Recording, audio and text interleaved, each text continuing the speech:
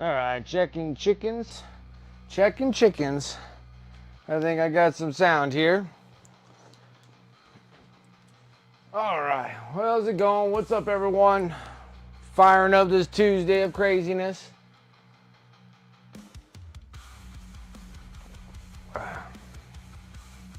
Darth Rosie, what is up? What's up, Painty Paint Paints?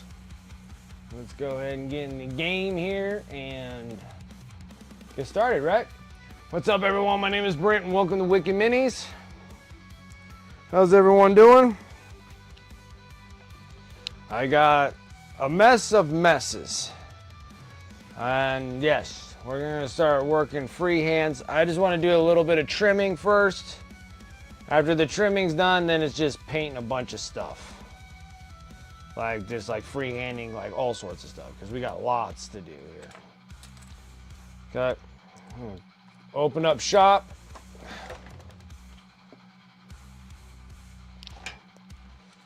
This is all weapon stuff. Weapon stuff will take its own madness here. I didn't do my homework, so I'm sorry that I didn't get to look up. I didn't get a chance to look up all my things that I wanted to paint on my stuff, but that's easy to do. Gore what's up, Gore? How you doing? It's been a while. Painting and paints? Yeah, it'll get a little crazy there, that's for sure. What's up, Turgid? Everybody's just blasting the Imperial March right now. You do it too many times, then Vader might come.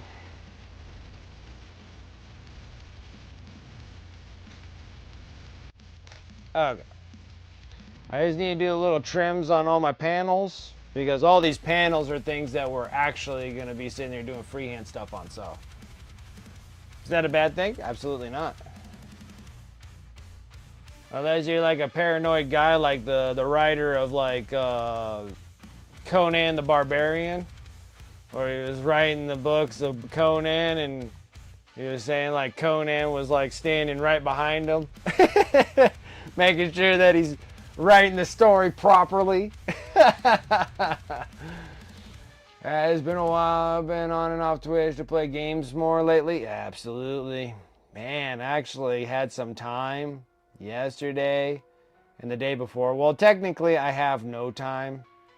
I just forced myself time and actually played a little bit of some JRPGs, which that was fun. I was playing that Chronicle of, I can't even know. I don't even know what the hell I can't even pronounce the name, but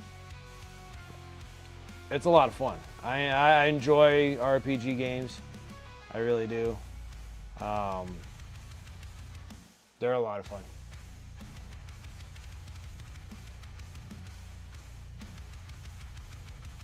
I couldn't get my sound playing, so I didn't know if it played already. Oh yeah, it did. It did.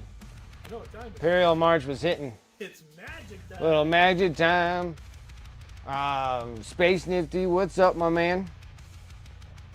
Your packages on my end is all shipped out as well. I figured it was the best time in any. I took some pictures of them before I decided like all of them all together before the ship out, so at least I have the pictures of them. And then yeah, it was nice. Now I have like a little clear spot to fill it up with more crap that needs to get painted. And then I'm like super excited right now. Like I got Imperial Knights right now. We got, okay, so another thing that's gonna happen too.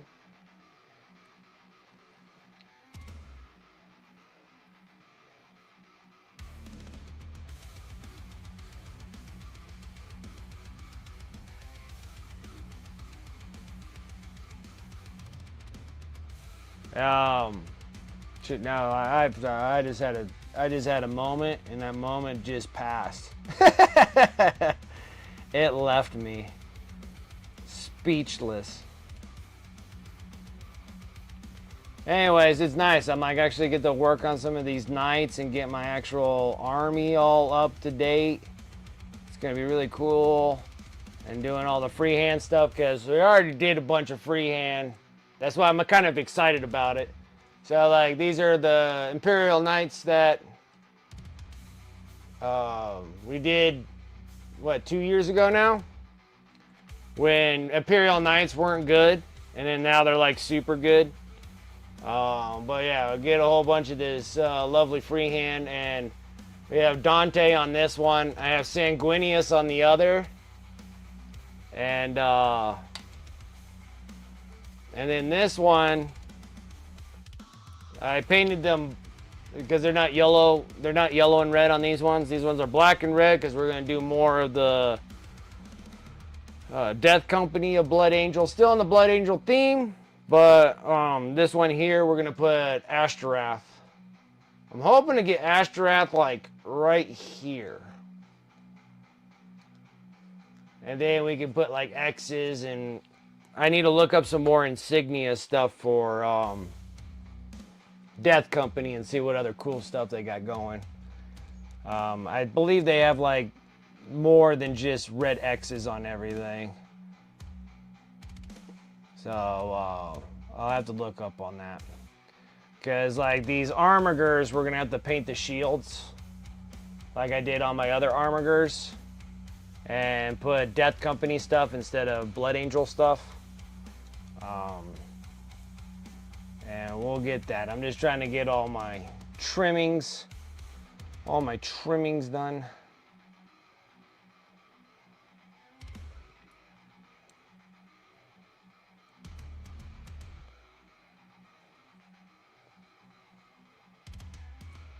What's up, Antifreeze? How you doing? And then like another thing that's coming down the road too is trying to get all my Necrons painted. That's been a deal and a half.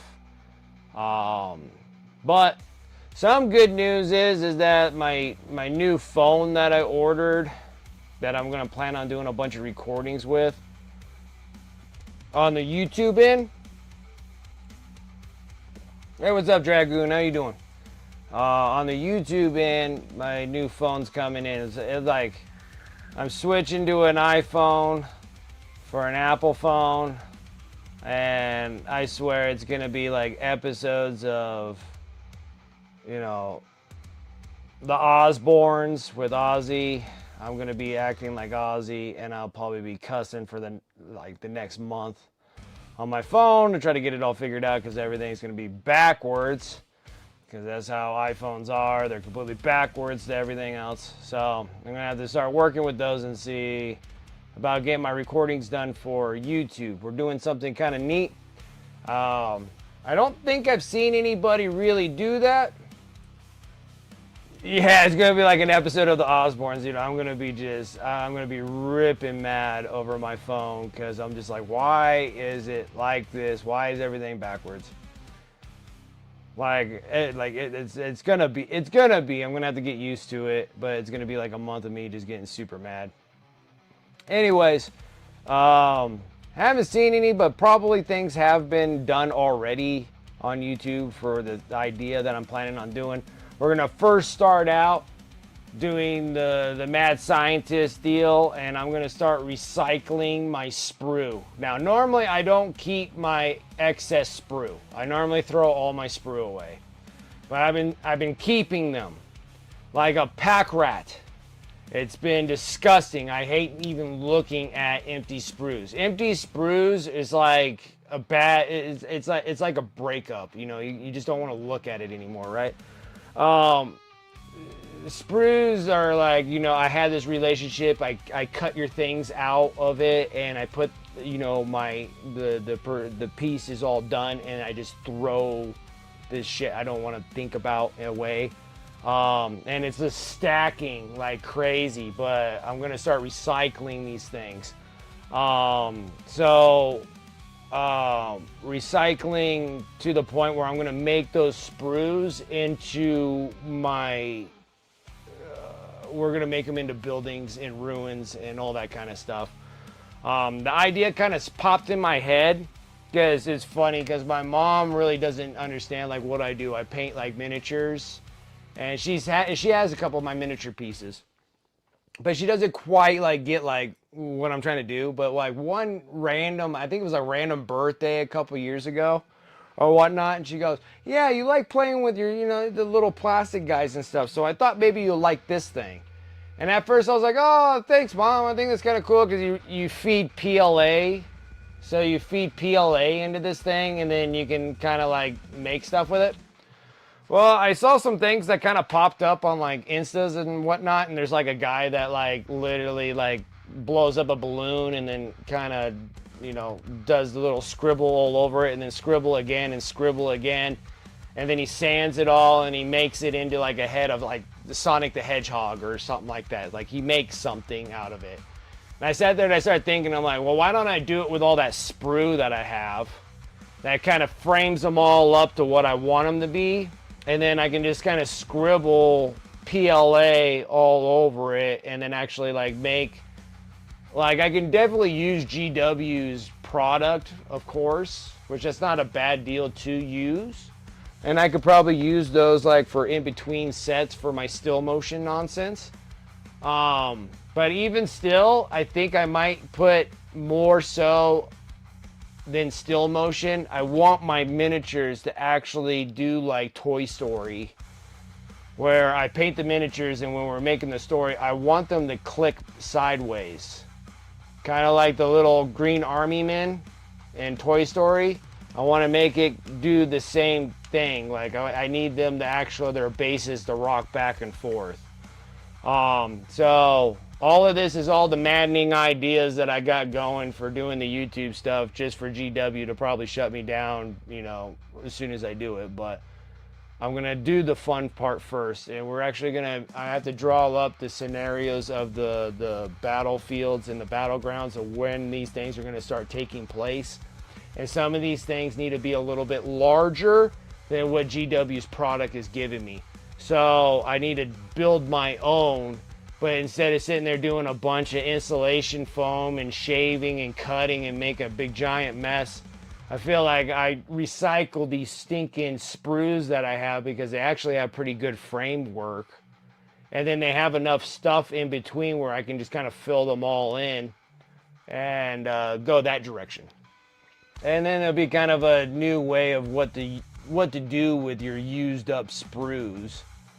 And I've seen other people making like frame ups of like the spaceships and stuff like that, like from like Battlefleet Gothic, but make them like huge scales, and they're using sprue to do it, which is kind of neat. But then there wasn't really any completion to that, and I'm like, I think the scribble will do it, the scribble, whatever that thing is called, and actually start filling them all in and actually making something out of them. So that's the idea, that's the game plan. So I'm going to first start off with that freaking phone that I'm going to be cursing up the world and back, and start making the actual battlefield groundworks. Start doing my research, start getting the things up there, and then we're going to do kill teams. So that's why I kept buying all the Kill Team 2-player box sets, every one that's been coming out, is because we're going to make an actual story with those things. And it's literally, a lot of them are just going to be funny, but they're going to be on those bases, and I'm going to make them move. Like, they're literally going to do this kind of crap. So I'm literally doing filming stuff with no experience in filming, so, but how hard can it be, right?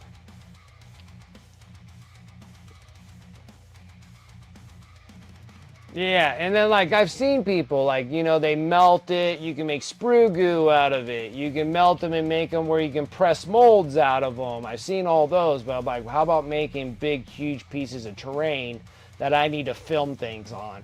And I don't think I've really seen too many people do that. Normally they're using insulation foam and yada yada, but why don't I just use all my sprue that I got?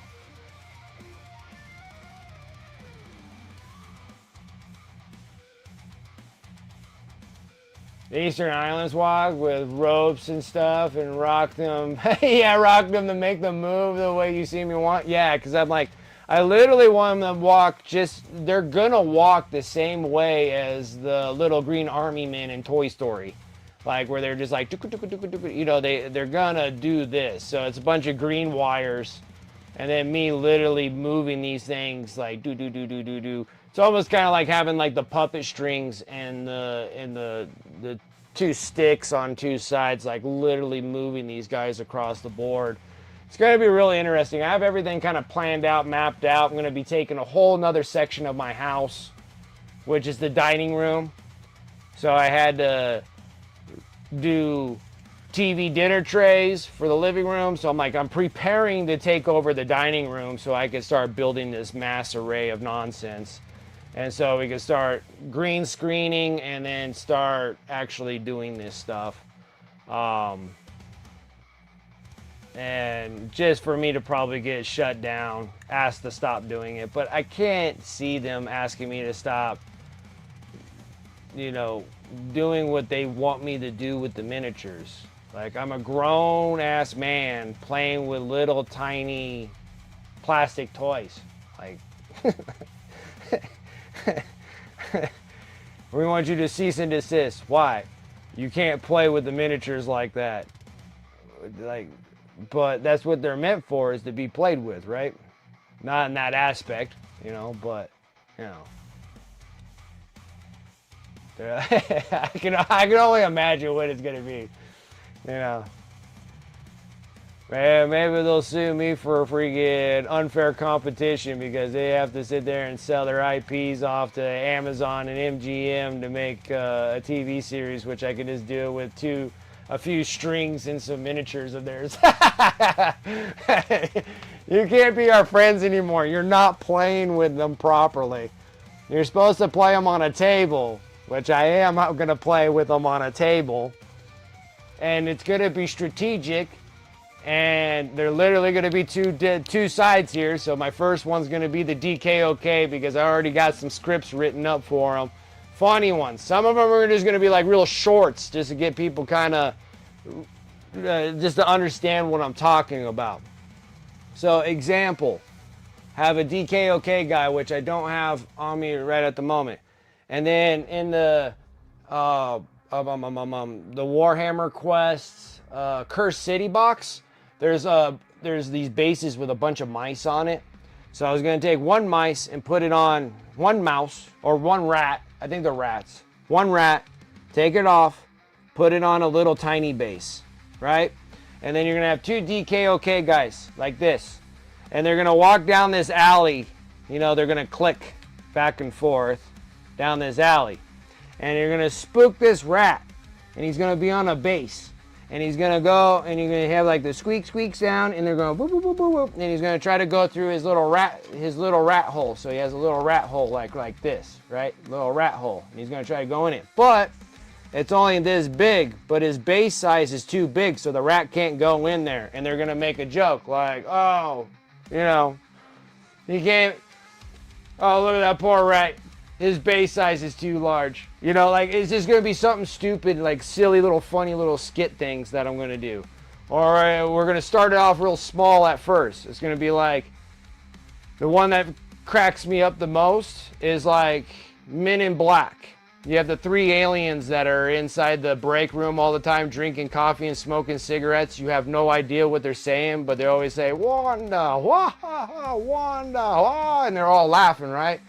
So I feel like I should have three orcs standing around looking at a disassembled weapon, and they're just going to sit there and start talking about DACA. And they just be like, oh, DACA, like DACA, ah, DACA, you know, and they're just going to like start laughing because they're just talking about like this gun being assembled and something about DACA all the time. You're like, DACA, DACA, you know, and they're just like, DACA, DACA, you know, it's just going to be like that kind of fun, right?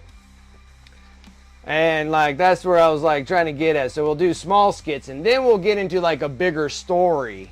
Where I think in the Kill Team Octarius one was because the orcs have a refinery. Because you have like the big orc pumper that's pumping probably oil or whatever fuel source out of the ground. And we can literally make that happen. And I think that'll be just like real fun to have like the strategic process of going through there. And then the thing I want to do with the DKOK guys, like the most out of all of them, is have the sergeant, new sergeant going into this kill team. And he goes, all right, everybody introduce themselves. And then all the rest of the guys, all their names are Han. They're all Hans. They're all Hans. And he's like, oh my God, I'm in a squadron of Hans. Yeah, like that kind of stuff. It'll be super funny. I think it'll be just like really funny. And of course they look just like, yeah, they're all Hans. Like they're like, oh my God, I have a squadron of Hans. You know, like that kind of thing. Like it's just like a funny pass off because the DKOK guys look like World War I Germans with their hats with the little spikes on the top of them and the trench coats and the gas masks because of gas warfare and all that kind of thing. So they literally look just like World War I German soldiers. So I think it'd just be super funny. And then behind the mask and give them that German accent under the mask. You know, it'll just be super funny to sit there and do all the voices for them and stuff. And then that's another thing that I have a bunch of voices that I love to do. And so we could just kind of just go through this whole process. And I still have to sit down with freaking Biker Scout and start pulling out that like super northern England of how the orcs talk and stuff like that. And where they don't pronounce their H's. With that little French influence nonsense. So they just don't pronounce like any of their H's. So a head is just their ed and like all that kind of thing. Yeah, the orcs need to do DACA, WOG, you know, and that's what it'd be fun. That's what I feel like it would just be such a funny little skits and stuff, and start doing those until GW tells me I can't do those anymore. Because that's not what orcs are all about. They're not about DACA and WOGs and all this other stuff, you know. It's all about these other things that they'll come up with. And actually coming up with like a somewhat of a TV series, like a show that's relatively longer than their shows. And it actually has like a conclusion at the end, so you know that it's kind of a wrapped up scene. Instead of giving you 3 episodes, and who knows if you're going to get any more than that, you know? If it's not a WOG, then what is it? It's a GW infringement. That's what it is. It's a GW copyright infringement.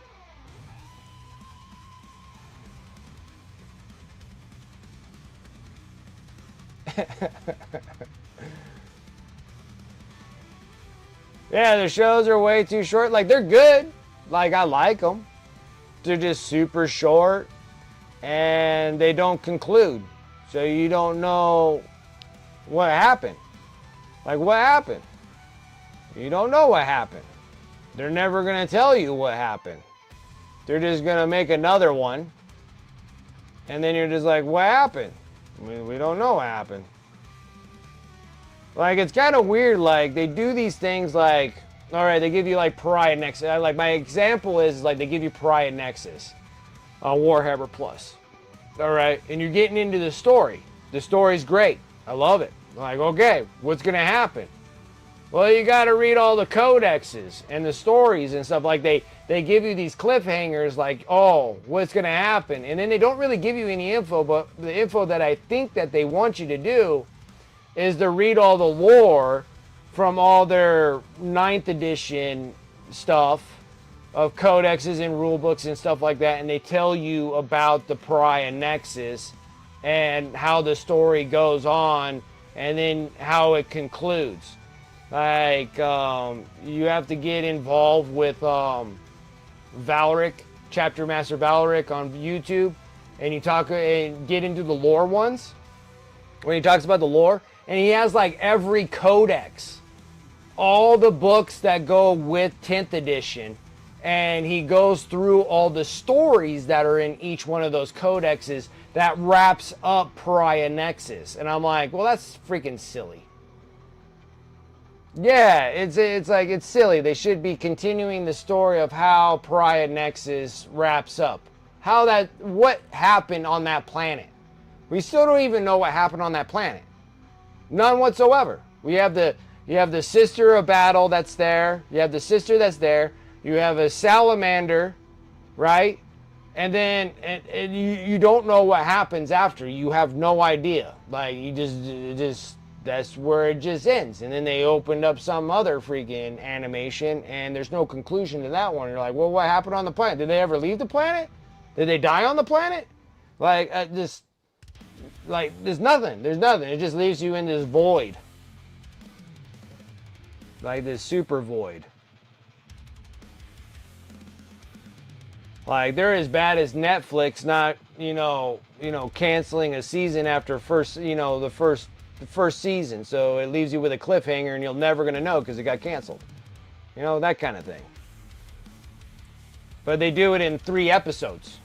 It's like it sucks. So it's like it is a lot. It'd be nice if they actually give me an animation. So, in my mind is that okay, I'm going to give you Kill Team Octarius and they're going to be on a refinery and they're going to how it's going to start, how it's going to end, and then that's how it concludes. And I'm going to give you like 10 episodes of it, and I'm going to try to make them 25 minutes long. That's the goal plan in mind, is to write 25-minute episodes of 10 episodes.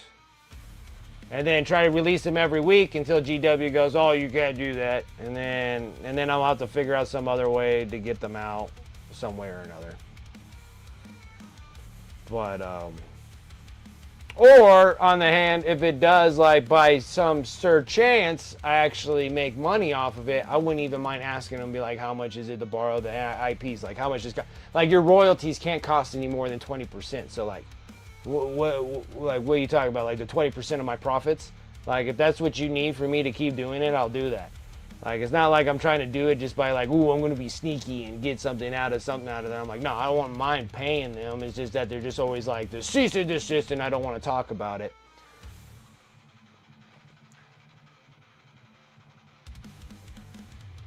So, we'll see when we get that far.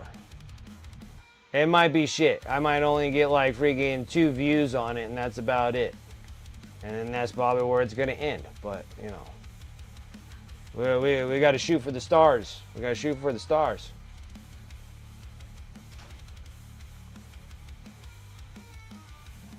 Fox Sci-Fi Friday night. That was a death sentence.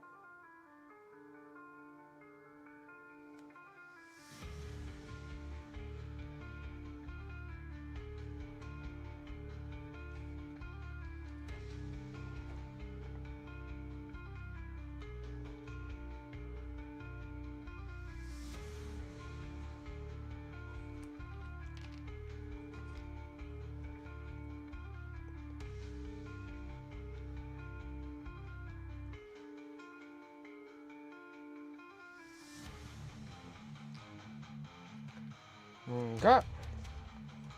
I'm working on it. We only got like this and 3 other panels to do, and then we'll start mapping out all our freehand stuff. This isn't clickbait, I promise. I will gonna be doing freehand stuff. I promise.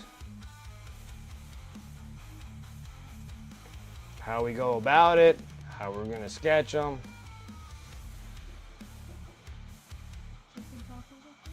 That'd be fine. How was everything? You ever figure out what the heck's wrong with his toe? I couldn't get in. Okay. I came in at 4:03 It's and fine. they're like, so I'm very bummed out about it. Okay, no worries about I'm that. gonna take him Friday. Okay, sounds good. I'll have to go in. Okay.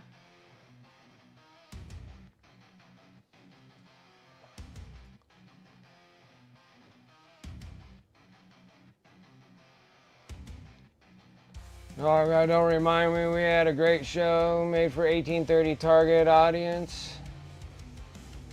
Let's put it Friday so those audience are out partying and won't watch it, and then we can cancel in 2 seasons on a super great cliffhanger. Oh yeah. Oh yeah. Oh yeah. They do it all the stinking time. All the time.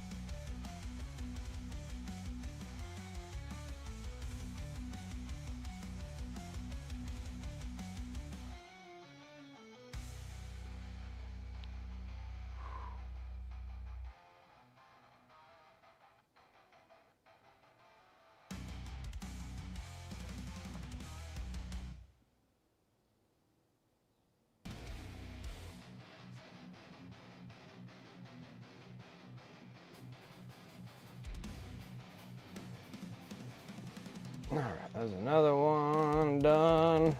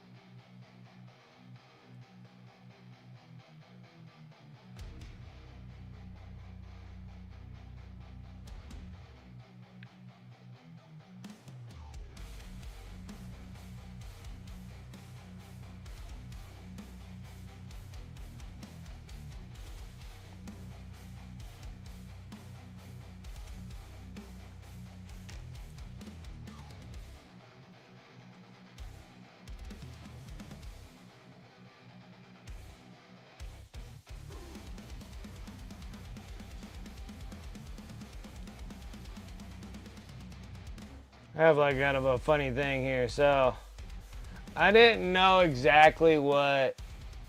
So we always say like Malleus Calgar because that's the new miniature that's coming out. The refresh of Malleus Calgar. Now I didn't know that he had a middle name.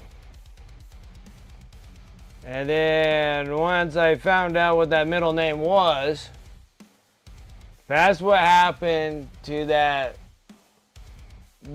boy in Willy Wonka that fell into the chocolate river, Augustus, because I think it's Marnius Augustus Calgar, isn't it? Or did I screw that up? And I'm like, that's where he ended up at the end of the chocolate factory. He turned into Malleus Calgar. He was literally created by Oompa Loompas.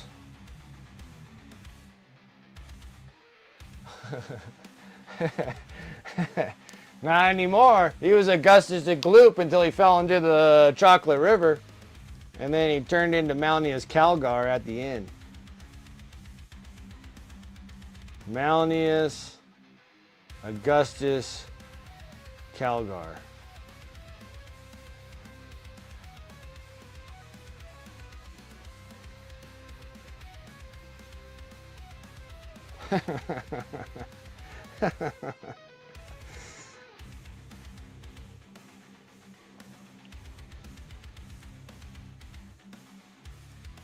His middle name, it is, right? You said it with a question mark. Is it, like, is it? I'm thinking it is Augustus, right? Like, I saw that and I was just like, oh, that's what happened to Augustus Gloop and Willy Wonka.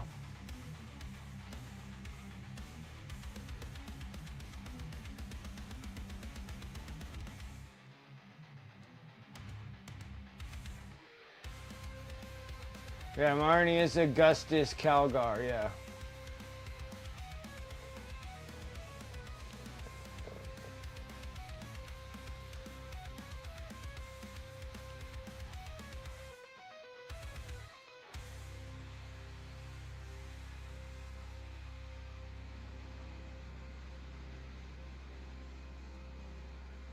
Because you were in high school before you found out that Jesus had a middle name? I led a sheltered childhood.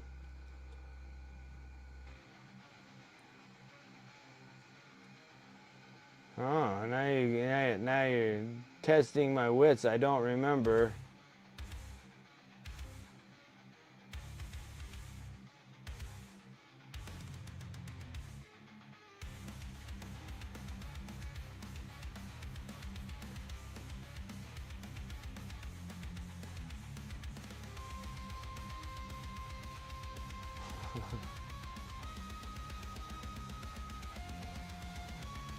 Ah, it was an F, huh?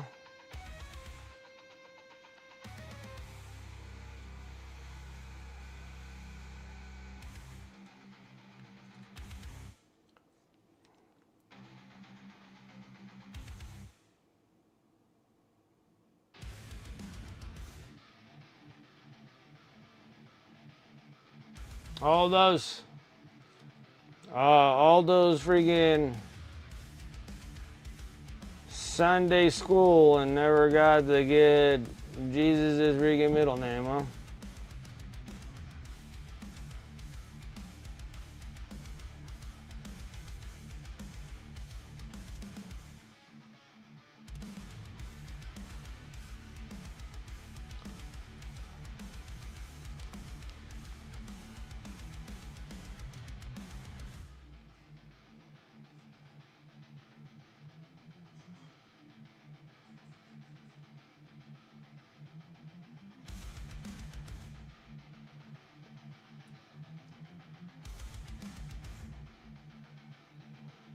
Longer to say than his battles. Augustus. I didn't know that Mountainous Calgar had a middle name, Augustus. Then it kind of makes me think, like, do all the people have, like, middle names? Like, why does Malnius have a middle name? He's, like, the only one that has a middle name, right? It's a little weird.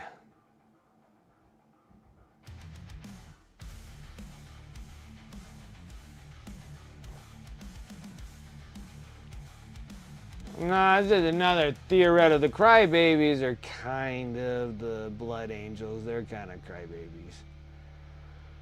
Oh, but that practical and theoretical is just, ugh.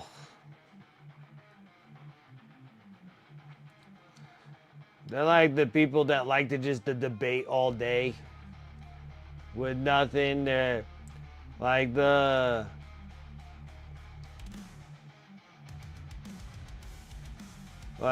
ultra bros, like conversate in debation, like they debate all the time.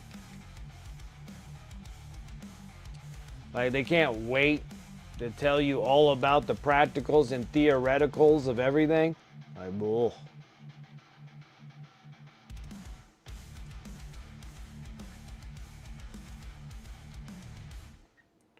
Like, I swear, like, if 40K turns out that way, I would definitely join the Chaos Gods on any given moment if I had to listen to practicals and theoreticals all day.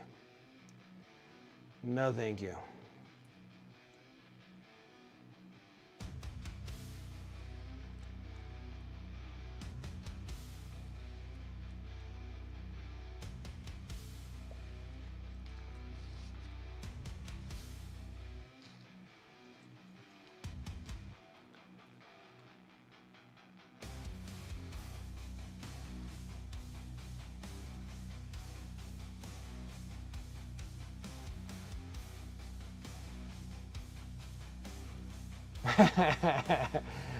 Excellent, that's funny. 10 years of my life, I thought my name was Jesus Ace. Christ. 'Cause my parents were yelling at me all the time because of that. That's funny. That's funny.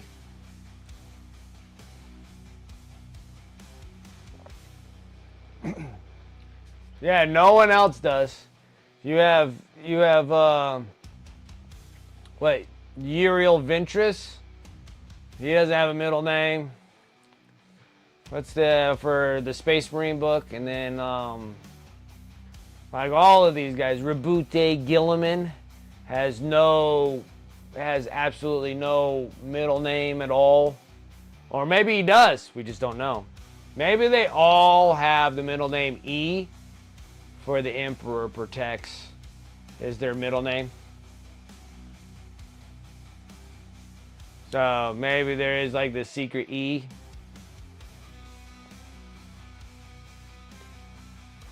You know, it's kind of like One Piece, where they have a D in their name.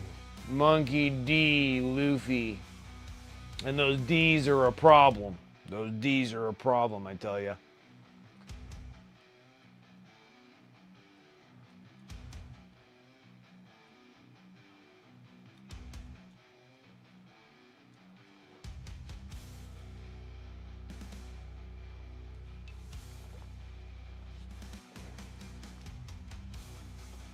Rugal D. Dorn.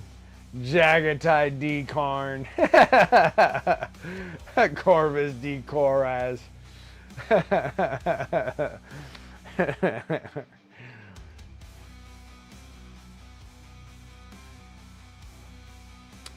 That's funny.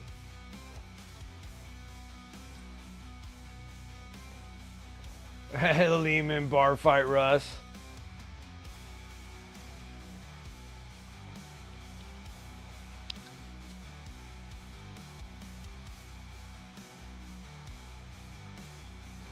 I don't even think Fulgrim has a last name. Does he? Alright, Angron, Fulgrim, Magnus.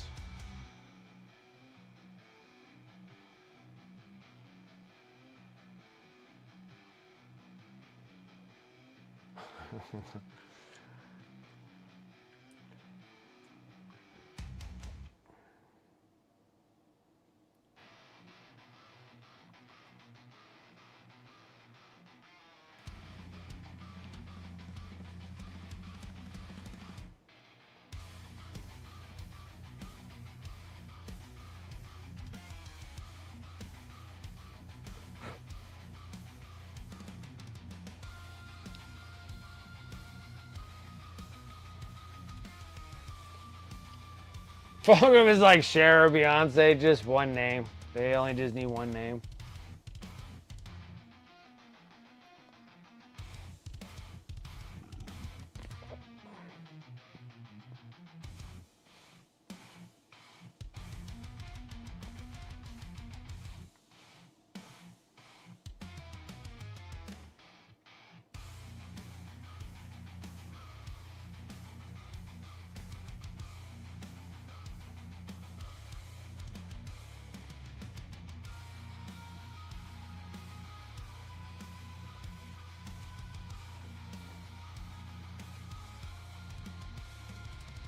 My Angron is the worst.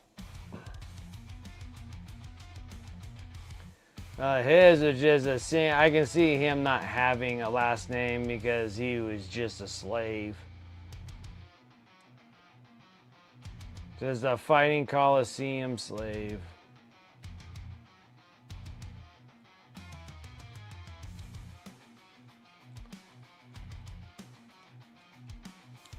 Like Vulcan.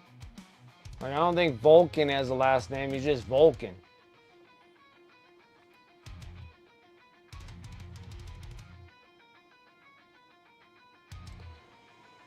I think when like story development on this, they're just like, I'm tired of coming up with last names for these people. What's up, Devon?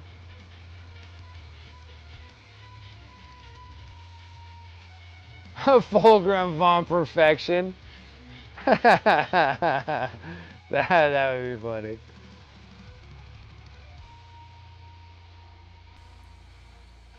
Devon, what is it, Tuesday? That's your casual 40K. How was it?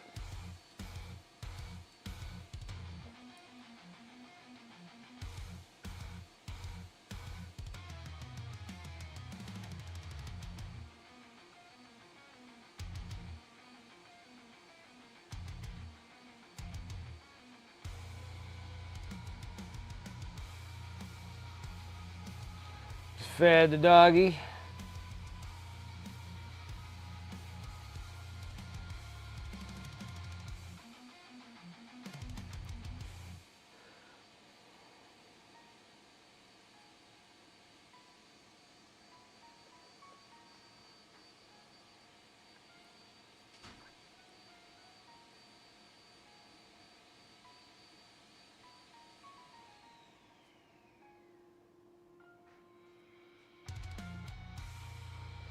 One more panel.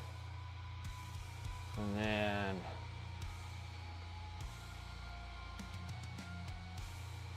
we'll start trying to map out our armigers so we can at least get like something completed. Would be nice.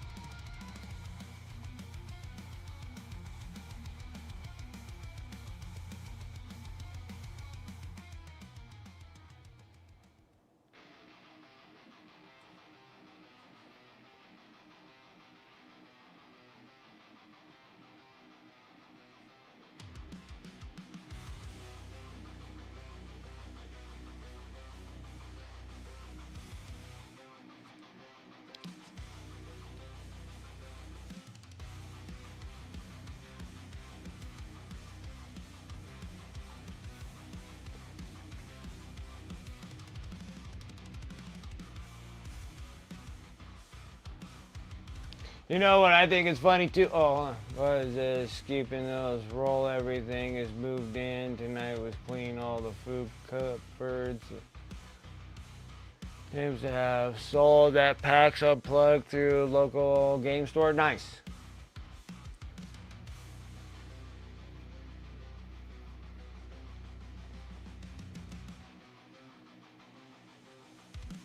Oh, you've been busy moving into your new place, right?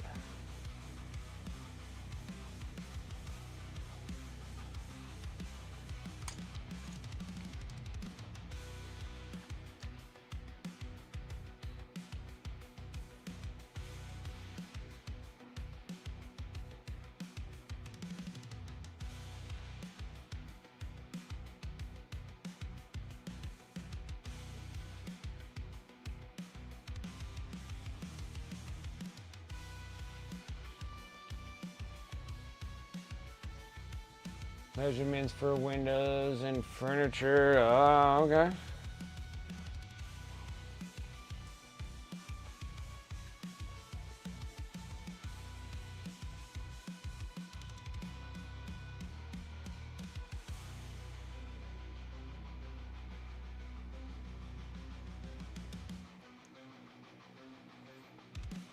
Like, I need ball windows, and I need window, like I need like slit windows in there, so I might have to fire an arrow or two out of it. Do the whole inside like a castle, so then it'll look like a whole D&D session when you're walking inside.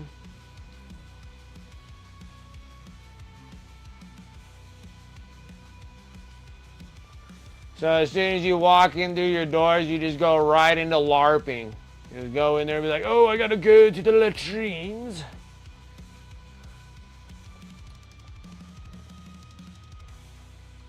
You're like, oh, basements. Oh, how I envy you guys that have basements. We don't have basements here. Unless your house was built during the fear of atomic warfare. Here in Nevada is the only time that you have basements. But other than that,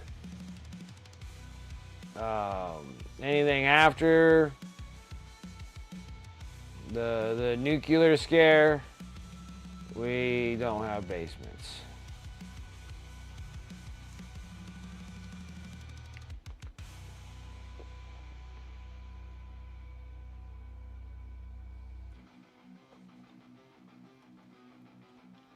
Yeah, hey, you gotta roll for initiative before you can ring my doorbell. It'll just have a thing of dice that you would have to sit there and roll before you could even pass. Like, if it is not a solid 20, you may not ring my doorbell.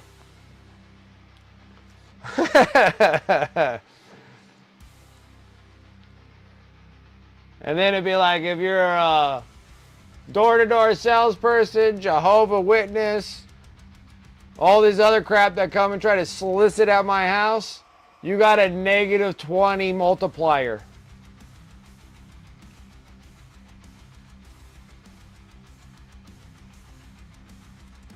So you can roll that dice as many times as you want, you'll never be able to ring my doorbell. You're lucky I don't have a moat.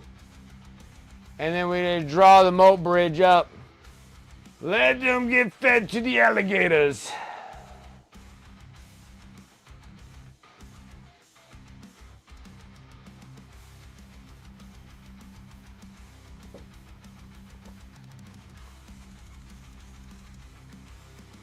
Speak friend and enter. There you go. Speak friend and add to enter. That's a good one.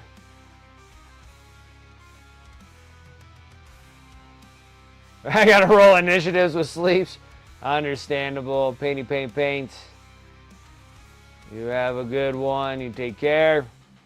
I'm sorry I didn't impress you with freehand stuff. It's gonna happen right after I'm done with this panel here.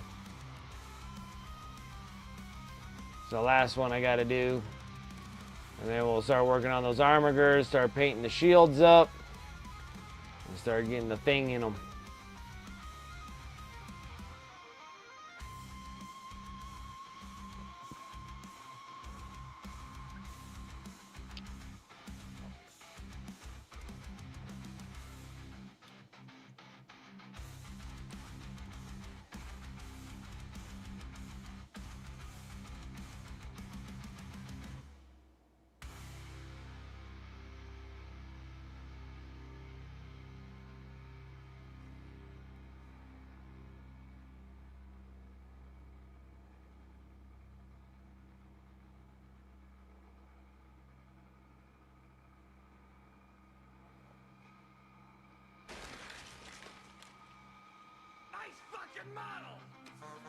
Fascinato, what is up?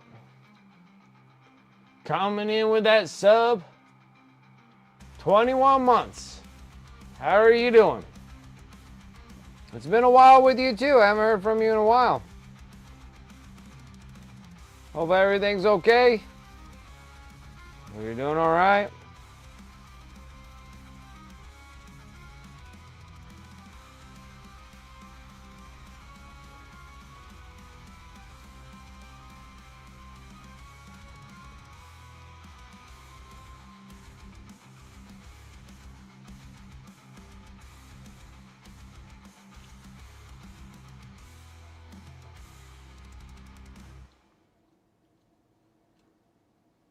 Just wrestling with life? Yeah. That seems like that's how it goes all the time. Yeah, everything's fine. Everything's all good. Sitting here doing my thing like I normally do. Sitting here painting massive amounts of miniatures. Having a good time doing so. Oh, yeah. Got those, got panels done. All right, now let's go and ooh and ah everyone here. I need to get another armor because first off, I gotta figure out how in the heck did I paint this thing.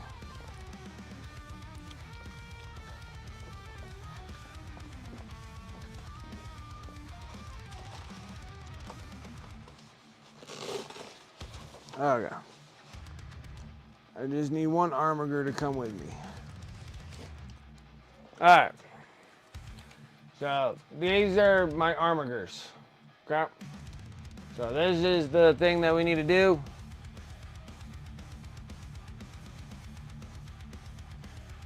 Honestly, I can't remember how I did them.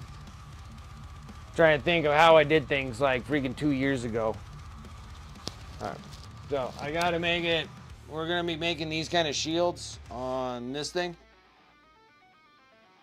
I just gotta remember what I used. I almost want to say that that's probably where all my dark gray, dark blue gray all went.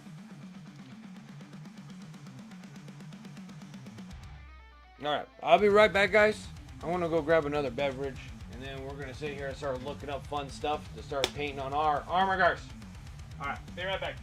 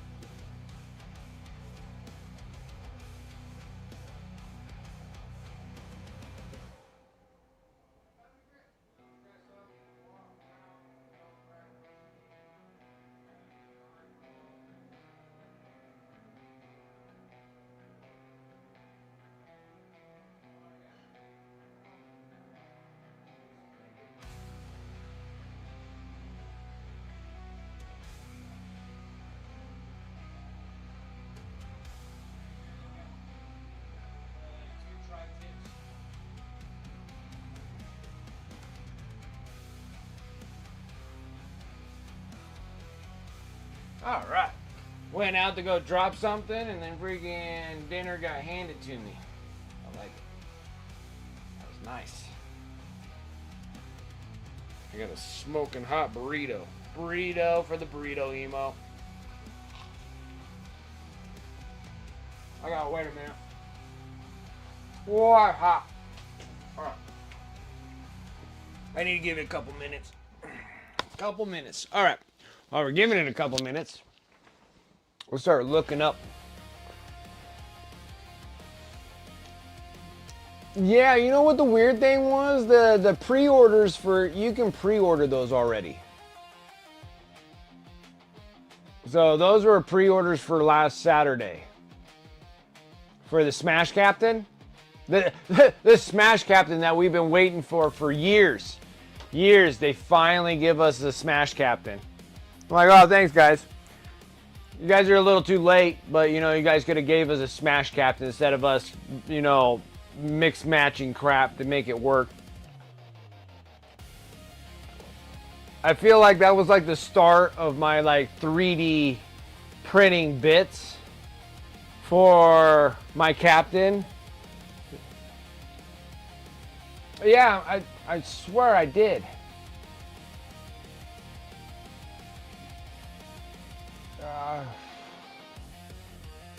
I thought maybe I'm high.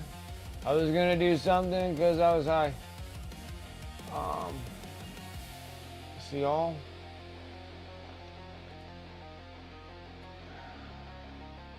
Did I screw up? Or was it? I swear I already made that pre-order.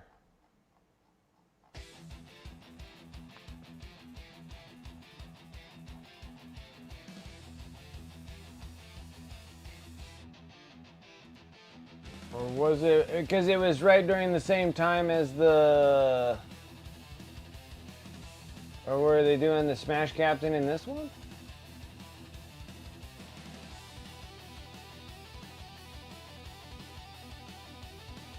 No, it wasn't that one. So yeah, it was whenever, where was it?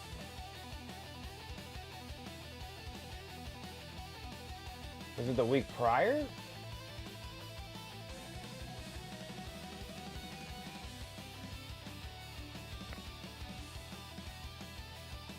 Now I'm like confused because you can.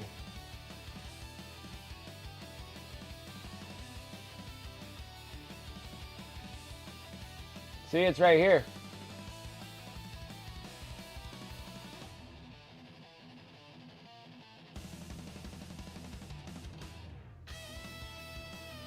That's your Smash Captain right there. Is that the one we're talking about, right?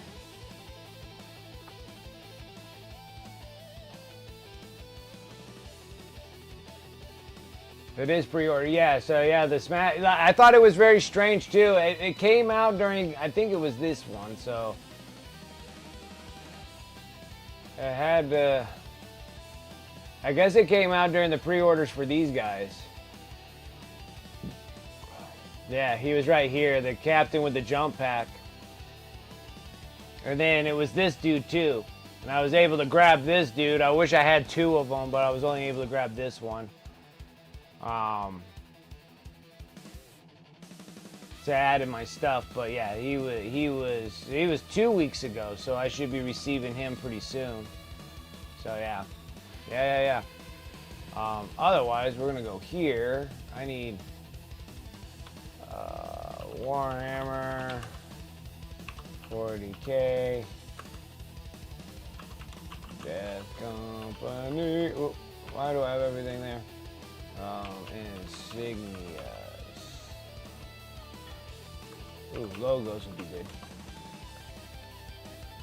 Freaking sweet. We need images.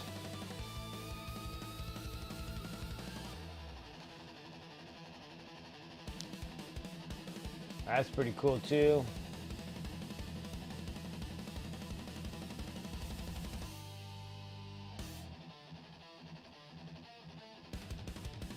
Oh, that's cool to have Blood Angels and 2 X's. I might put those all on the. That might be really. That's cool too. We might have to put those on the back of everything. So technically they're the same things, but they just have a giant X behind them.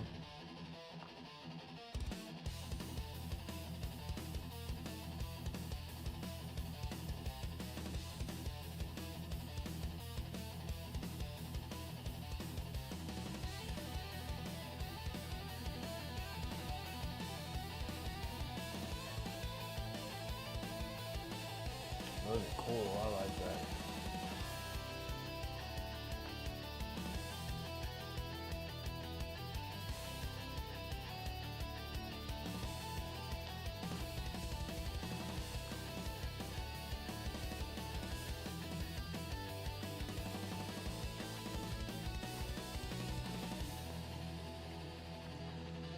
Maybe it's this Saturday that they'll be available to pick up.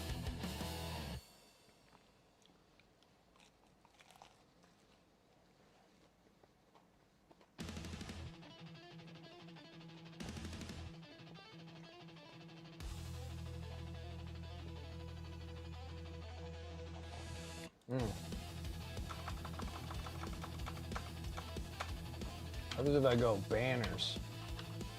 Oops.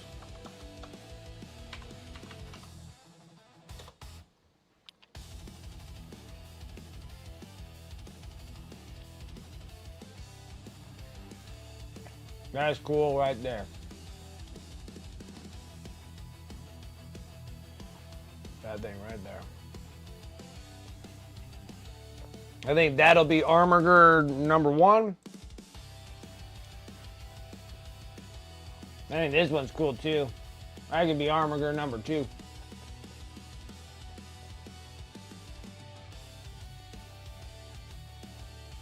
Unless something better happens.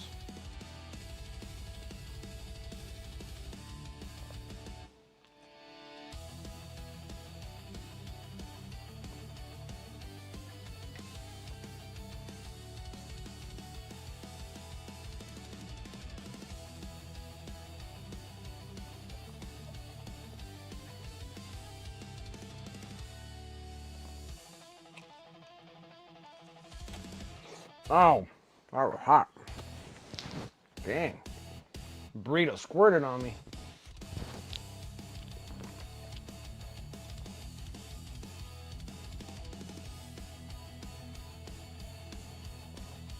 Oh, that thing's cool.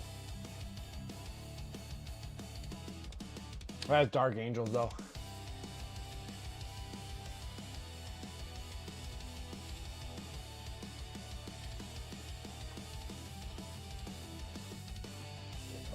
That thing is stellar. I'm not going to put Ashtrath on there. Ashtrath goes on the other one.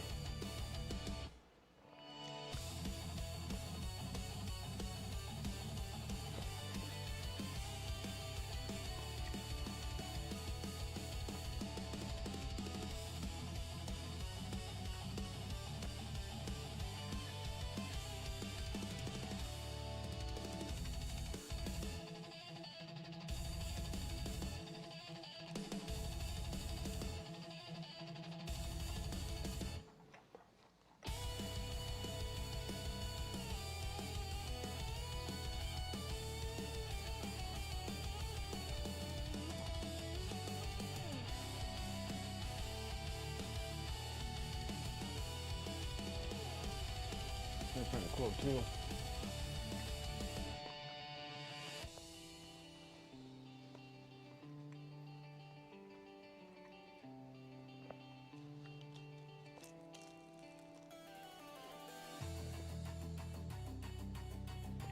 Yeah, I think both these things look awesome.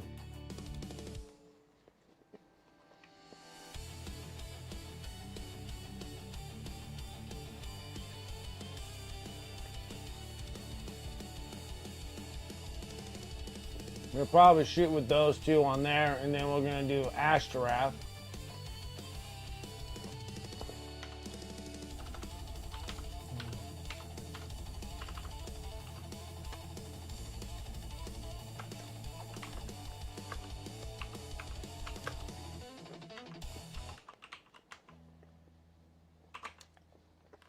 No, it's with an O.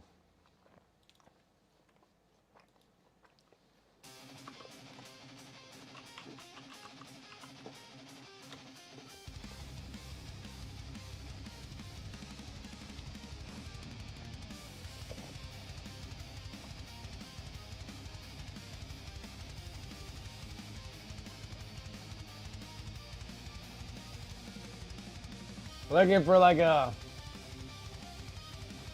official GW. How about we gotta do?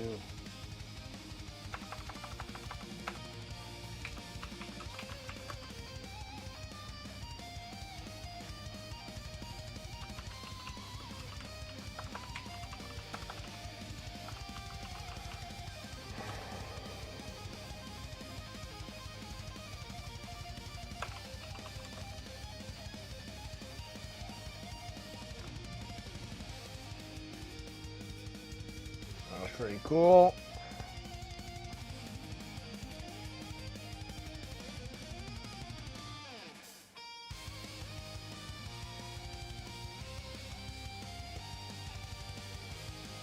That's really cool.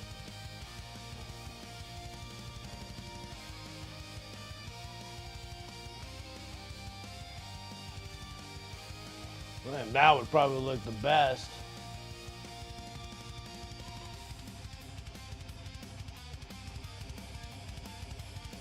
Or we just draw a big old depiction of his face.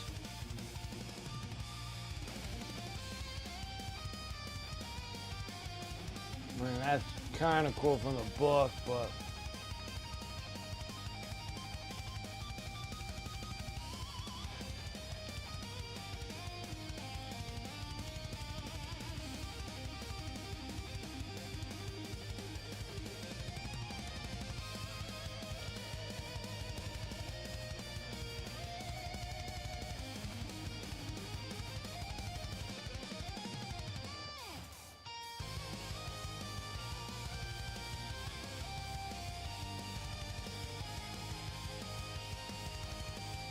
because all I got is just the front part there.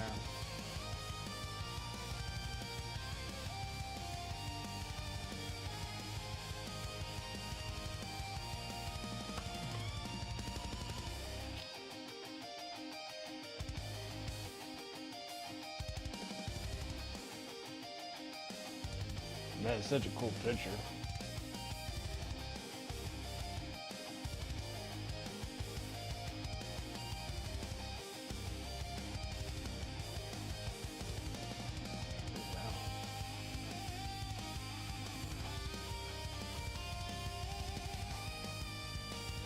That one's like really cool.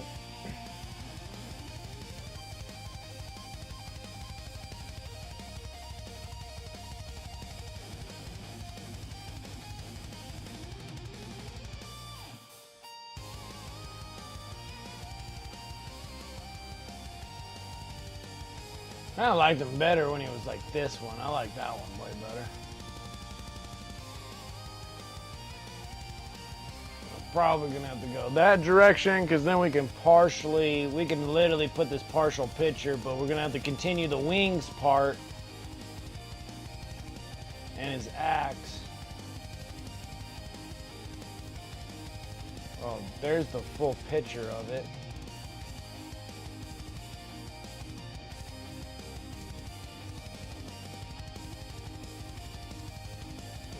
Full picture? No, they only just show a partial picture. It's right there.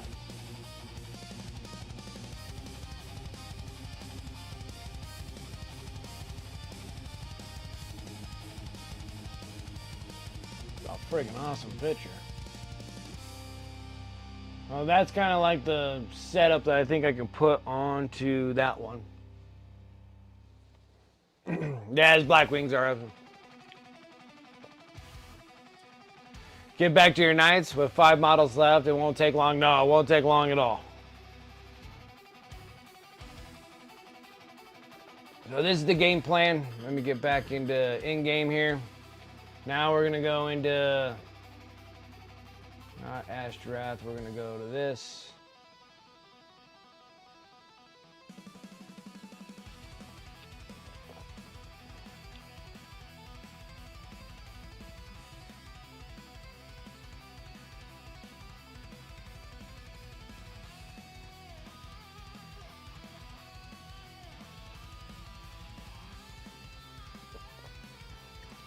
Neck Dynasty paint scheme for Wraths that I like. Currently covering over a paint area. Nice.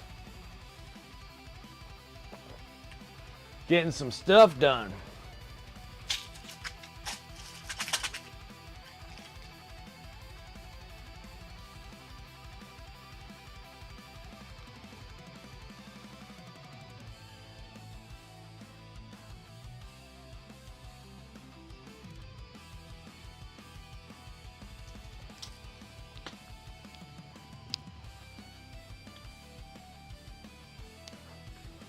All right.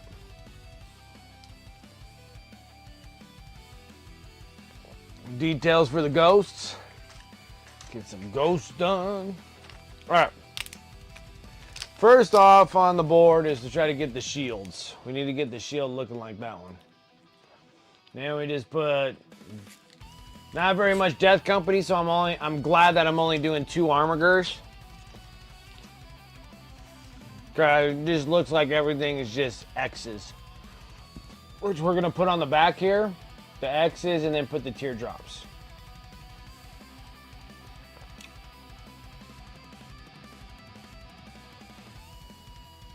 And I think that's gonna be for pretty much all of it. Even these panels, which I could keep them just clear, which we probably would. But the bottom ones here, when we're doing them, is just probably just going to be big X's with teardrops on them, unless we have something else.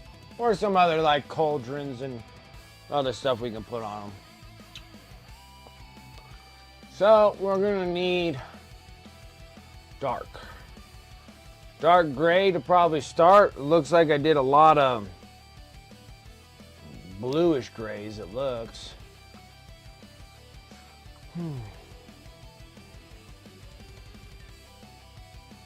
Dark gray blue.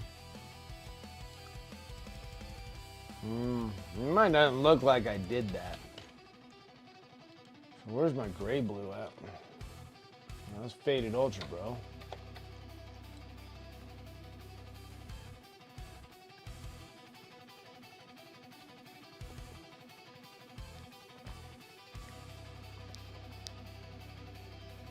Because I think I painted these before we ever got Payne's Gray. I don't think I did Payne's Gray at all.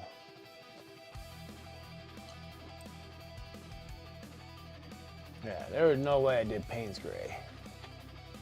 So everything that I did was as a mixture. So I mixed something with something.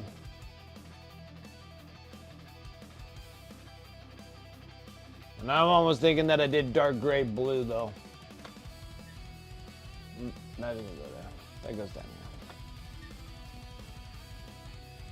So I'm gonna need a dark gray. So we're gonna do the dark neutral gray, dark gray blue mix. And then adding our lighter grays.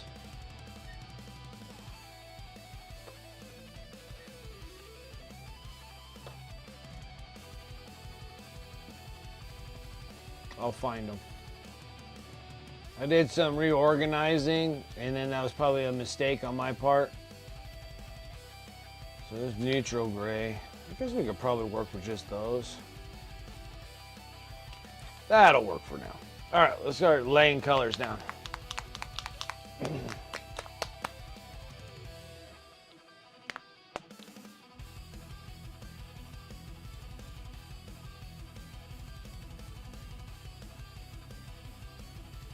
You're drinking and working on LARP things. There you go. And orange thick soda. Thick.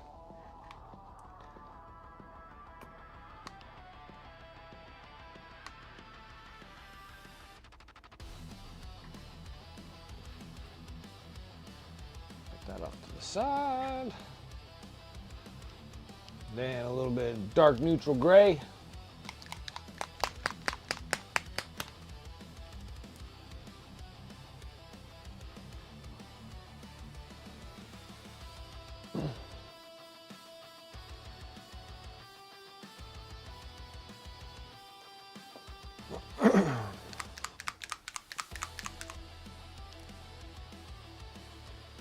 something that's stuck in my throat.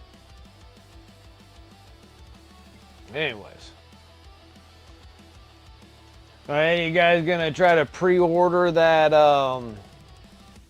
Terminator box? Terminator Battle Force box?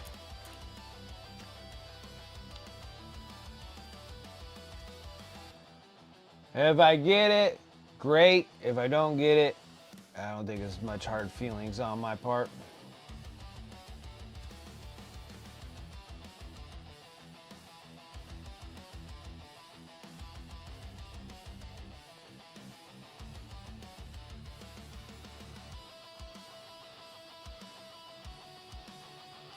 All right.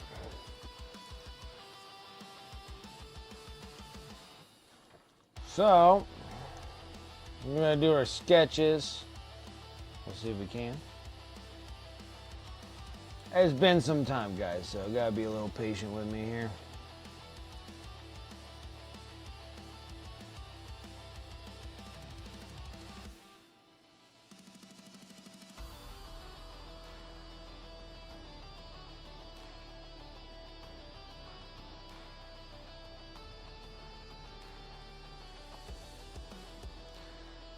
It's gonna go here.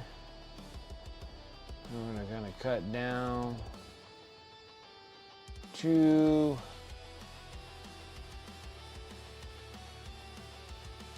about here. Coming down.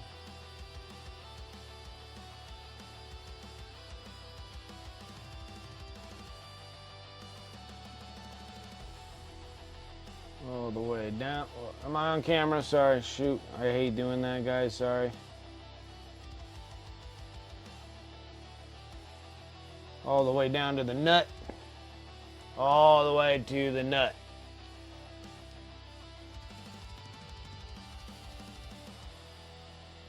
Yeah, Salamanders don't really need Terminator models. The new Vitrix, Marnius, and Terminator. Well, like, I just think about the box because the box is limited. You can still get Marnius Calgar anytime. You can get the Honor Guard anytime. I think you could get the other dude. What is his name? Kato? Kato Sicarius. Kato Sicarius. Like, I think he's someone that's rarely available. Unless I'm mistaken, and I can be. Because I don't know if he's going to be a commemorative like Uriel Ventress. So that's something that I don't know.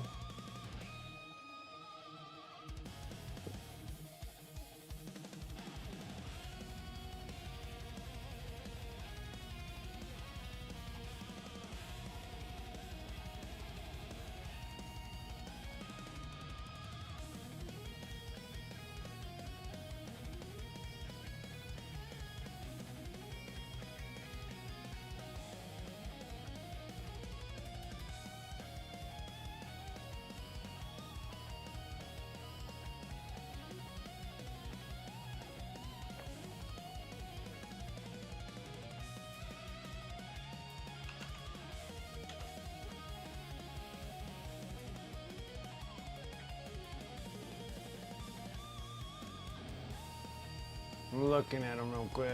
Kato Sicarius, no longer leading a second company. Kato Sicarius, perhaps even more. Each one tailored to a different kind of enemy. The hordes of chaff with deadly champions. This multi-part passive feature comes with two-headed options. One shouting and one stoically observing the battlefield. Makes me want to think that they are...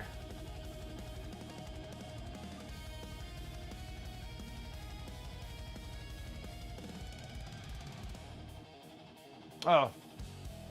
Oh, maybe they changed them now. Ah, they did.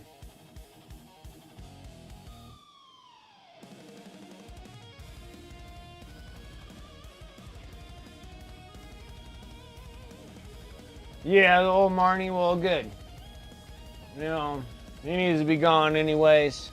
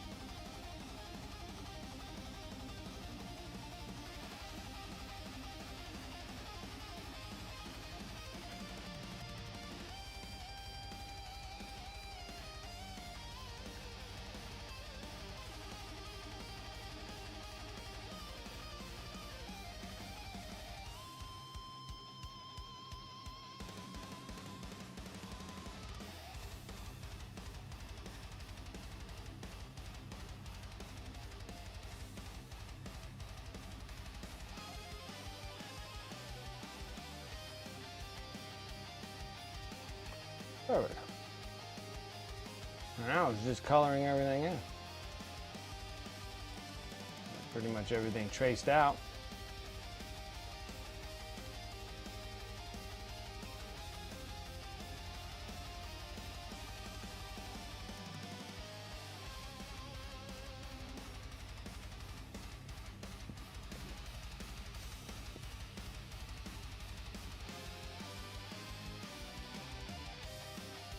This is a new Adventure guy separate from Arnie now? Yeah. So I think they're going to play a specific role in the whole dealio.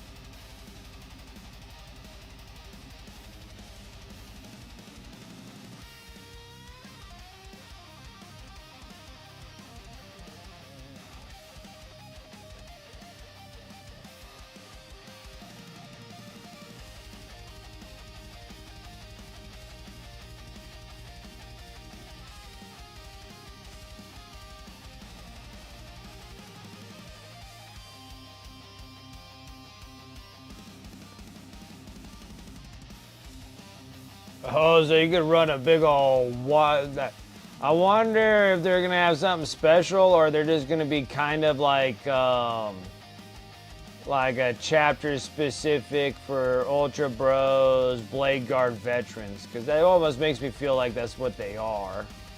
They're just kind of like a glorified. They were like the first original Blade Guard veterans before they actually got Blade Guard vets.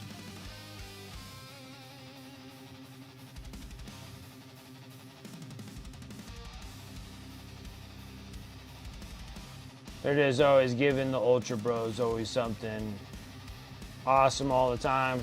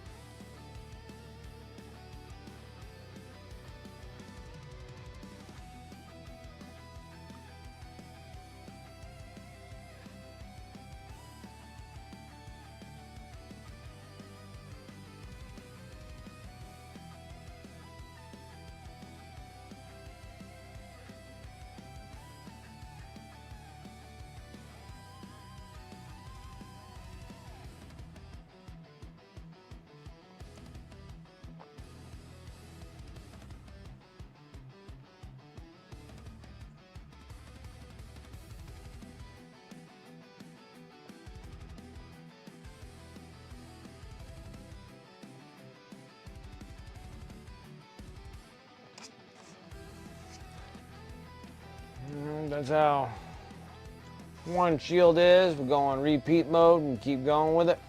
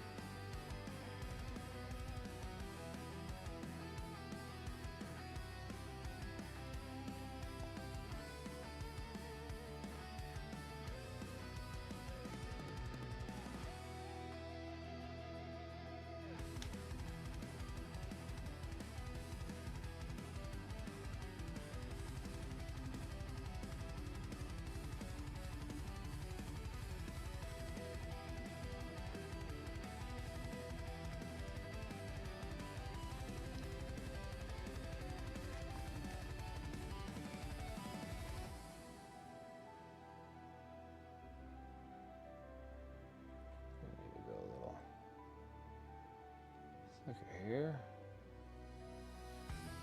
About half of that.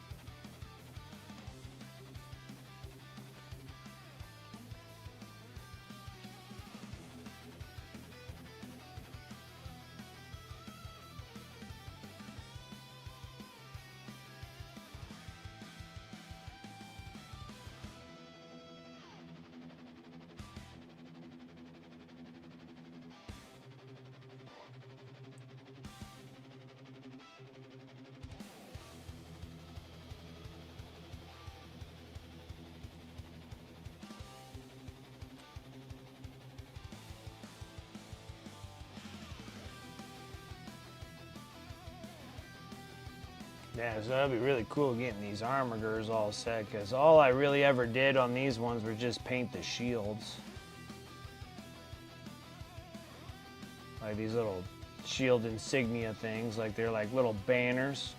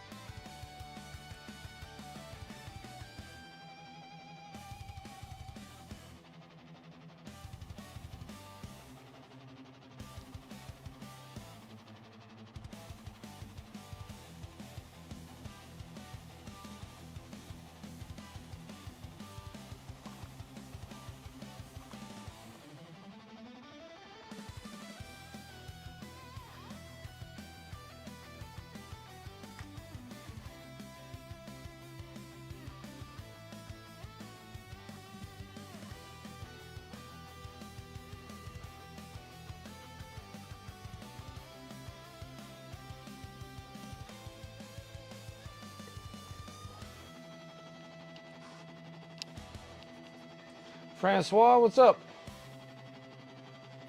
Freehand, let's see. You got it. You got it.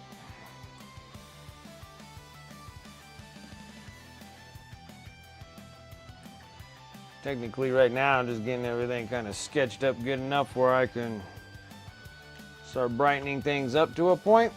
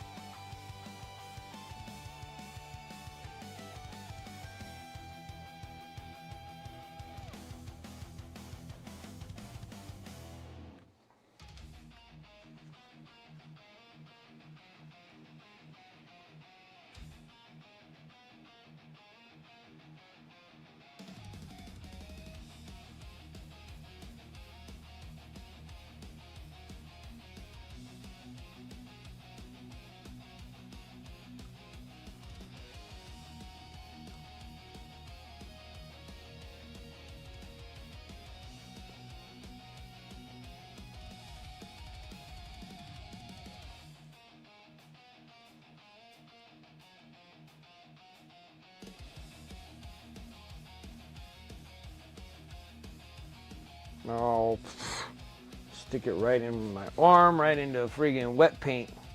What else is new, right? So they're gonna be, so the Armorgers always had the insignia banners. So I've already did insignias already on, so these are my Imperial Knights. I did it in the Blood Angel theme. So these have the little Blood Angel banners on here. And so these ones are still going to be Blood Angels, but they're going to be Death Company. So we're going to be putting Death Company stuff. So this one here will have the wings with the cauldron. Wings, cauldron, 3 teardrops on top. I think we still got to do the little banner thing that's up on the top. And then the other one will have the big giant X with the skull in it. And then the back parts here will have the giant X's with the teardrops, I think. Or I might just keep it just the way it is. Just depends on what we got.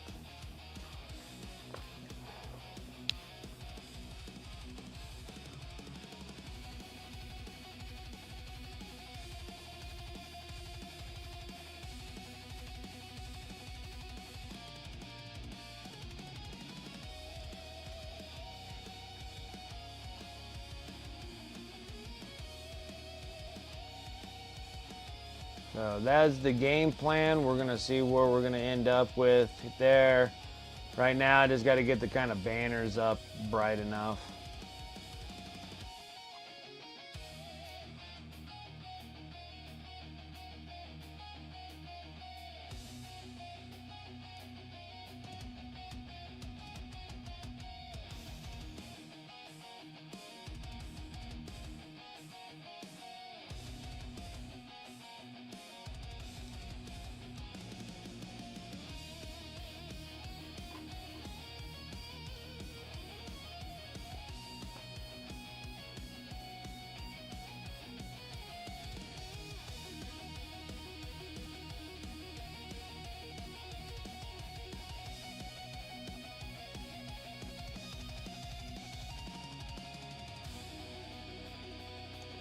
And I need to do some more other things for the YouTube stuff so I can try to get you linked in with all the rest of the crew here off of Twitch and stuff. So mostly everybody likes showing me their works on my Discord. And I'm not forcing you to be on my Discord by any means. But I need to make sure that I can have some way of getting some form of access to people that are watching me through YouTube.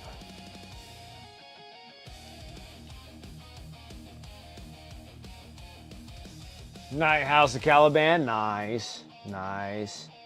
Yeah, it's exciting. I really like Knights. Well, when I first did this a couple years ago, we were like in 9th edition when I was painting the Knights, and I was sitting there. I was like, okay, I'm gonna do Blood Angel theme.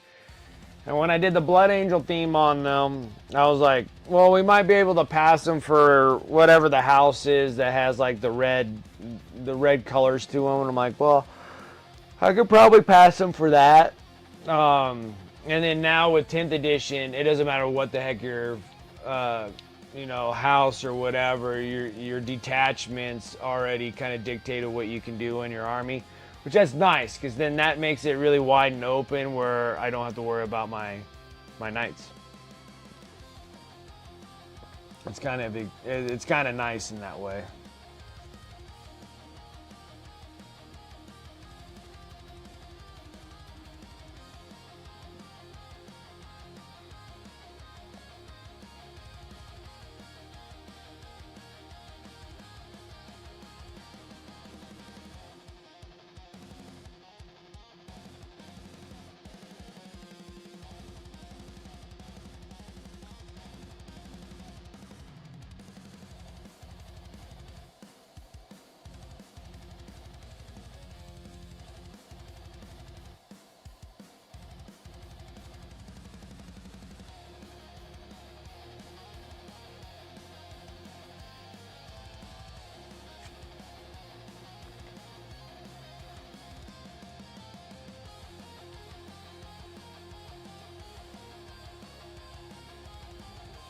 Usually takes just as long to figure out as it does to paint the night. Yeah, it can be when you got a certain idea that you want to lay down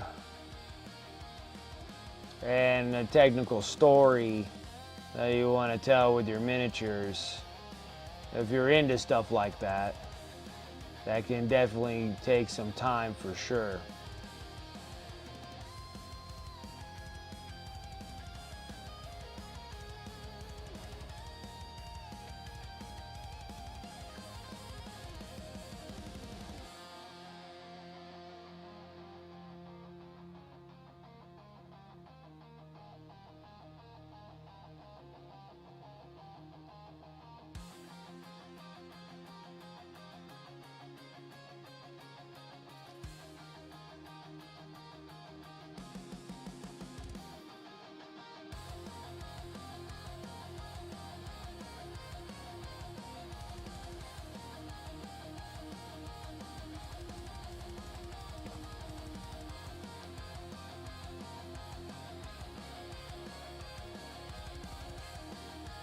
Rastus, that's cool. That's awesome. I love it. I love the whole concepts that you can do with these guys. It's really neat.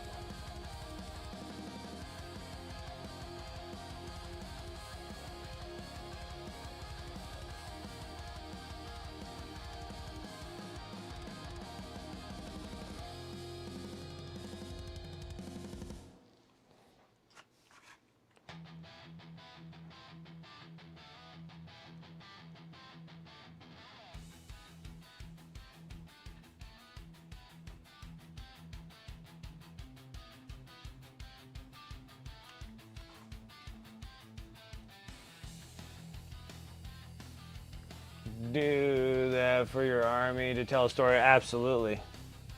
I agree. You got enough real estate to do so.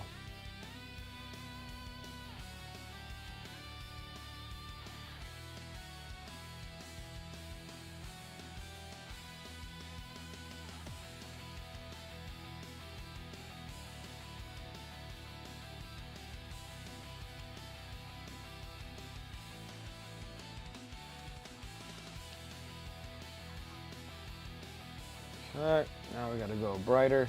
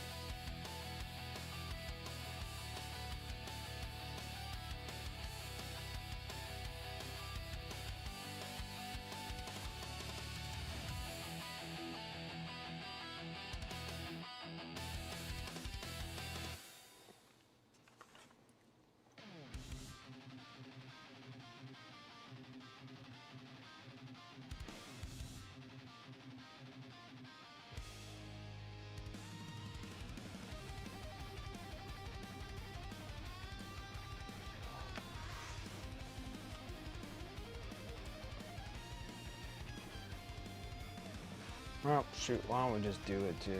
Just the center.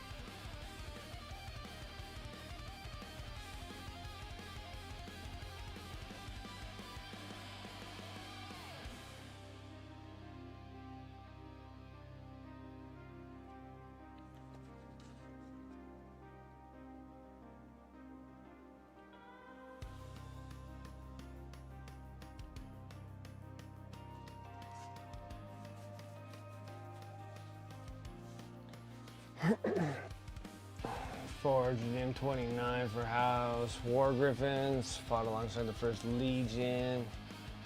Xenocides, and again, the Star Report sees the chaos and became a demon word. Son of 2, that's cool. The new race paint blocks.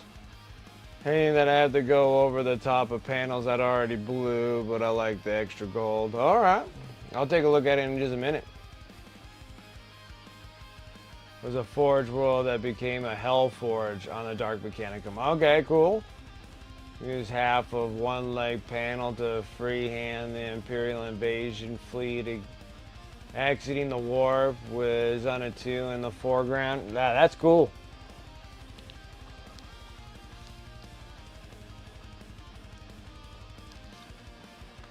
That is cool. I'll look at your whip in just a second. Let me get all this paneling somewhat lightened up to where I want it.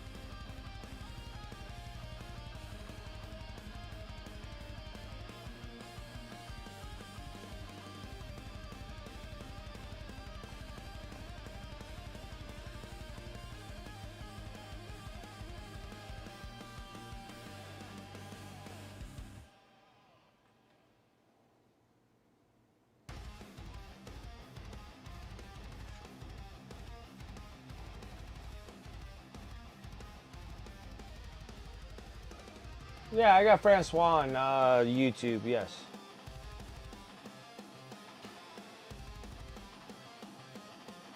Famous Blood Angel battles from like M34 or something if you need ideas for Heldry Mortives to freehand. Somewhat, I think I got an idea what I'm going to do because these two here are just going to have the insignia so I can match these guys. And then the one big knight that I have right here, we're going to put Ashtaroth on it. Because I already have Dante on the one, and I have Sanguinius on the other. So I already got Dante on here. So we're going to put Ashtaroth on the other one.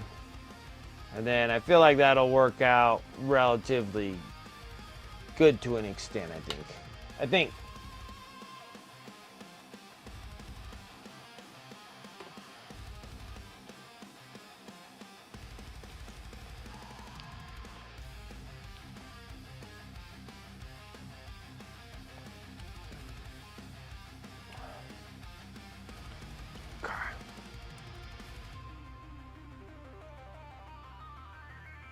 Okay, I don't think I'm gonna go any brighter than that. Now we're gonna go drop a brush size.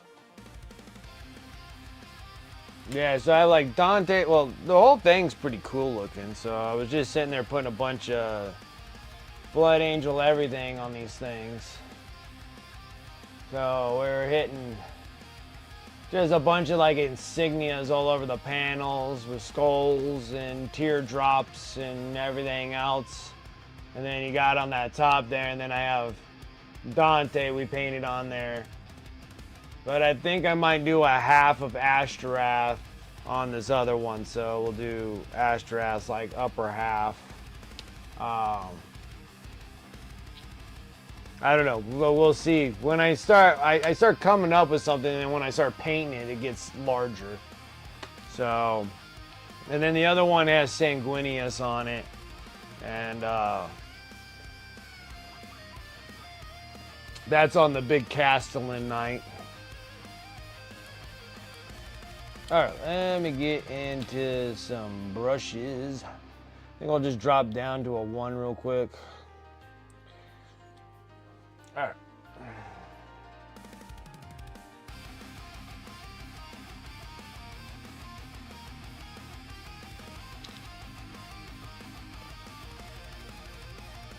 This paint's still good? Doesn't look like it.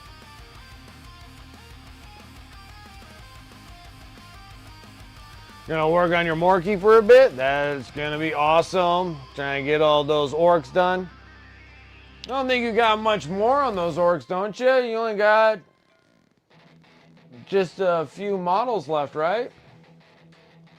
Or am I just...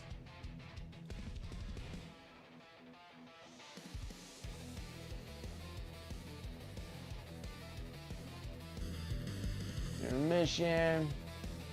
Like, oh, it's a lot.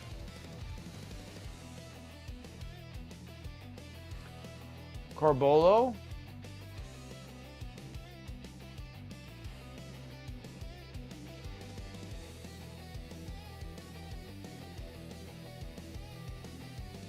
Oh yeah, they're nice looking. Yeah, so you're covering all that blue panel with golds. They look good.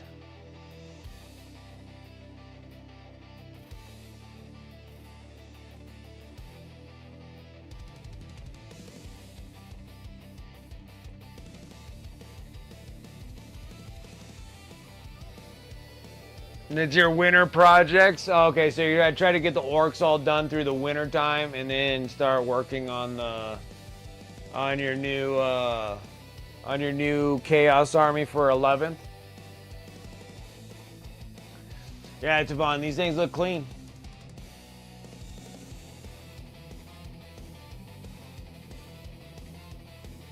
Yeah, they look good.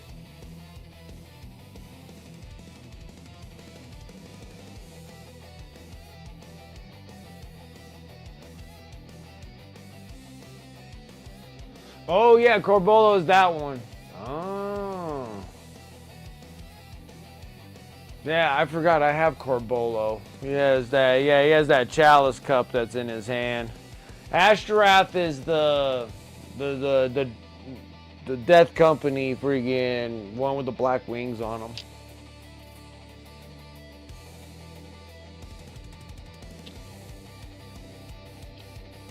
Takes 3 thin coats.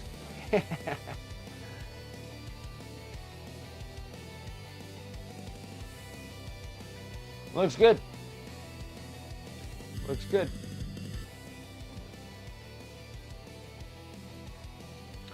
I'm sitting there, I'm like, yeah, you threw me off, Francois, when you're sitting there going,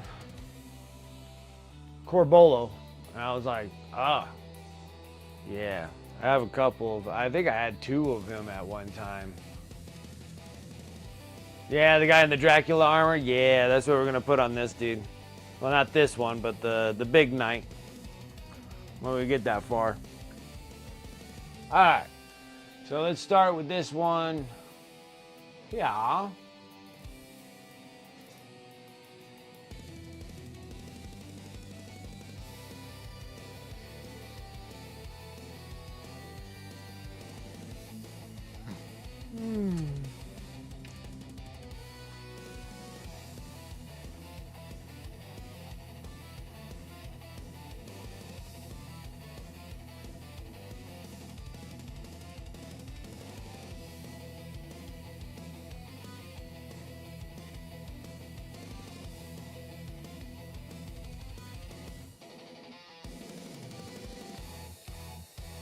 Perfect.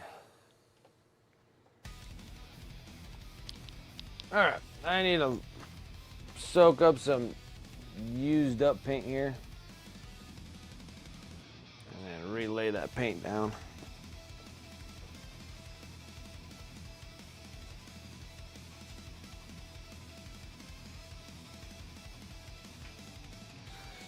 Oh, that's good. I always lose them. I always lose track of the models. Yeah, because like my Blood Angel army will be just running with Dante, Sanguinary Guard. I'm gonna do Death Company, Assault Intercessors with jump packs. Probably run Ashtrath, bunch of the Chaplains and jump packs, and whatever else that I got going on.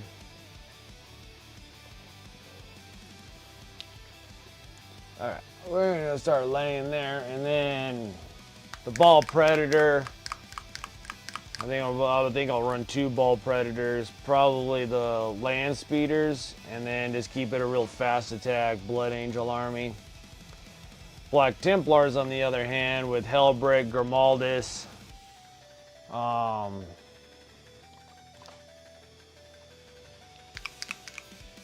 Hellbrick and Grimaldus are probably your coolest figures. Bunch of Sword Brethren, Land Raiders out the wazoo, Land Raider, Rhino, and probably an Impulsor or something like that. Goodness grief. But Dark Angels fan though, I got a bunch of Dark Angel crap I gotta do. I need to get all that old Ravenwing painted all up and get them sold, just because I have a feeling in 11th edition that they're probably gonna drop new bikes for like the Black Knights. I think that's what they're called. And I like to get all my old ones gone.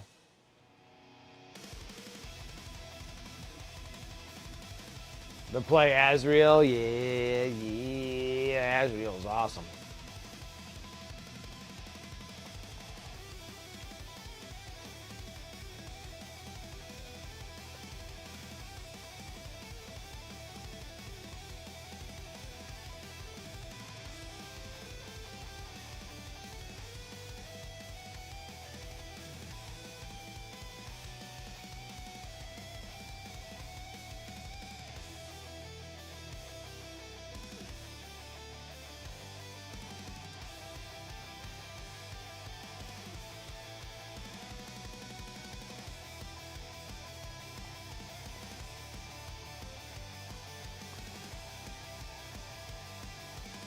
Ew. This ain't good, it's not even. What blasphemy is this?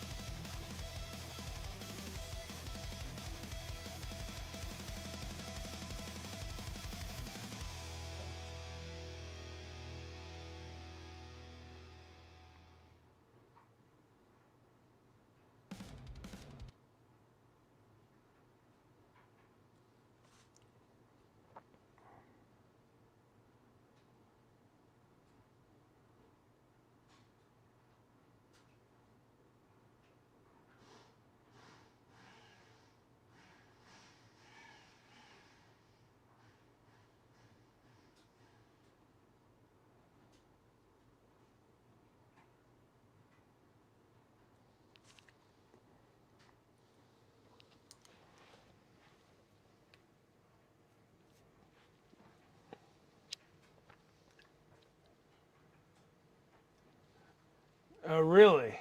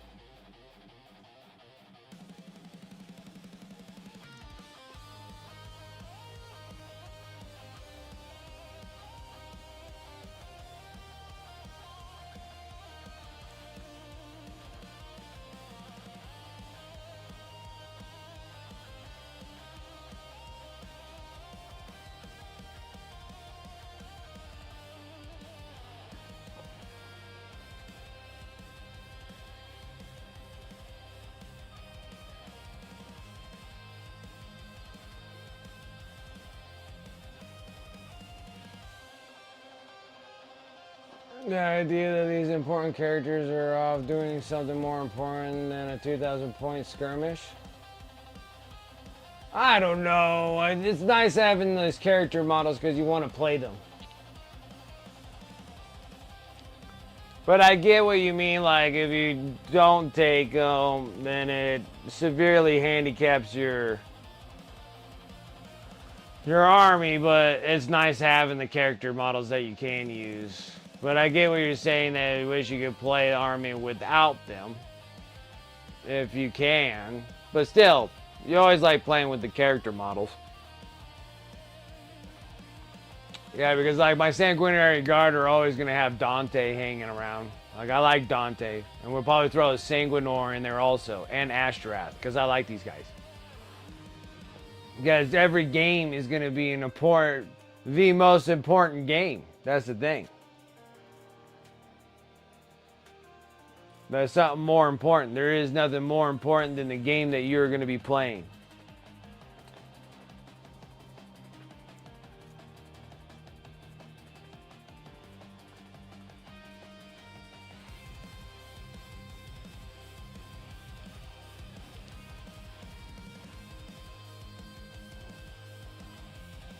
I'm going to need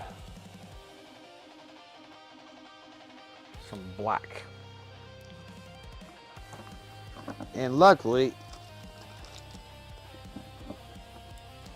I got my paints from Pro Acryl, so I'm really excited.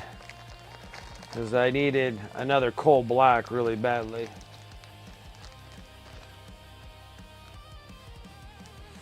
Oh, yes, yeah, I'm sorry about that, Antifreeze. Yeah, I got 2 YouTube streams going. I got one that's for the phone, so I actually come out as a YouTube short. And then the other one is that regular screen that you see on your computer screen and everything else. And there's the other one that's on your phone.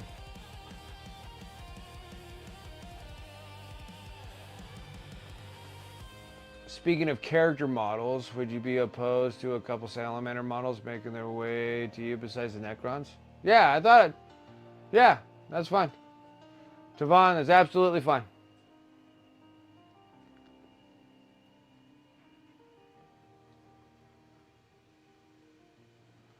Terminator Captain, pick its war gear, give it some kind of chapter buff, and comparable of the battlefield of the point cost. Yeah, that like how the older ones were played, where you can utilize generic miniatures in your stuff now. Like with the codexes being so restricted down to character models, are those units that you have to play with. Those are your characters.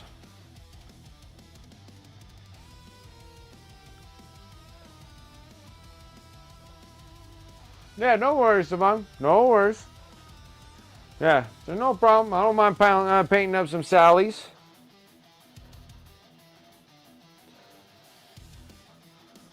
Better than some Ultra Bros. So, yeah, for sure. For sure.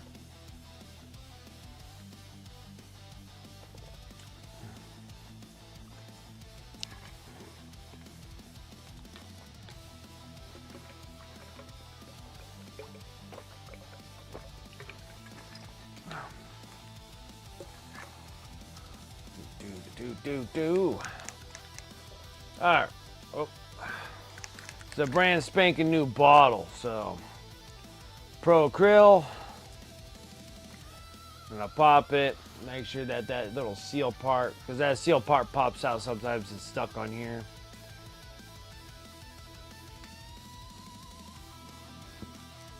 There we go.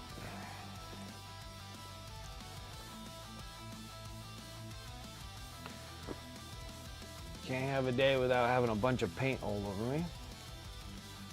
There, now it's ready.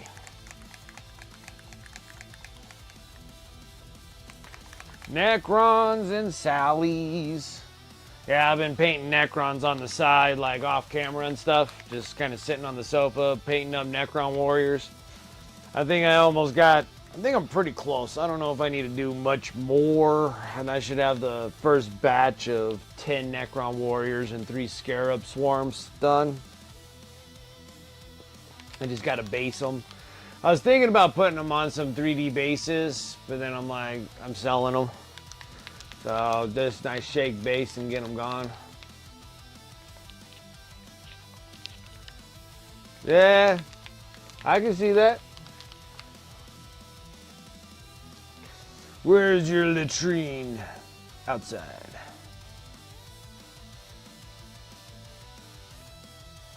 I bet the dog is happy too. He's like, yeah. Let's do this.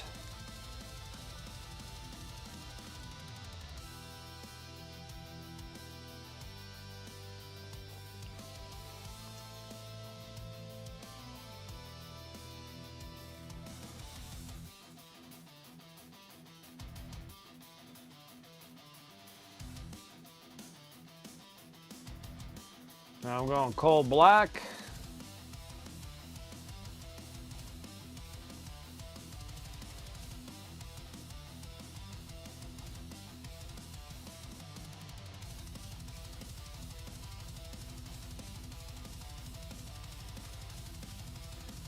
And technically we're just going to be making a silhouette of a cauldron.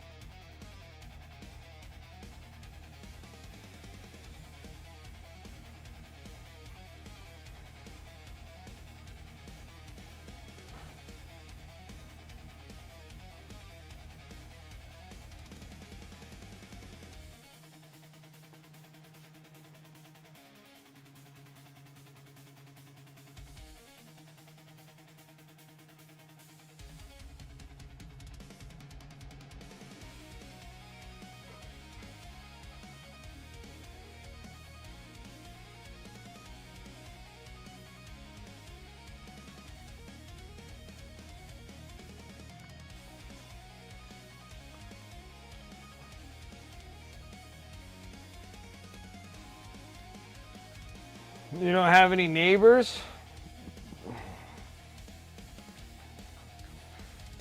You're just out in the boondocks, huh?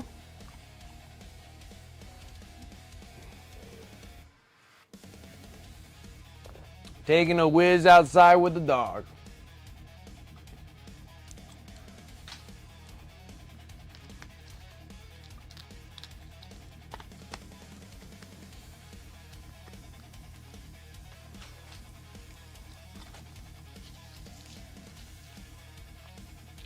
Alright.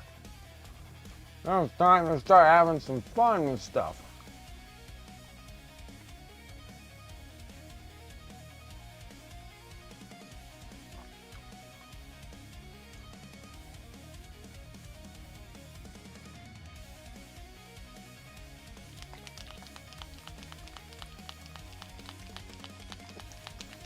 It's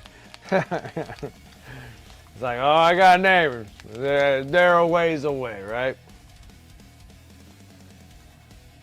A little bit of orange brown.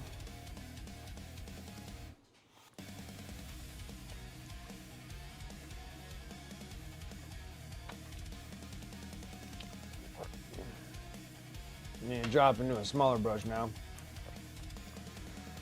I was with a 1, and now I'm going to a 0 now.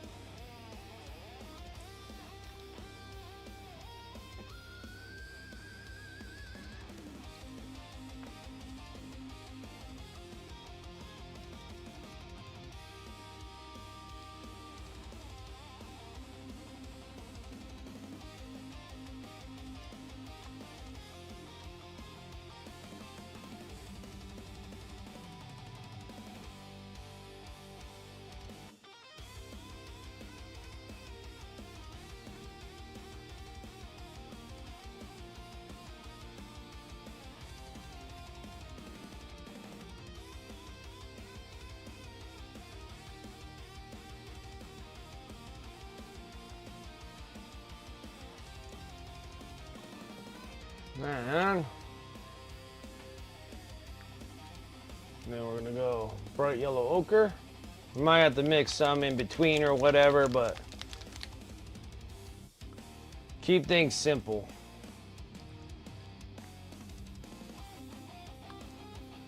Yellow ochre.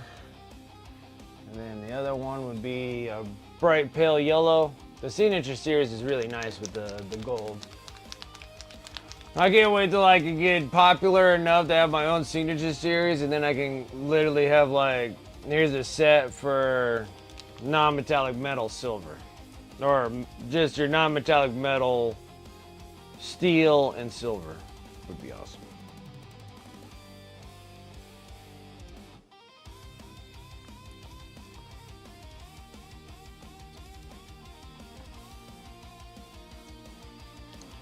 Would be super cool.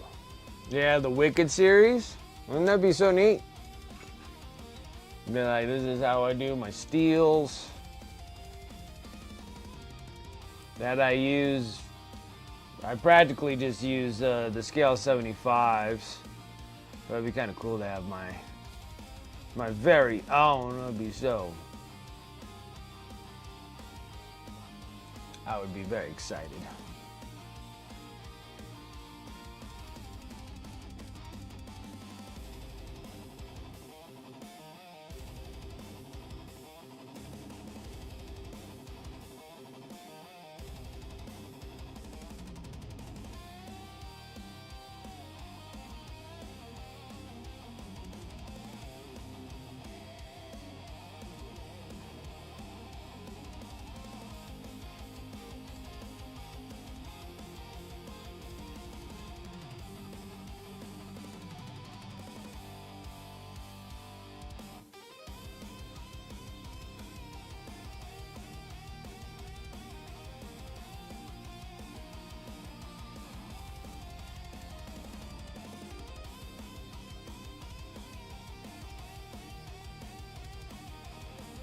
Made a little too much. We're gonna go back into that darker gold.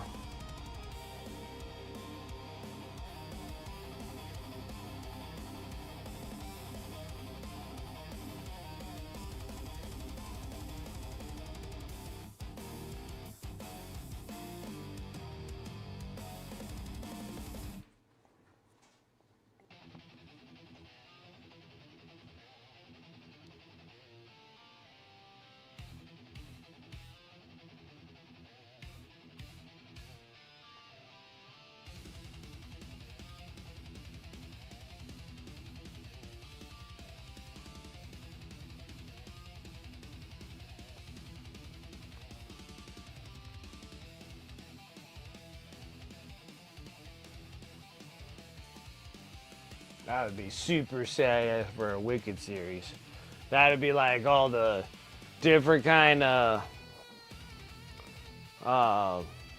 blues, the light gray blues, going into like the bluish greens.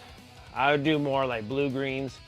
So there'd be like blue greens, lighter blue greens, grayish blue greens to, well, I guess you can use the regular grays, the warm grays, and the neutral grays to make like silver if you wanted to, but those would be kind of my jams. Kind of like that, and like a purple gray, like a purple gray to a gray of that kind of shade. So it'd be like purples all the way up, like a dark purple, medium purple light.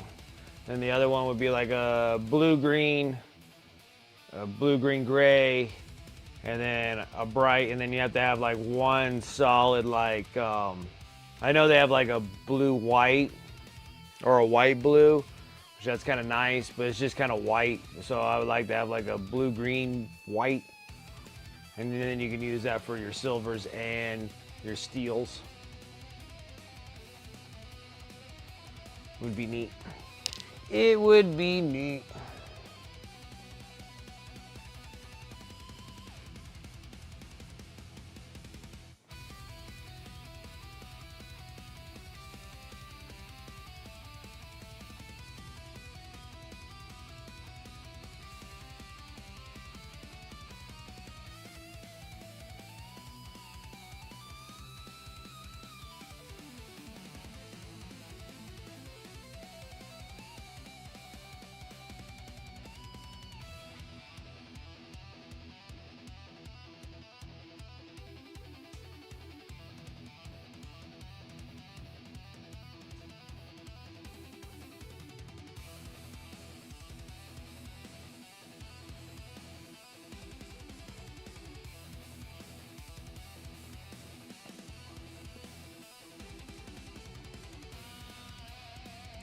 I don't want to take up a little bit more actual real estate here.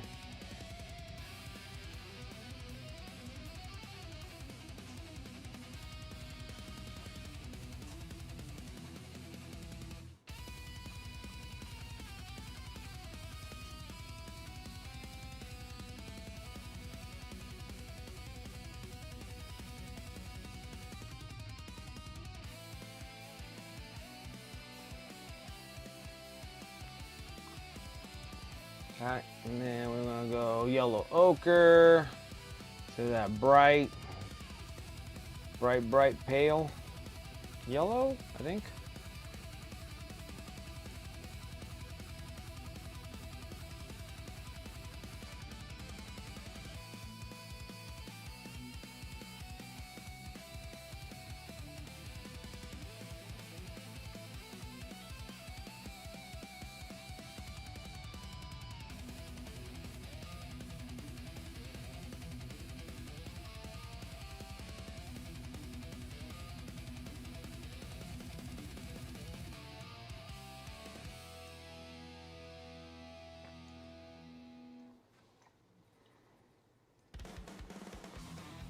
And then we just go into that bright pale yellow.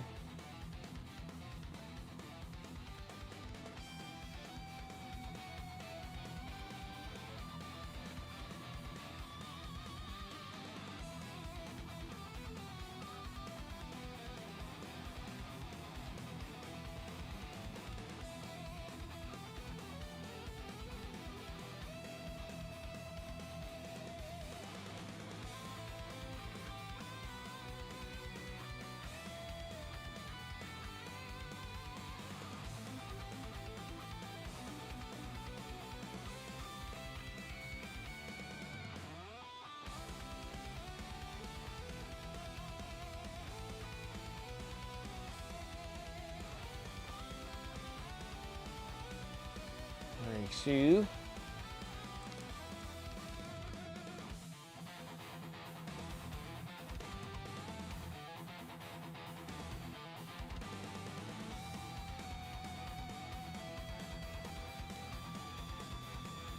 Now if you want to, you can sit there and fuzz lines.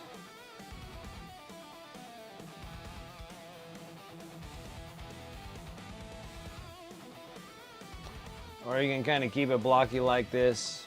Works either way.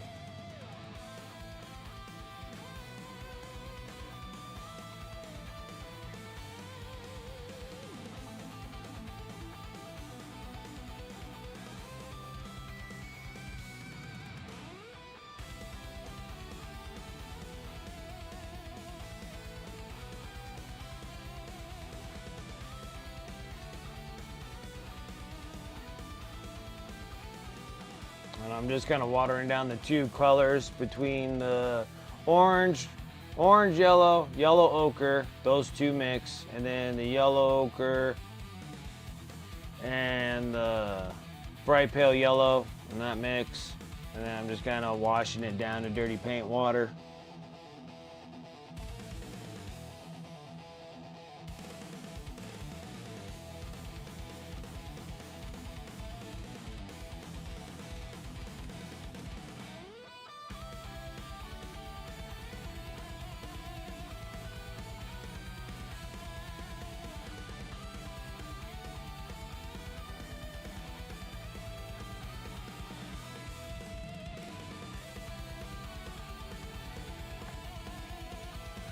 Until you can kind of fuzz in those lines a little bit.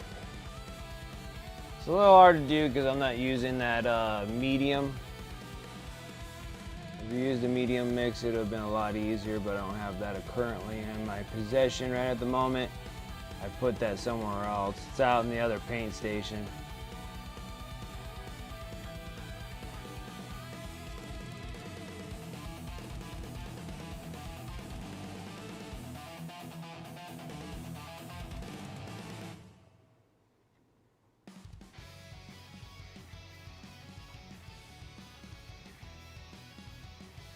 I'm gonna fuzz out even more.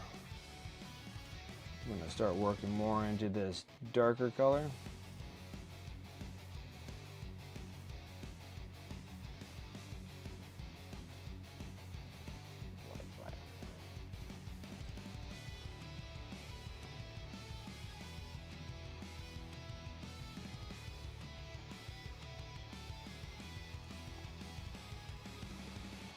Okay. Wings, wings, wings. We'll let that sit there and rest. If we need to do something, we'll do that. I need the dark golden brown because these are my favorite go-tos for wings. That and pale yellow. I don't think we really need khaki. We might play around with khaki a little bit. Just a touch. Just a touch. First thing we're going to do is dark golden brown.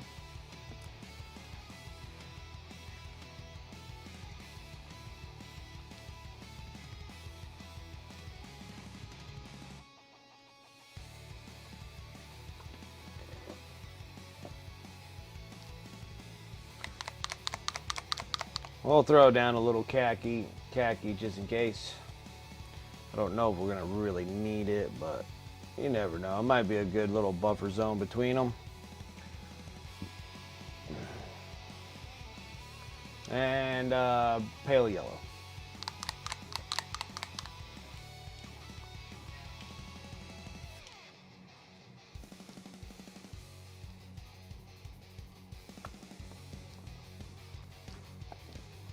So, first color up, dark golden brown. I'm going to just cover everything with dark golden brown.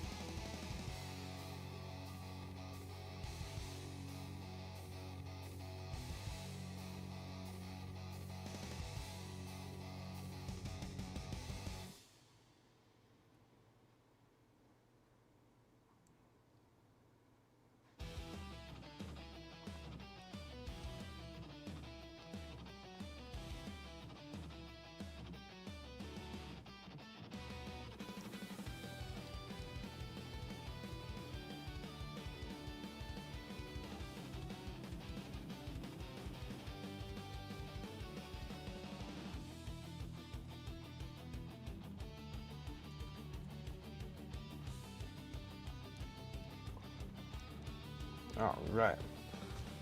Now the kind of crazy fun part on this one. It's a little crazy because you really don't have any lines to really go with. They're just literally two big blocked up dark golden browns, and I'm literally gonna utilize the dark golden browns, and they're gonna make my wings. If that makes sense. So most of the time with wings, you'll have like, well, first let's try to get paint off the brush, huh?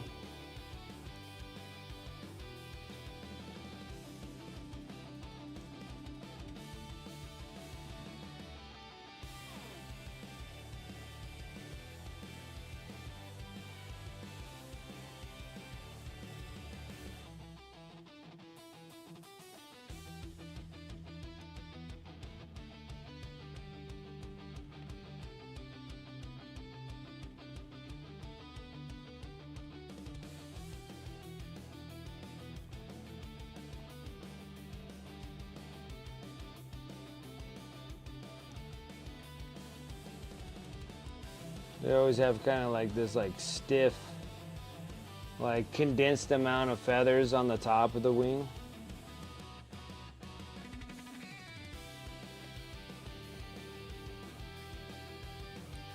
Cool part, you can go a little messy with this.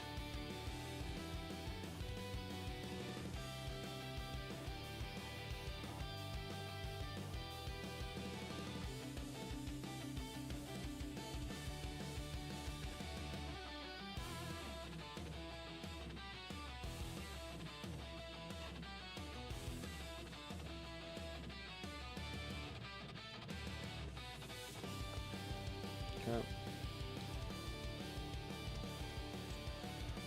Pretty much all the rest of this.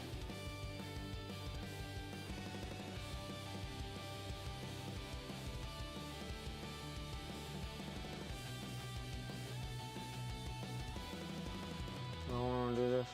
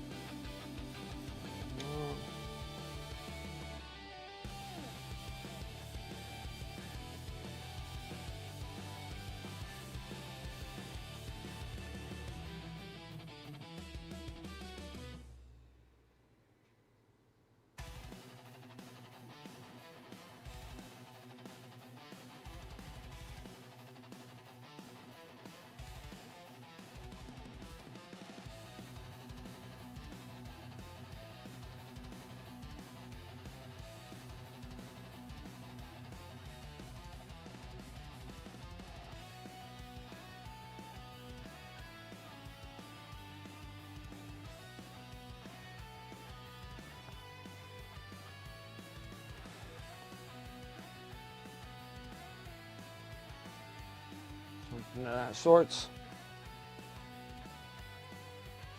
For the most part. Next, like how it is with all wings, it's a pain in the butt because you got a free hand, two opposite ends here.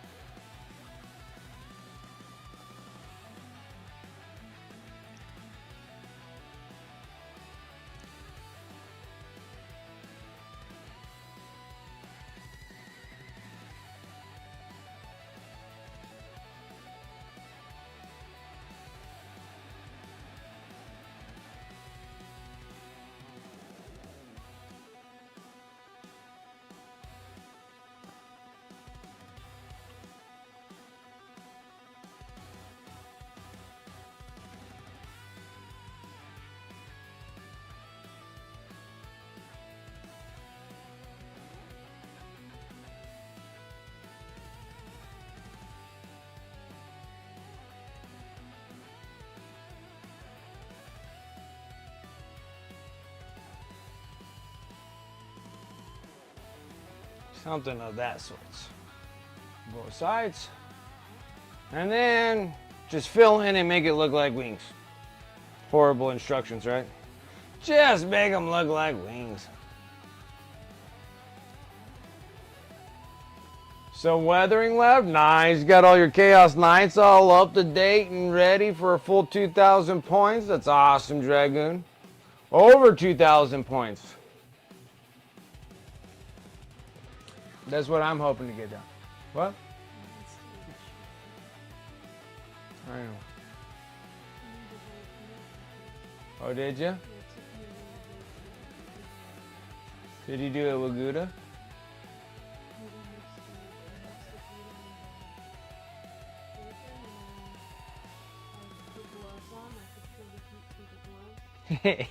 Our jalapenos are super hot.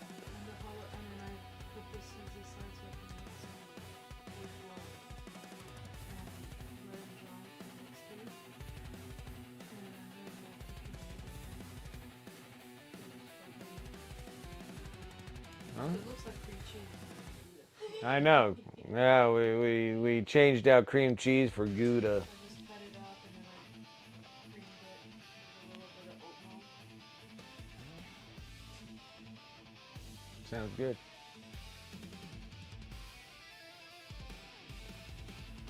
Bigs in this last batch already had 2,000 of littles and 700 of the bigs. Yeah, you got a good amount. You got a good amount to make adjustments to anything that you need to do. It's freaking awesome. Freaking awesome, dude.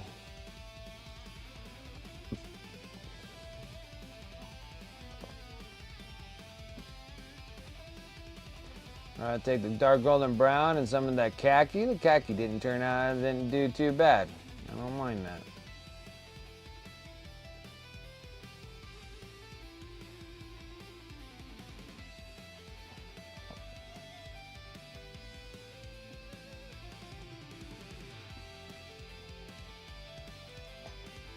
Paint a chaos circle on top of one, but real nervous to do it. The big chaos symbol. It's not too bad. It's technically just a half circle. Or you're gonna paint the whole circle. If you do the whole circle, this is technically a whole circle. Then you just make them all jaggedy looking. It shouldn't be too awfully bad.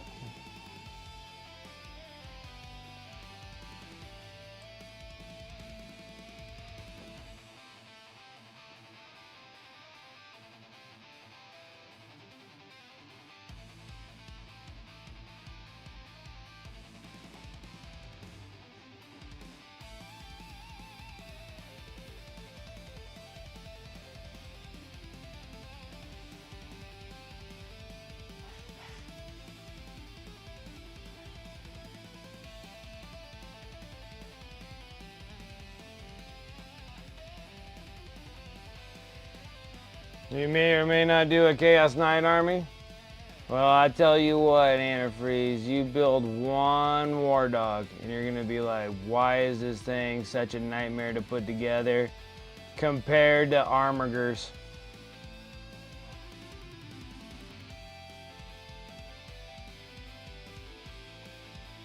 That was like my number one thing there was like, why did you make the Chaos ones so stupid hard?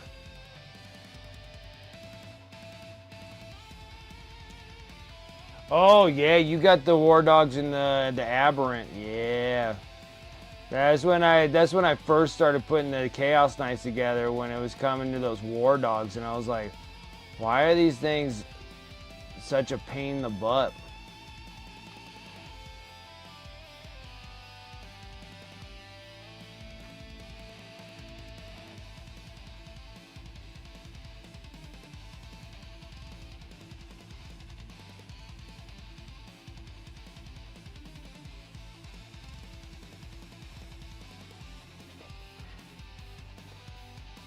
Starting to look like wings.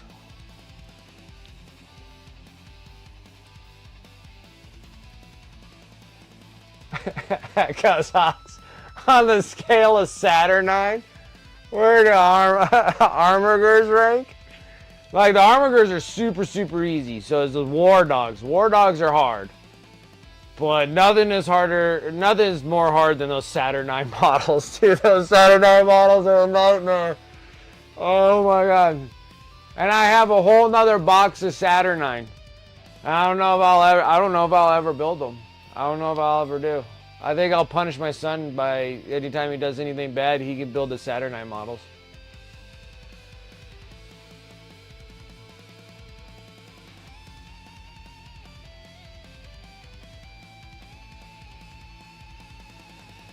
You'll buy the Saturnine box? You can get the Saturnine box of any given time.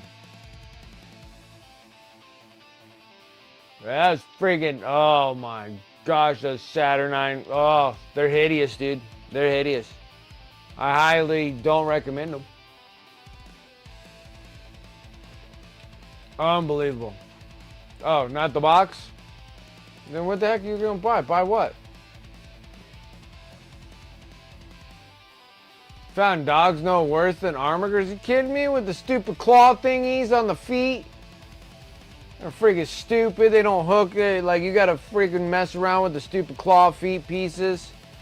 And I swear there was more to them on the legs than regular armigers. Like, armigers, like, this is one leg, and then you got the other leg. Like, there was, like, really nothing you had to do with it. Like, armigers have, like, multiple pieces of trash.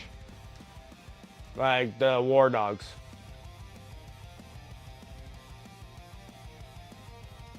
Oh, you want me to break the box? Dude, that's like brand new in the box. I haven't even broke the seal on that thing. Haven't even broke the seal. Once I break the seal, I'll probably talk to you, but that's like brand new in the box. My idea is to hold on to the Saturnine box. Okay? See, like the problem with my Age of Darkness box, well, I could take my Age of Darkness rule book and put it back into the Age of Darkness box and then sell it as a whole set. Because the value of the Age of Darkness box went like way up high. Right? So wait till the 4.0 of Heresy, and yeah, I'm going to be that eBay guy. And take that Saturnine box and then friggin' dish those things out. Because I think like the eBay gouge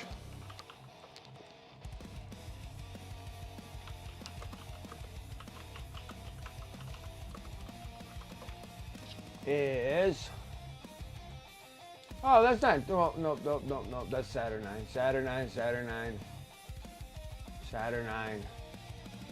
Okay, so they went up about $100 right now for the Age of Darkness box.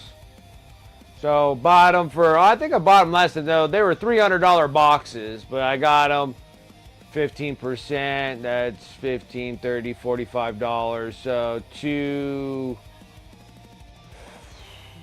$255, right? Something like that. So $255 a box.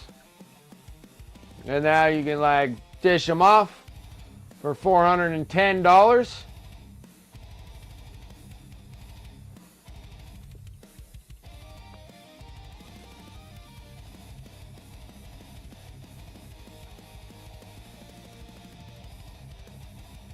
And then by the time that the 4.0 comes out for Heresy, then the Age of Darkness box will probably go up by another $100. Saturnine will go up by $100. And then like the Age of Darkness box will be like $200 more. So it'll be like $500 for that box. Right? Hold out. Hold out.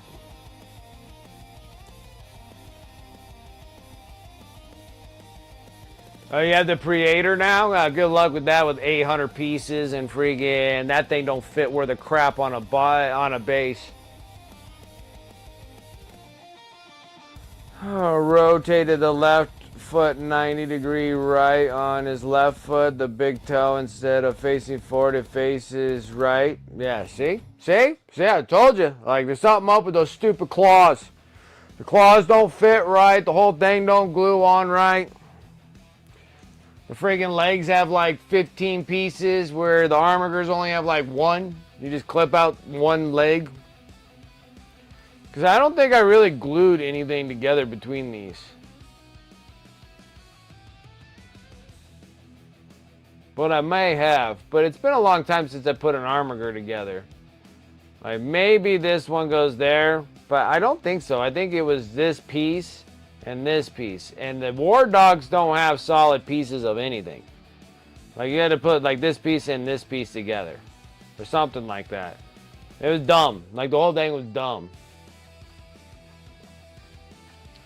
Like they just didn't go together quite the same. They always like to be a big giant pain in the butt.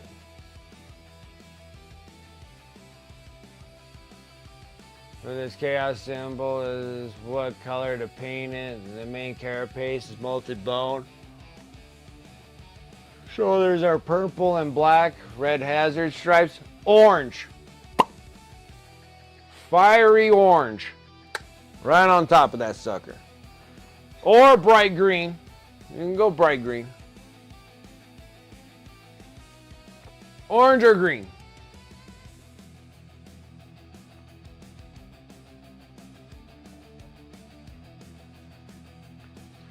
Like a big fat orange one or a big fat green one. It'll look awesome.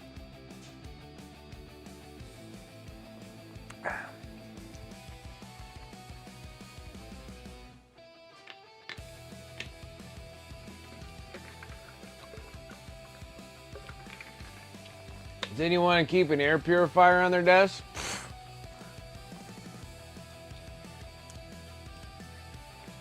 I need one.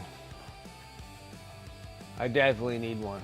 It would be extremely helpful, let alone all the regular dust of nuclear holocaust dust that we have from the ages of centuries or the decades of bomb-blowing nuclear stuff here.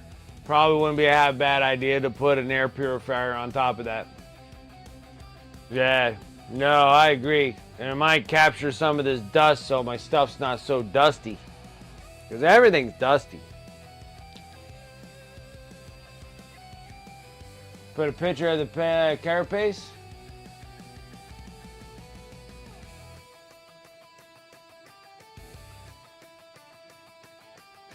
I think green. Big old fat green one right there, just like blah. But orange will work too. Orange, purple. Orange goes pretty good with red, black, white. So, like a big fat orange one. Or you can make it like a dark orange, like a burnt orange. So you can go burnt orange, or I think like just a nuclear green would look awesome on that too. Yeah, you can do a bright red.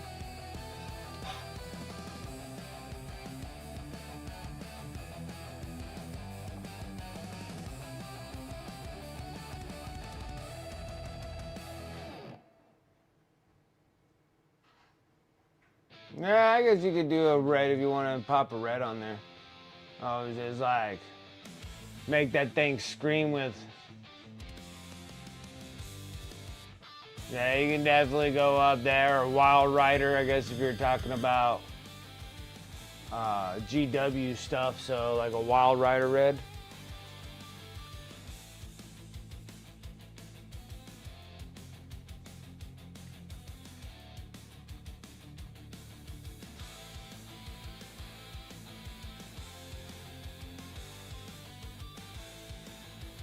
You live near two dirt places, plus surrounded by grass farms. I was thinking, oh, brighter red, stripes of corn could go Evil Sons. Yeah, Evil Sons, Wild Rider red. Oh, yeah, Duke shedding and freaking the cat shedding.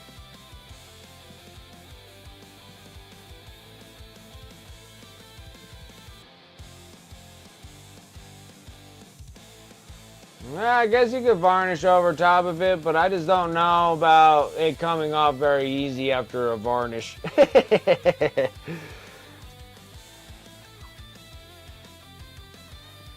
Not 100% sure about that one.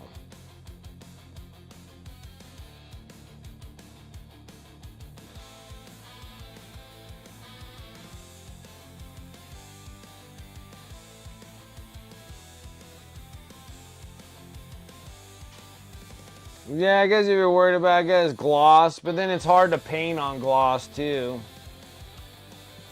because it'll beat up, and then that's kind of a pain too. I'm back to the dark golden brown.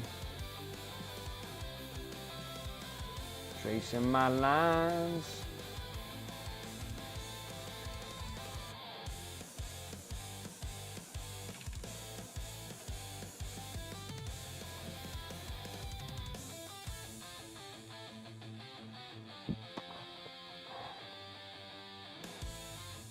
Uh-oh. Got another color that I don't need.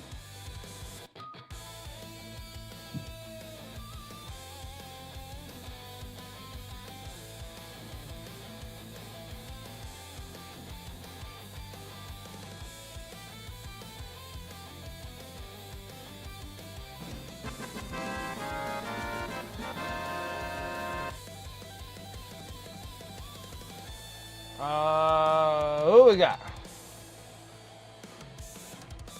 What we got here? Free and looks solid. I appreciate that. Arctic Mint Insurers. Thank you so much for that follow as well. Thank you, thank you.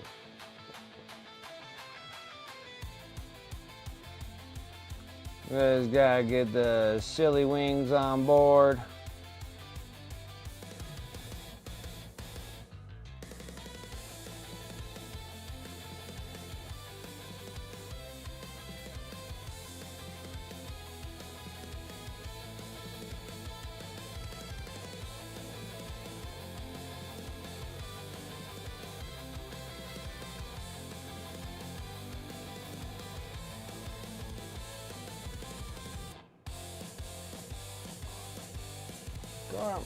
Now we can sit here and go brighter. All right, let's go back in that khaki. A little bit of khaki love here.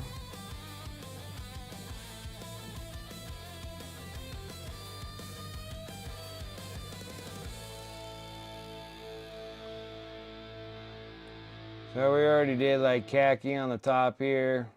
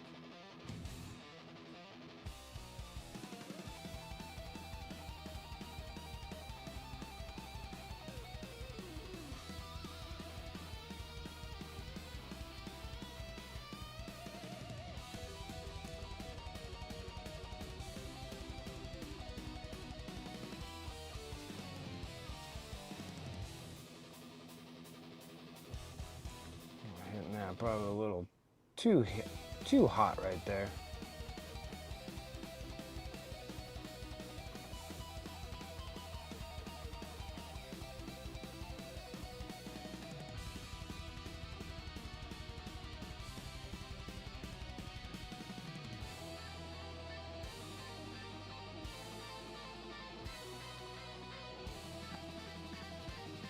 And some wings are developing.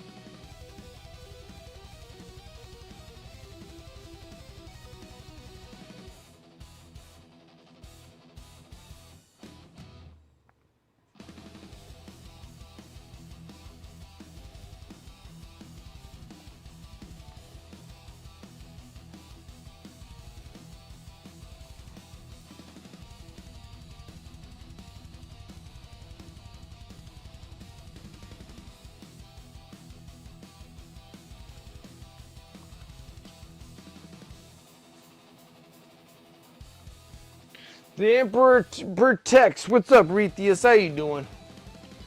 Now here, see here, there's some awesome stuff going on. Absolutely. It's all we got going on right now.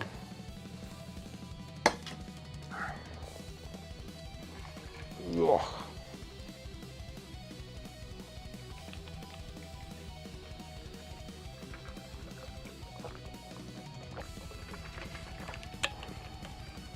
Yeah, it's coming along. It's coming along. All right, we're gonna hit up a little bit of this pale yellow.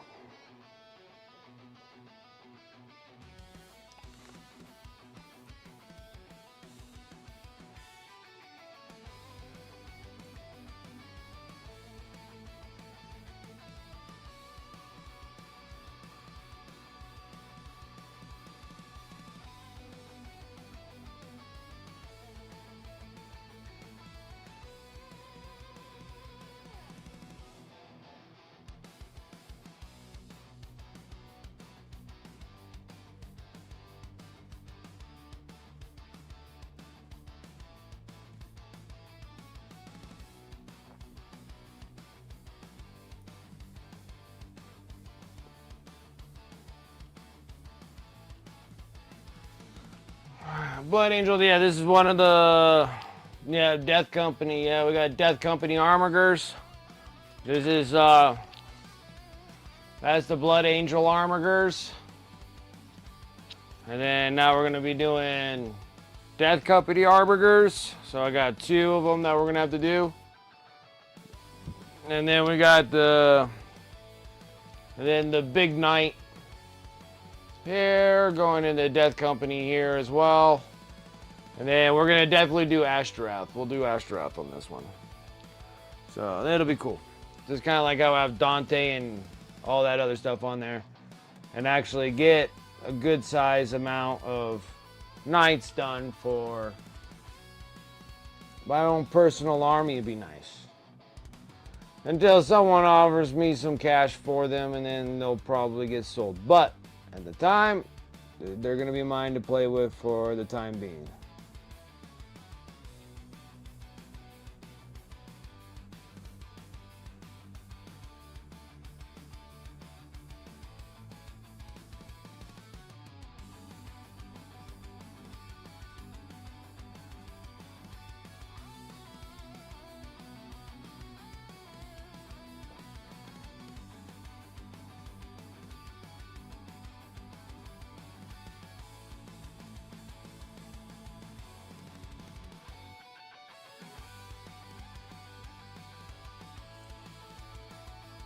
Now it's starting to turn into something, you know?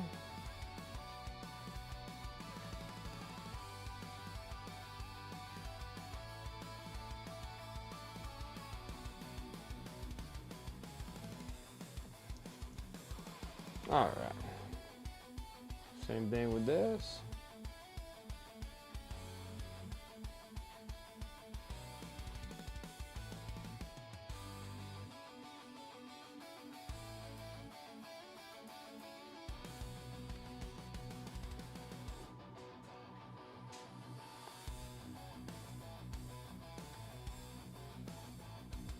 Back starting to tighten up. You're done painting for now?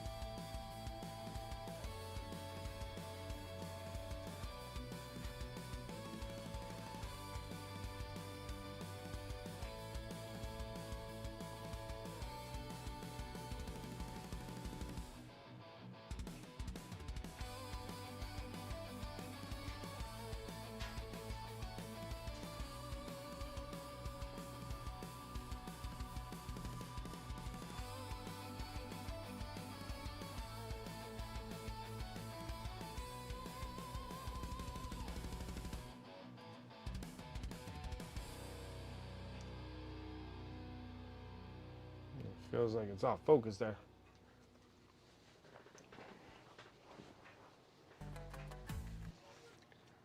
Posted some progress. Like I didn't get the 3 hours of work I did on the models.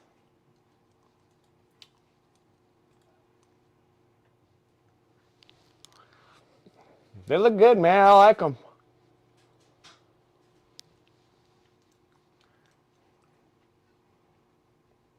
Got some more metal done on your orcs. Nice. Oh, looking good. That's 3 hours well spent. 3 hours well spent.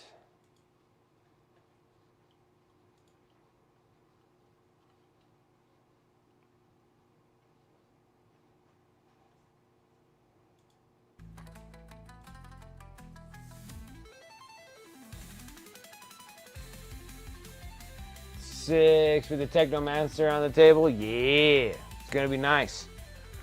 It's gonna be nice.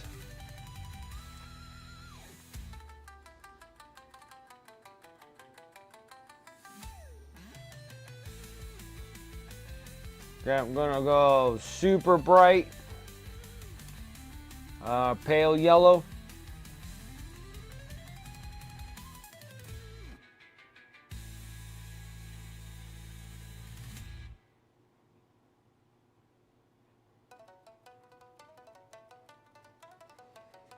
Technically, I'm just making just like highlight lines.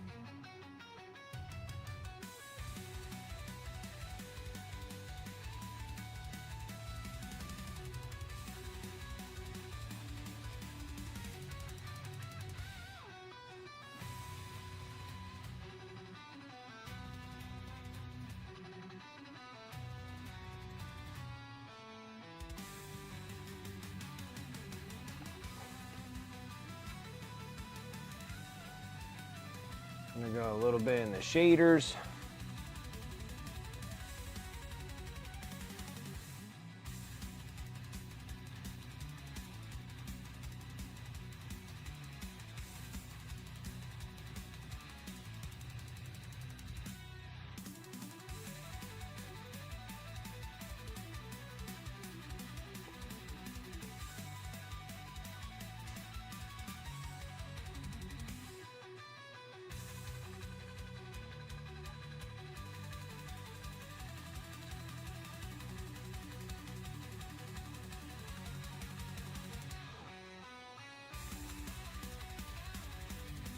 Thank you.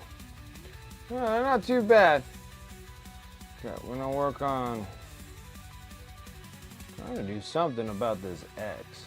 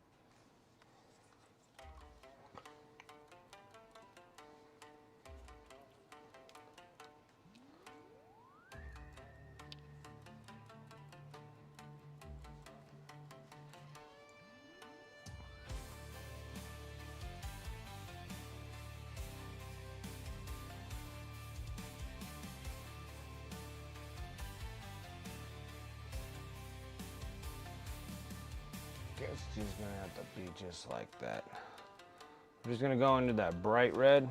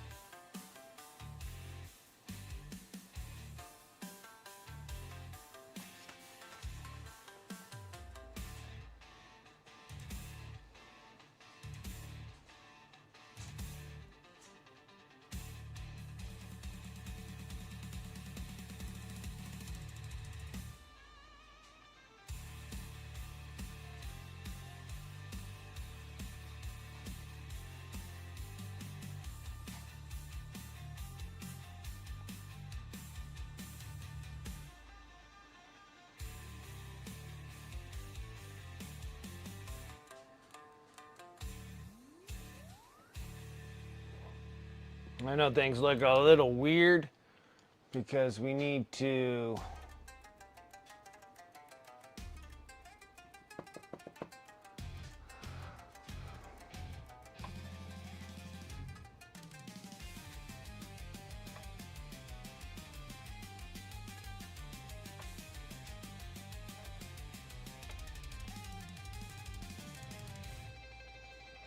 I thought I swear I had another dark silver hanging around here, but maybe I don't. All my silvers, huh? So, dark silver. I think this is a brand new bottle too.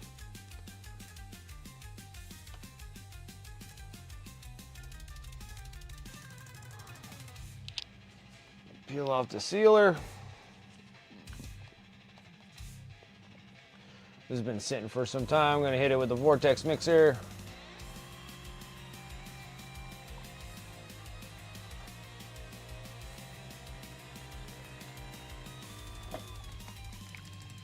Okay.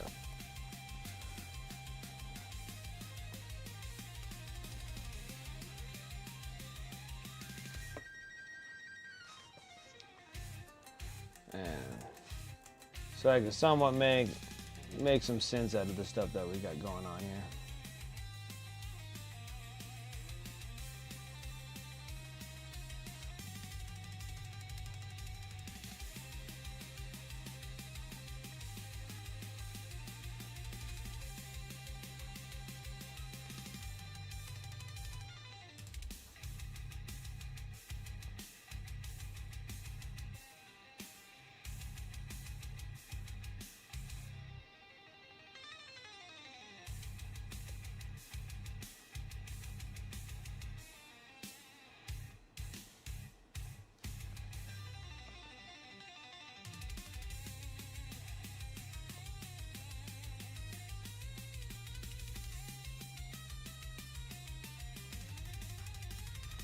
Up. Get that. And then, what do? We do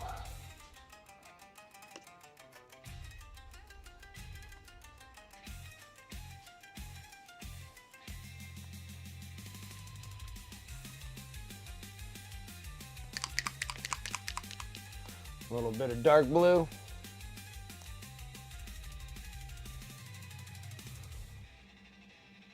Yeah, and then the last thing that needs to happen on the feathers is actually just putting in the black, and then should be set there.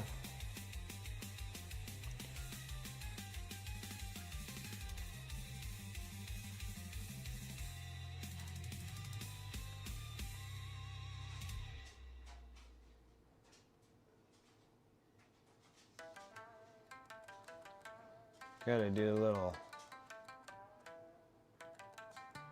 window hatch. A little chunk of something in it. Okay. And the next one will be blue.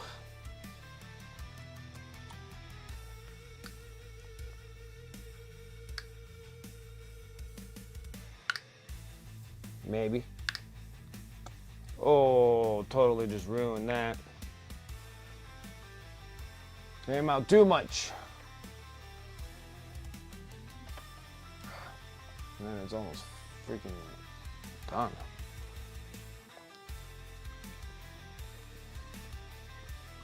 Now we're gonna kind of eat up. We're gonna eat up about half of it.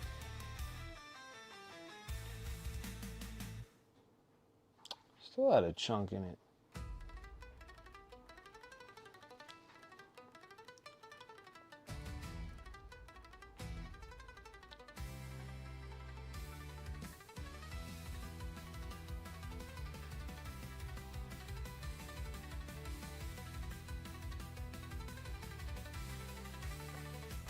Half the window.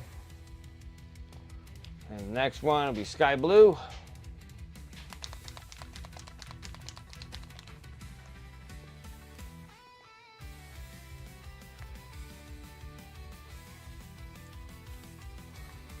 Oh, almost blew that paint all over the place too. My goodness. What the heck is going on here?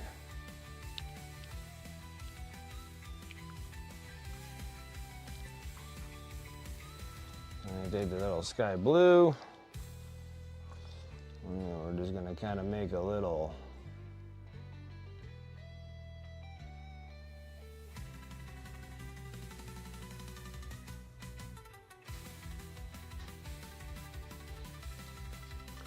something of that sorts.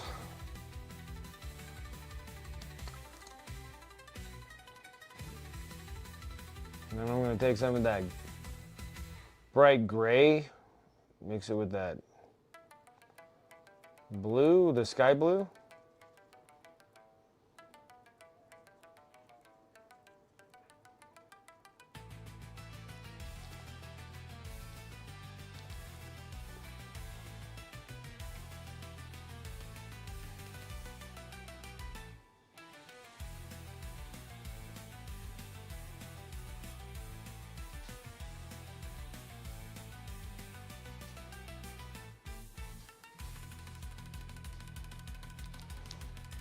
Oh my God, for a window.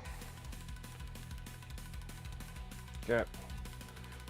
I'm done playing around with that for a minute. Let's go ahead and go into our black.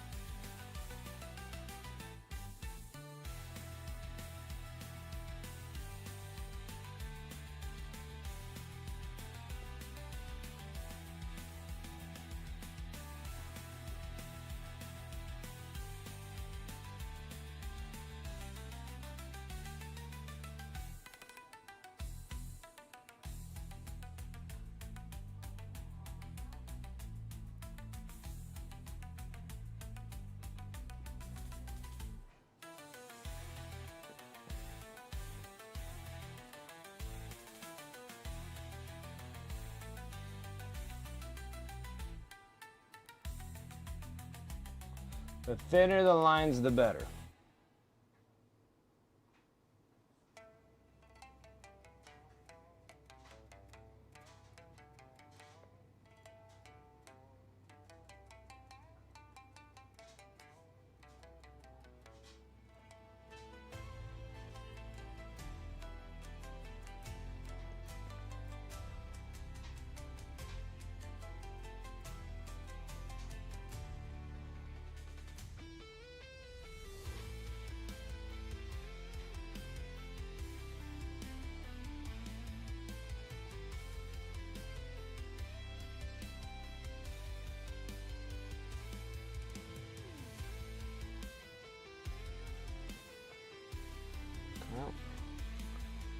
And with this, one side you gotta do it to the other side.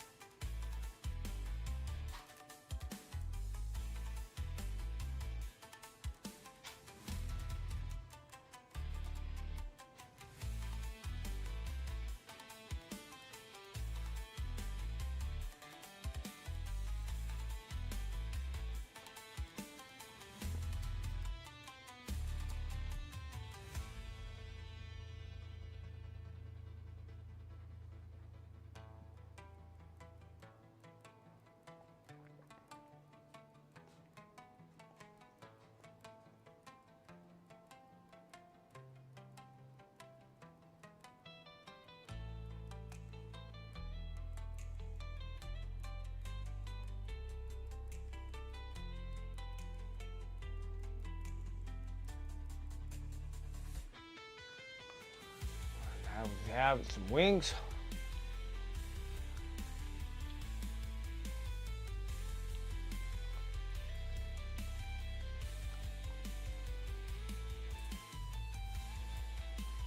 I'll probably do the same thing with the gold cup too.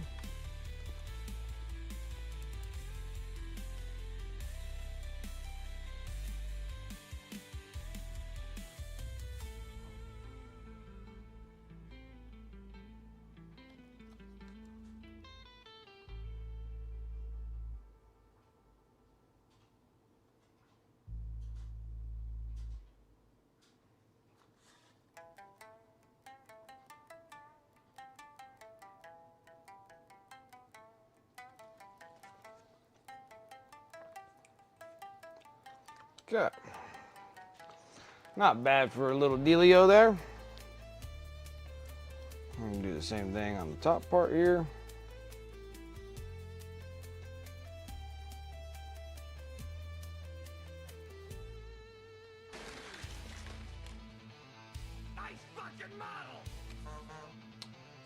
One Force coming in with that 12 months player. I appreciate that. How you doing? It's been a while since I've heard from you. How are things?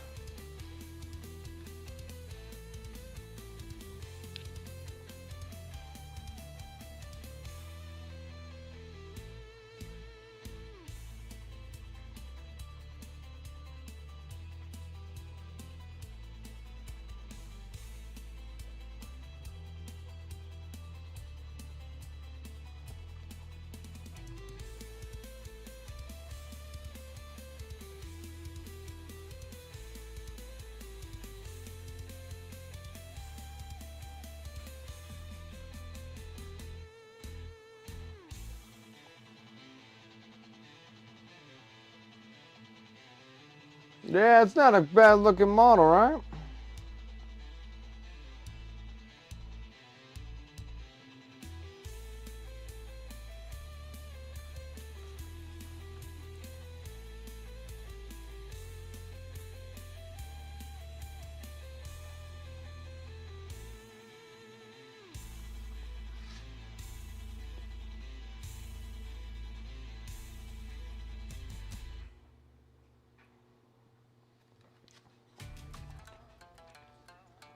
A couple things that we're gonna need though is some Latin.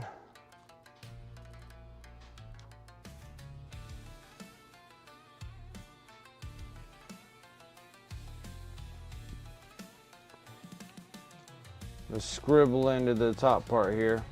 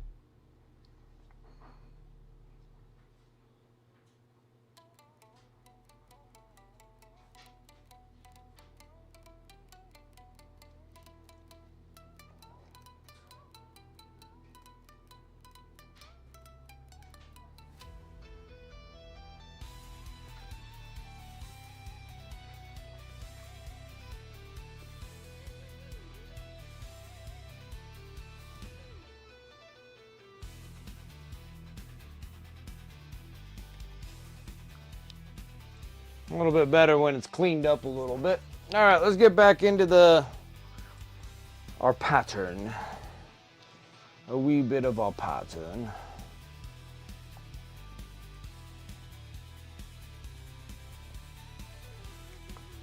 Oh, dark golden brown and khaki, which that's kind of a new thing that I was using for the feathers. So not a half bad gig there.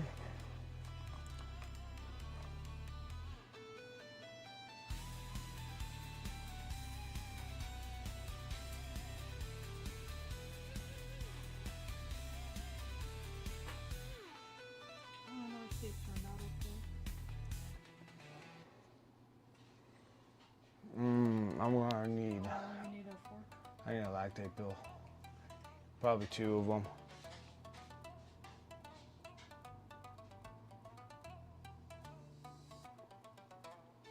I'm not 100% sure if Good is going to be safe for me.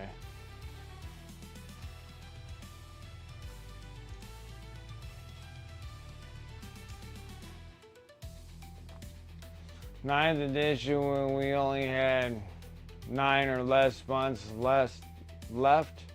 Do we already know it was Lionel coming back? Lionel Johnson? In 9th edition? Yeah, they were giving us like little sneak peeks of stuff that was happening. Let's see here. In 10th edition, who they get? They gave us Fulgrim. Did anybody else come out in 10th edition? Did anything else new come out for anybody else for 10th edition? They gave us like new captains, chapter masters.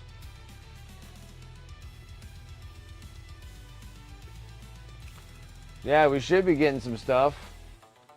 I imagine probably this Friday because that'll be Warhammer Day. Angron's already here. We already have Angron. Where did I put him? I have no idea. Angron ran off somewhere and started murdering something. Yeah, you got the Vulcanistan. You got like all the chapter masters. You got all nine. You got all new chapter masters. But I don't think like chapter masters really like count per se.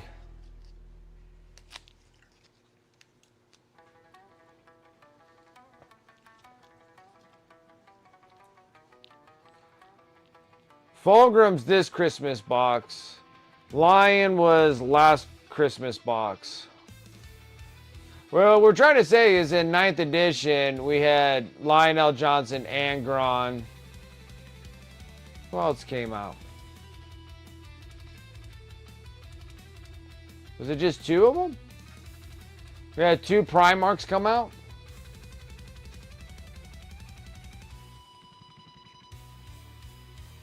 Oh, so Lion came out in 10th edition. Or did he come out at the end of 9th? Now I'm like confused. Like, did Lion come out? No, Bobby G's been around forever.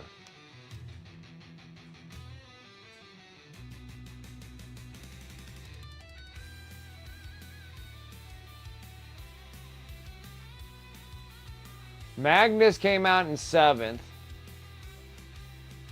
I want to say it was Gilliman and Mortarion came out in 8th. 9th must have been Angron and Lionel Johnson, right? Or did they dump that on us?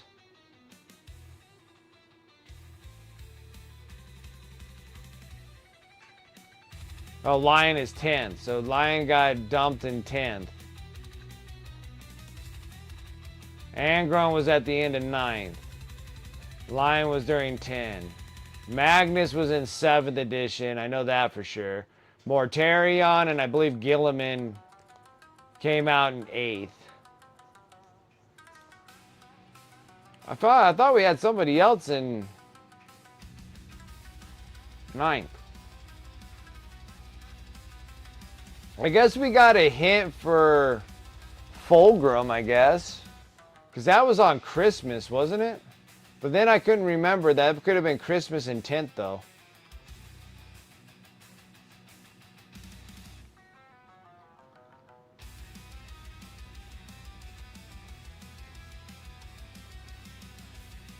Got short codexes.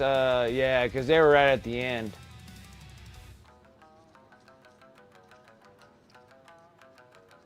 Huh. Okay.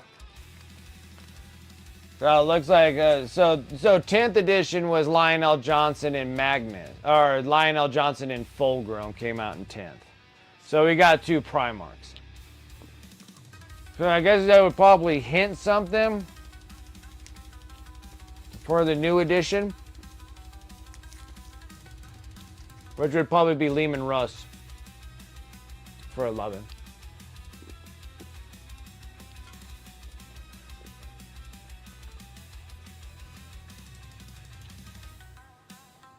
Yeah, I'd probably think about the new year. You'll probably get some stuff.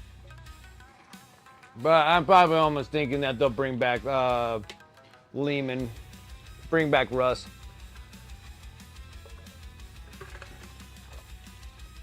It'd be like Russ and Perturabo. I think like it'll be Russ, Perturabo, and 11th.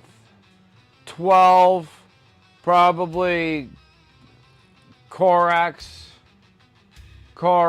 and Logar, and 12.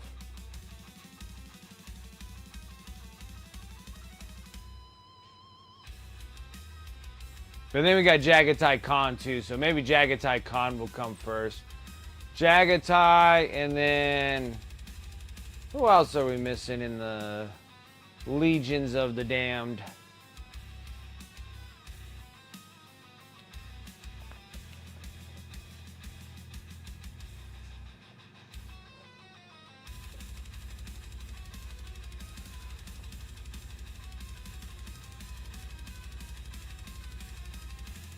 I still think that Russ will come. Yeah, Corvus. I don't know. I think they'll push Corvus off. I think Jagatai will come before Corvus. I'm just trying to think of 11th, like Vulcan and Perturabo. Corvus and Logar. Jagatai was going into the webway killing Eldar. Killing Eldar babies. Was any other warp being, like, was there any other, am I missing another chaos person?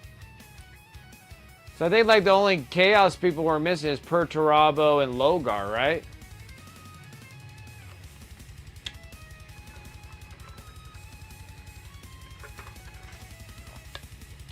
Well, I'd figure that they'll bring back those two as like mutated demon princes or what have you. I don't know anything. I don't I don't think I'm missing a Legion. Alfarius is supposedly dead. And the same with his twin brother. Alfarius and Odious or whatever his name is. I would imagine they'd probably bring either Vulcan and then Jagatai should come back. So your Vulcan, Jagatai, and Corvus. And then for your demons would be Perturabo and Logar. I don't think I'm missing anybody. Yeah, Omegan, Omegan, everyone, Omegon. I thought they died. I thought both of them died, supposedly. Yeah, Cruz is gone, supposedly. Cruz is supposedly dead, but he's in a sarcophagus floating in space, so you probably could bring Cruz back. Like he said that he was just in darkness the whole time. Doesn't really necessarily mean he's dead, right? Like he got assassinated supposedly, and then he was in a sarcophagus, and then he's just floating out in space, right? Or did I screw that up?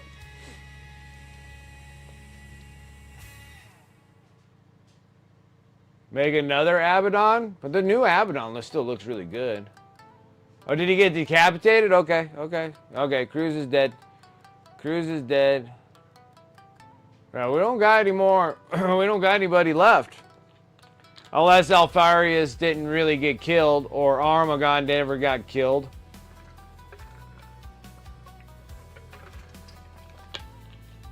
But they're all Alfarius, so who in the hell knows?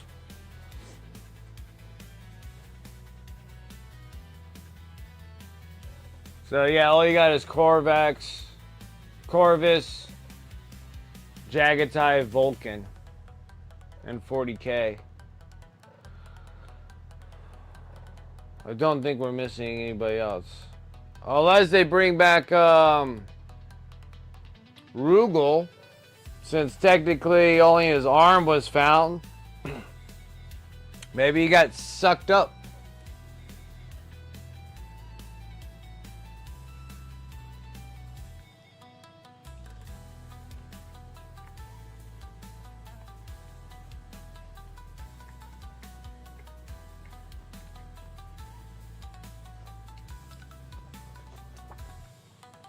Holy hell, these things are hot.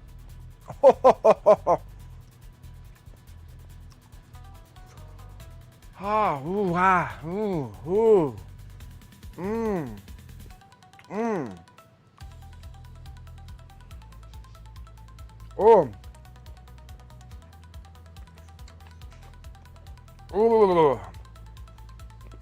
Oh, that hot. Oh, that hot. Ooh. Ooh. Dude, my jalapenos are ridiculous. Mmm.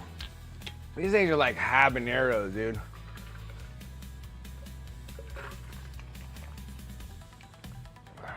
Folk is alive on the home planet and trapped by the storm, right? Yeah, he's like stuck in a volcano.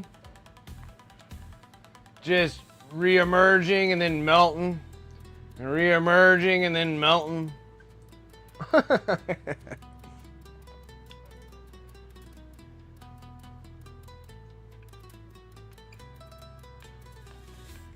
But I'm almost thinking 11 will be Russ. And Perturabo.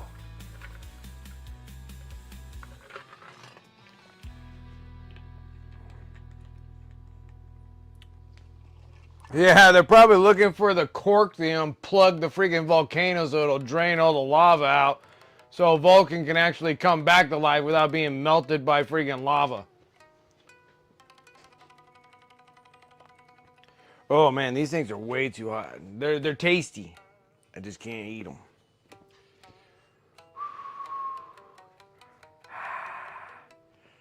Oh, they hurt. They're hot. They're good. I just can't eat them. That's hot. That hurts. Too hot? Huh? Too hot? Too spicy. Well, like they nuclear. Yeah, they're jalapeno poppers, bacon, Gouda cheese sauce.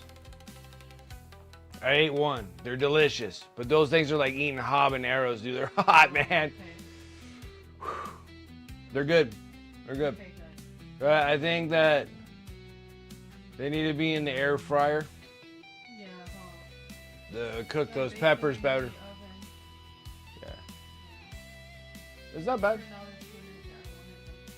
dinner, Yeah, you want them like crispified by the...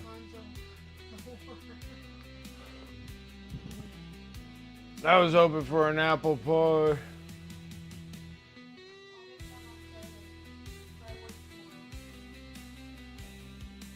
Applesauce. Yeah. Thank you.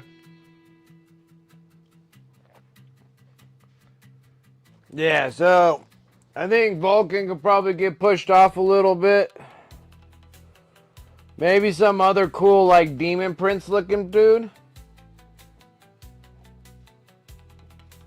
Because we don't have another, we have to bake another apple pie. We have to bake another apple pie. But I do have applesauce.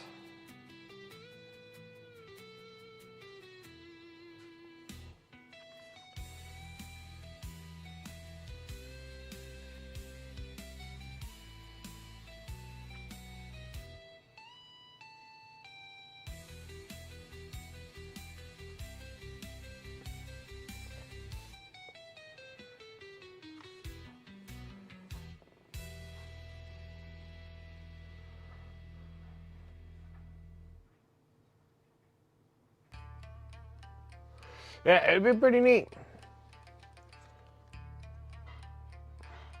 I'm almost thinking that if they're doing 11th with Orcs and Space Bros, probably having Lehman Russ or Vulcan, one of the two coming back. Either or. And probably some really badass looking dude that's kind of cool as, what's his face for orcs. Have a full refresh of orcs and get rid of all that old stuff of orcs. Kind of like the refresh of vehicles. I think it's like time for refresh of vehicles. So refreshing all the orc vehicles. Maybe give you some really cool bad mamma jamma that's like as cool as Thraka. Would be kind of neat. And then have it where like Vulcan comes back to take him on, or Lehman Russ to come and take them on. One or the other. And then I think like 12th edition, I think it'd be cool to get like a better refresh of Eldar, and then have like some cool like war boss looking dude from Eldar come in hand, and then bring back Jagatai Khan. And like 12. And then like 13, you can bounce back between Vulcan and Corvus, and then bring and bring Logar back down the road. But right now, I don't know.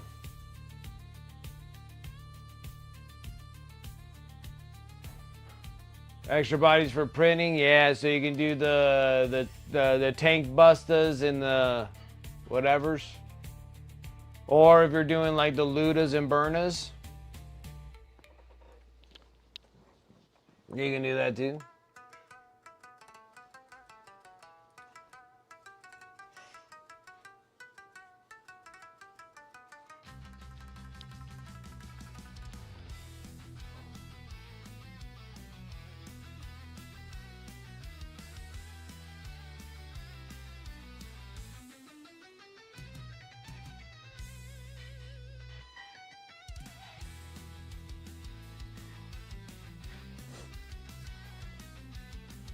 So the Eldari are mostly done with their refresh. Now to an extent, but you know, they could add a little bit more to them. Like they never really got any like new models. They only got like refresh models.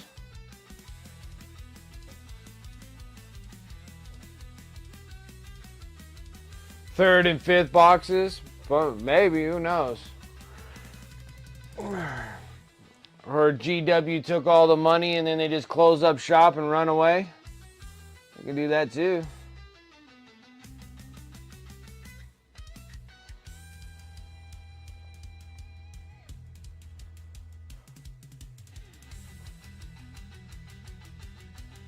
The Jakari and then orcs. Yeah, I've been hearing so much that the 11th edition is going to be your orcs. So much. The rumors are just like spicing up over rumors of they're going to be orcs. They're going to be orcs. They're going to be orcs. They're going to be orcs, guys. Orcs.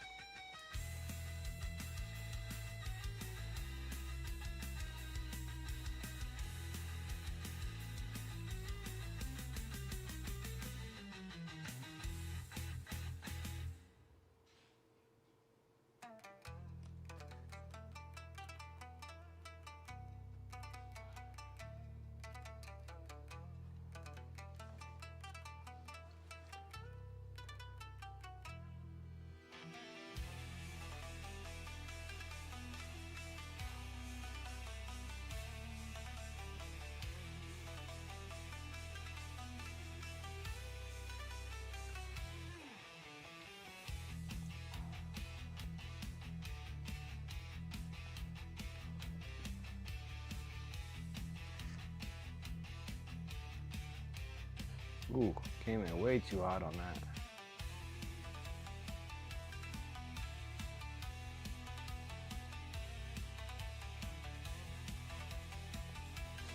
Oh, way too hot on that.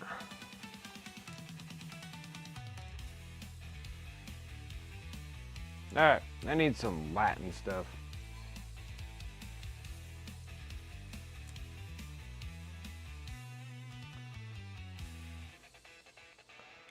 I need some Latin stuff.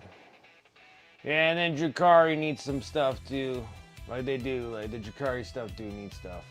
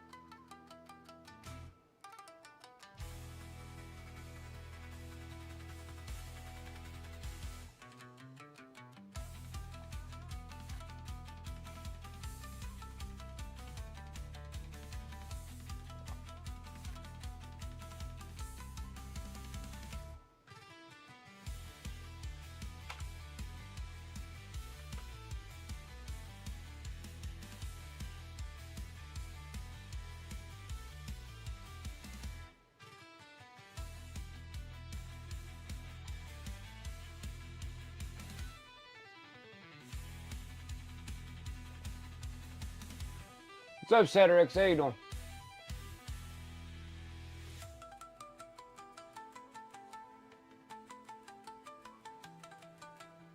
Yeah, they're like, that's the thing about most of the things, they're ancient old. Like that's the thing I have to say about Eldar, like they're old. The prisms, the venoms, I think it's like the fire prisms, the venoms. All those things they're ancient old. But maybe that'll happen in 11th edition. Everything's all good. You just got home. Nice.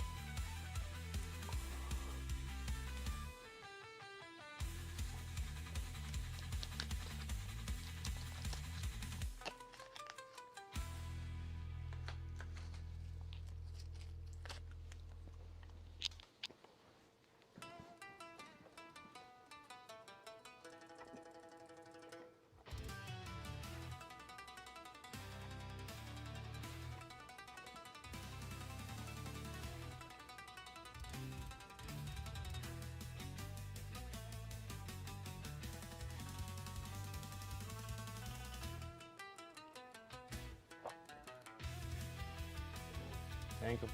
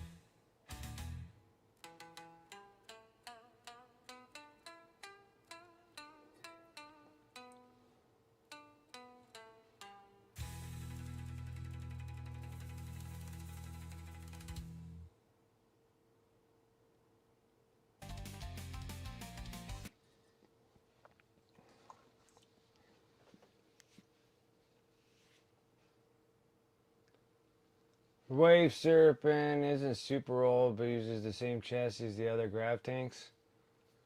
I don't know. I still think they're like 20 years old, 20 plus years old. I'm pretty sure that they're that old.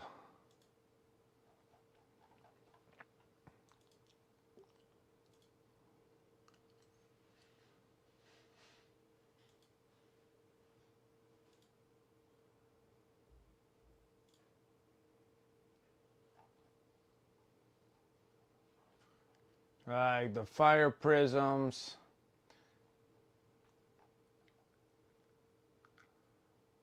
The Hunter and the Wraith fighters. I even think the Wraith Knight's relatively old too. Yeah, because the Wave Serpent, I have a Wave Serpent from, and it looks exactly, it's like exactly the same, and I got that like 20 something years ago.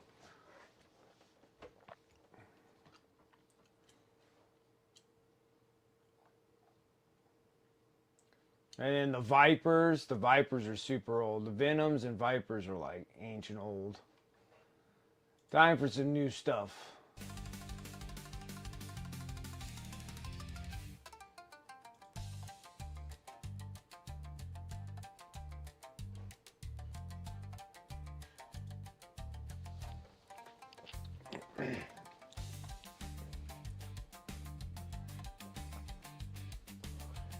Remember when players had to buy Forge World upgrade kits for it? Yeah, I can see about getting the Forge World upgrades for them. Same chassis upgrades. The soda can Space Marine drop pod, yep. Just cause your chapter is Mountain Dew Green, yep.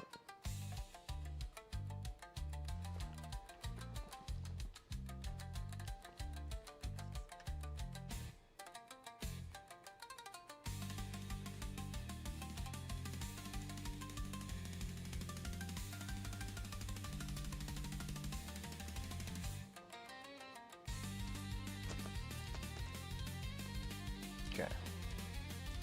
Might go up to a little bit bigger of a brush.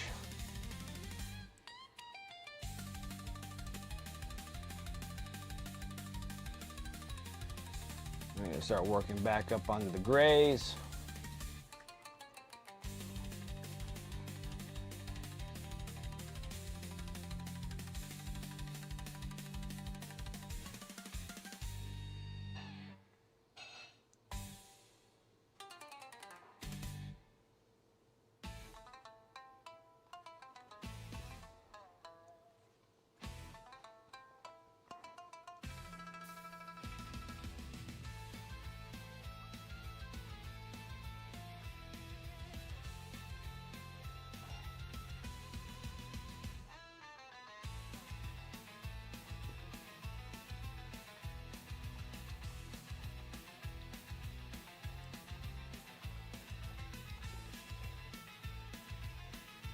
So like 20 years, like 2005.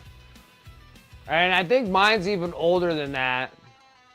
So that must have been an updated version of the Wave Serpent because I think mine's even older. Because 2005 puts me in my teenage years. So I would have to be, I was very young.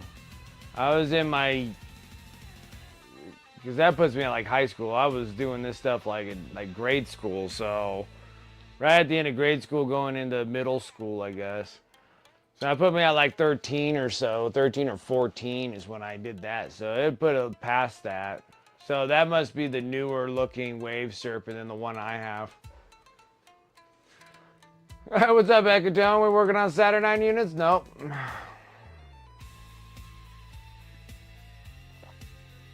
Yeah, working on Imperial Knights, baby. Working on Imperial Knights.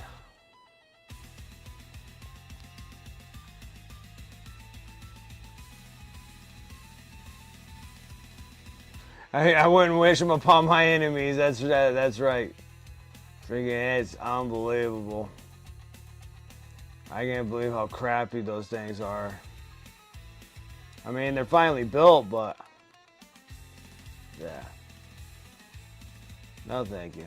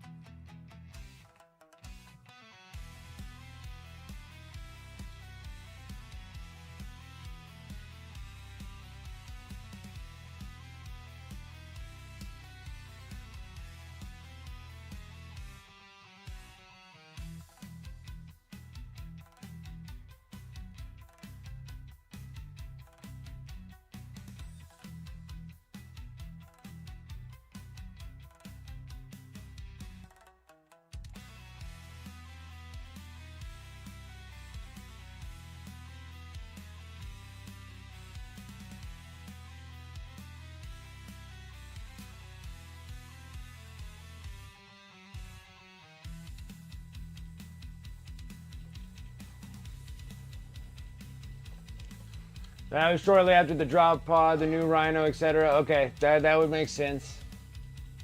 So I think we're kind of due for all vehicle upgrades. I think that's probably going to be the time for 11th edition. They'd probably make all the vehicles super awesome, so Black Templars are going to have like a run of their lifetime in 11th edition. Orcs probably the same. Probably Orcs will have a good long run for a good period of time. Black Templars when they get all brand new Land Raiders and Rhinos and Whirlwinds and Razorbacks and whatever kind of nonsense.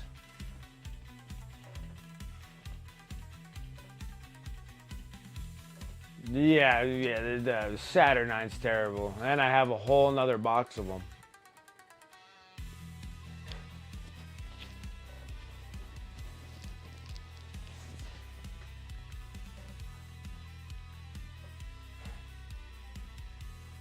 Yeah, I know. There's some people who are like, oh, it's not that bad. I'm like, for you put them together. A Rhino of your lifetime? Yeah. Honestly, the Rhino and Land Raider chassis are fairly dang good. I mean, they're nice.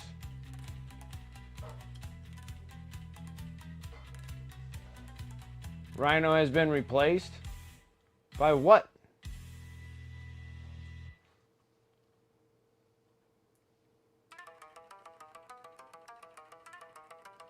Yeah, they did. And it'd be kind of cool to get like Land Raiders and Rhinos and Whirlwinds and Razorbacks.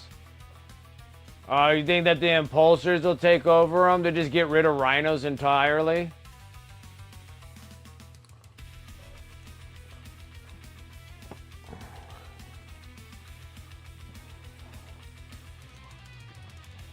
That they would just actually just get rid of them in its entirety? I think that'd be kind of lame though. I like my Rhinos.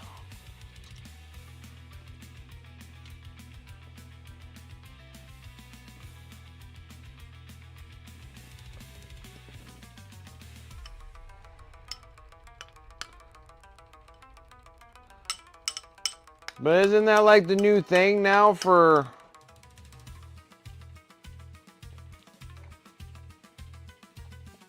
I don't like building either, I agree. Too much tracks.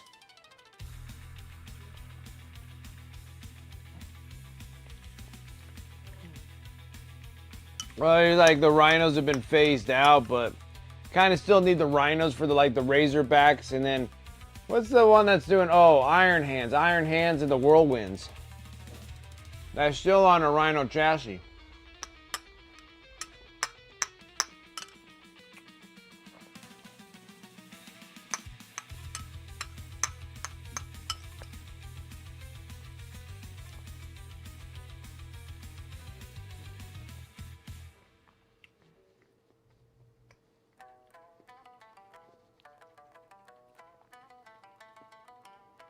No, yeah, Predator's a Rhino as well.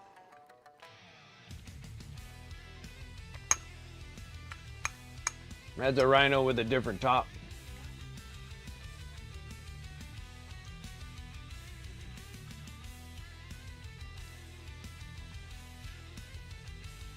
That would work.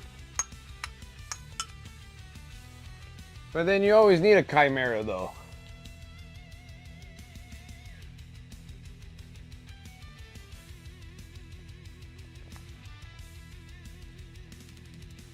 It is.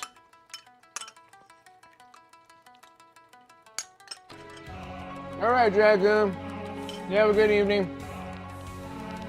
I was just eating some applesauce. Stuff's so good. Homemade applesauce.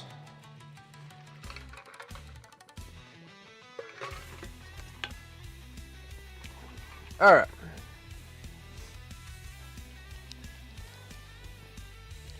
Now I'm just gonna take this straight up gray.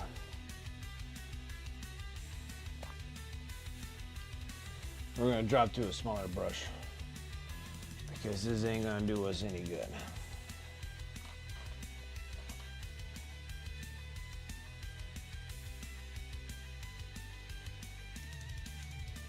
We're gonna make like super fine lines.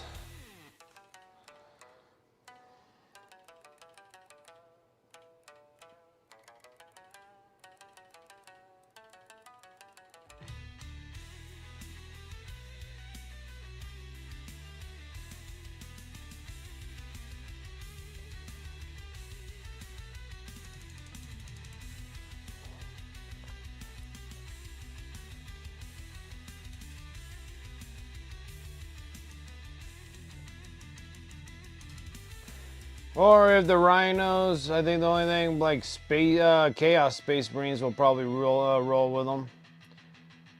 And then I can utilize them for something else.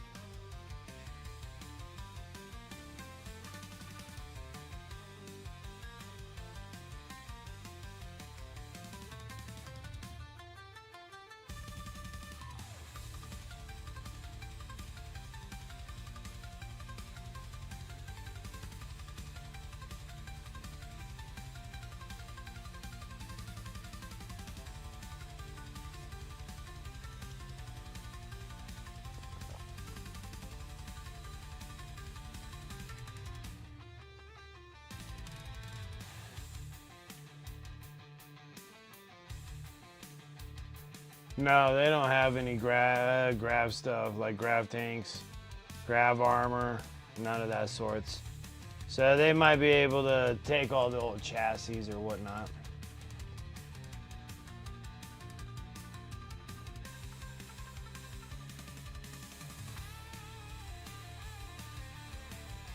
Well, I think they do have Dark Mechanicum, but they only make like weird armor pieces with trim. They only make like certain things. Like the new Mechanicum seem like they get all their info or whatever from all their curiosity, and I think they have like more information of what they're making, and then Dark Mechanicum are still like stuck back in the day or whatever. Yeah, like they can't make grav armor because they don't have any room to put trim on it.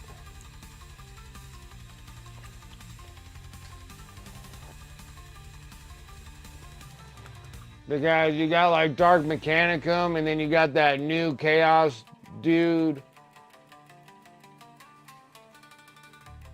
Voldemort, whatever the hell his name is, in 40K. Like the weird mutant dude with like weird friggin' wings and stuff. He's like part of that Mechanicum, like making demon engines. That's what most of the Dark Mechanicum is making, is all demon engine stuff.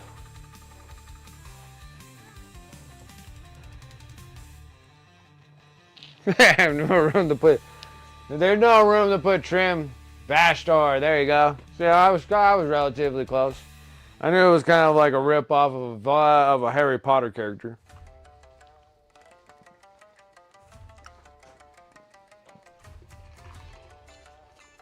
Yeah, it's Voldemort, Vaster. They're both same ugliness.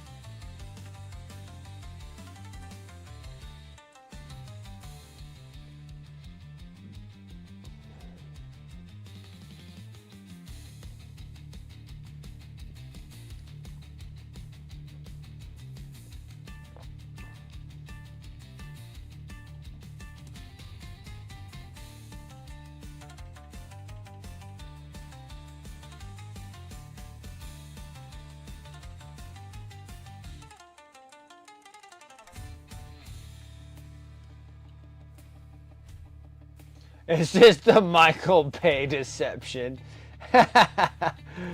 It's all about the graphics, special effects.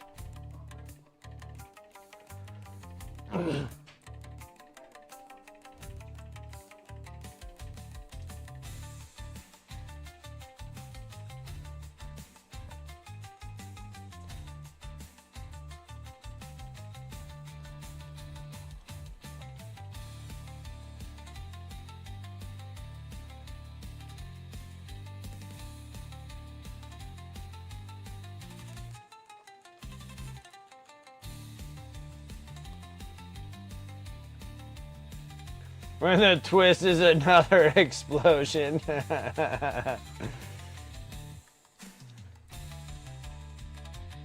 Is when he takes Transformers and then like that one Transformer, I don't even know what the hell it was. But when it sat there and it jumped up and then it broke like a pile of Legos and then went back together again, I was like, that's not Transformers. Transformers needs to be a bunch of clunky ass vehicles. And like jets and planes and stuff like that. And they need to clunk together like big old freaking robots should. Not shatter into a bunch of Lego pieces and then just rebuild it back up. Like Michael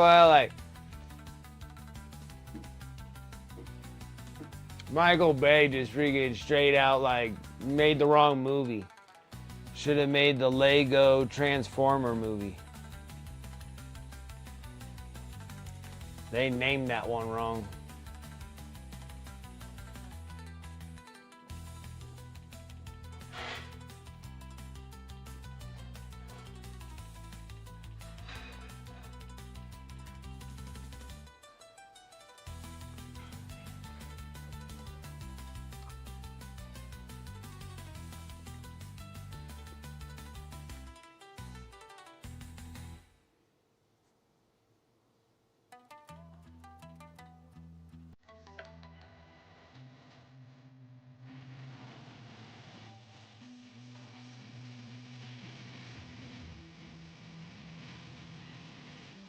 Nah, Pending Duff coming in with that raid. Welcome, Raiders.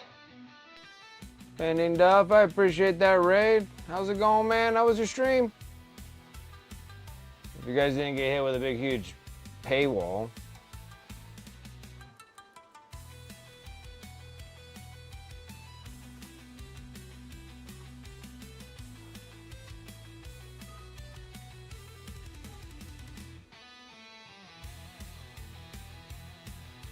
Oh, no worries. Got business.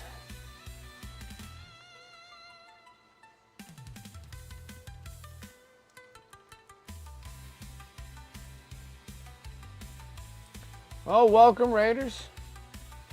Hopefully you guys had a good time over on Pending Duff. We are working on some Imperial Knights.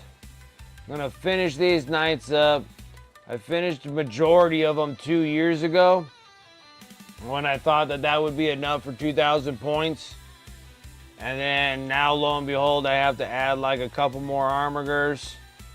But then the thing is that the paint schemes are slightly different. So this is like the armigers of the Blood Angels we did a couple years ago. And so I made them like the goody Blood Angel theme. And then these ones here, we're doing the Dark Angel theme.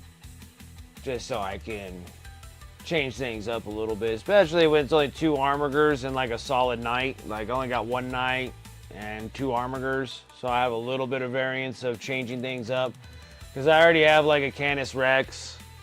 And this one would be another Canis Rex. But I think I'll just do it as a Paladin or something. And then the other one I have is a Castellan Knight.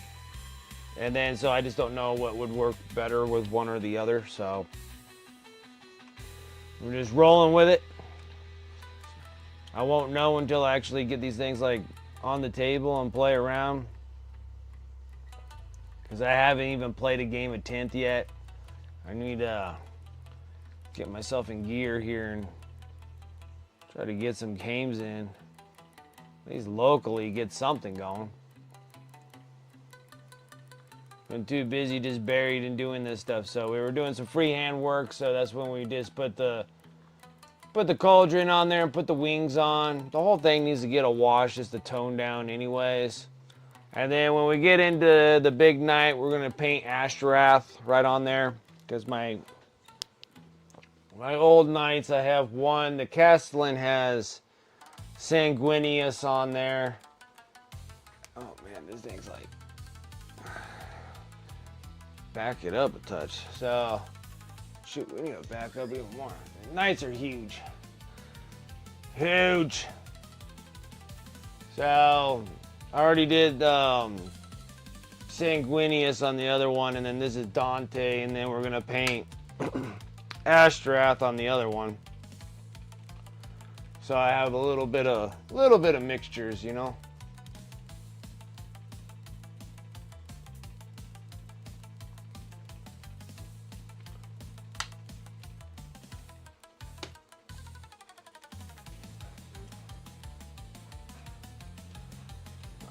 No, not quite. The Spartan Assault Tank is larger than the Land Raider.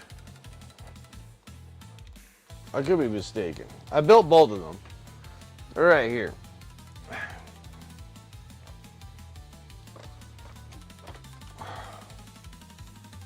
Yeah, the Spartan is larger than the Land Raider.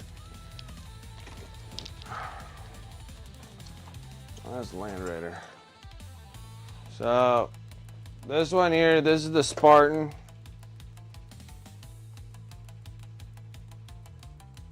Okay. And that's the Land Raider. I don't know how I can get it side by side view here.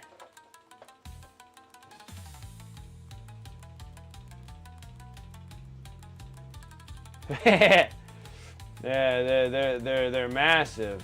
Like this is the Spartan, that's a Land Raider. Yeah, Spartan is freaking huge.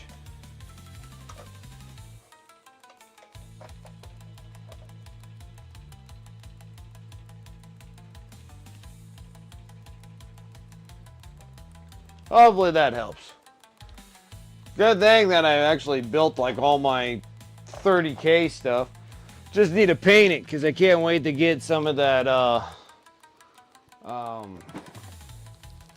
Sons of Horus painted up. Would be pretty cool.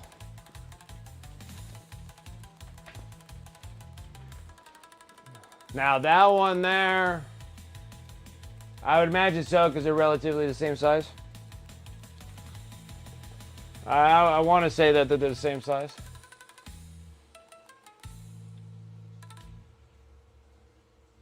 Take a quick nap before some tabletop in person tonight. Ooh, that's fun. That sounds like fun. Oh man, well you have a good night. Good afternoon. Depending on where you're at. Cloud Striker, I appreciate that follow.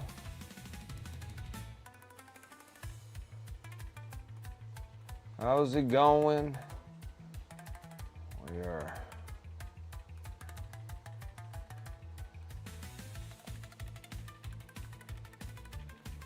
hammering away with one night. We just did the freehand on the top here. Now I gotta zoom everything in because that Spartan was huge. Huge. Huge.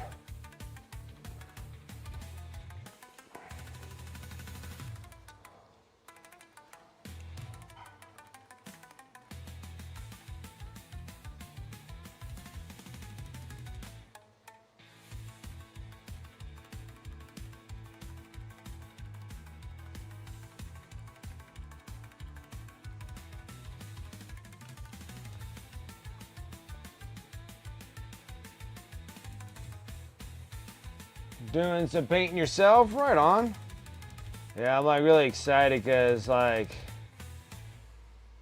technically I could just take these two dudes because we still gotta do the freehand on this one, and then we gotta do freehand on the big one.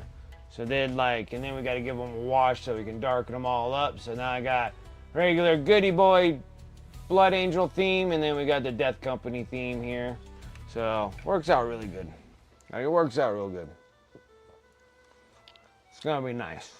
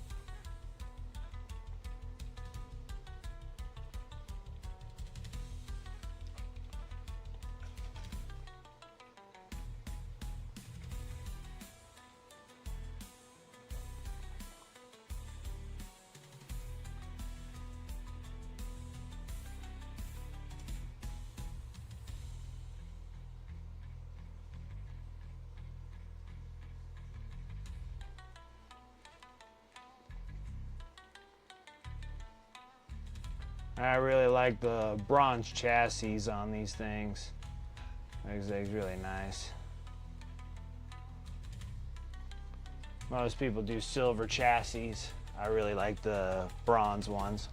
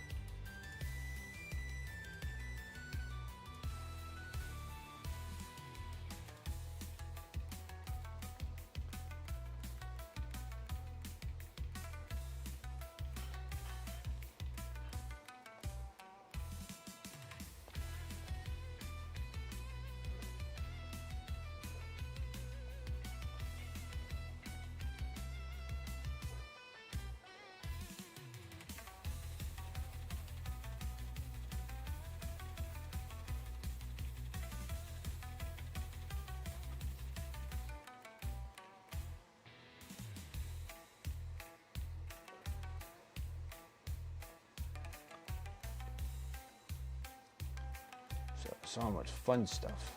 Fun stuff. But for some reason, I like working on knights.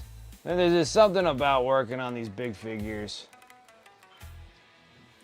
Even though that these are just like your small dudes in comparison to your knights, but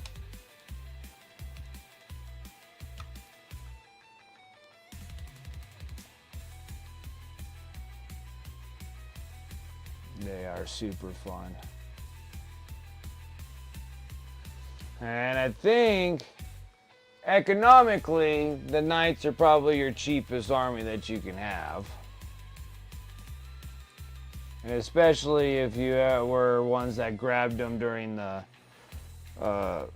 Battle Force Christmas boxes. They were great deals. There's like one box is like 1,000 points. So if you had 2 boxes, it's like bam, you're done. I was like, $400 for a freaking 2,000 point army is not bad. Granted that it might not be the way you want them, but pretty nice. Yeah, these are Pro Krill bronze. Yeah, it's a pretty bronze. They go on smooth. They airbrush smooth.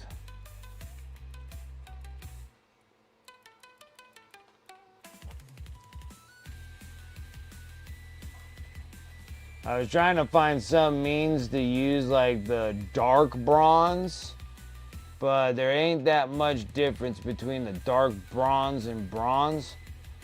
So it's kind of like if you ran out of bronze and you have dark bronze, it would like kind of work the same way.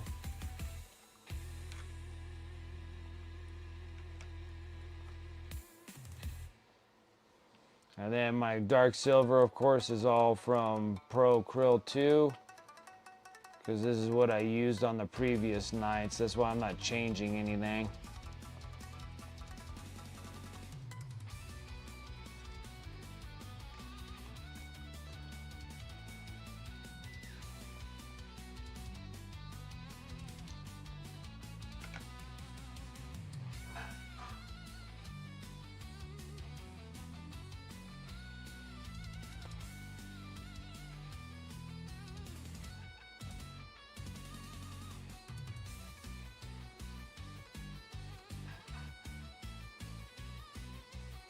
Well, we'll see by Friday if my special order form went in to go get that Battle Force box with the Assault Terminators. And like I said, if I don't get them, it ain't gonna hurt my feelings. Because just imagine me busting out either or. Space Bros, painting them all Blood Angels, Black Templars, etc. Those would be like the only 2. Anything left over, I'll just paint them up and whatever, and then sell those suckers off. If they don't really fit the agendas of those 2 armies, then they'll just go bye-byes. And then like the Chaos Space Marines is like, it's like disgusting. Just opening up that box just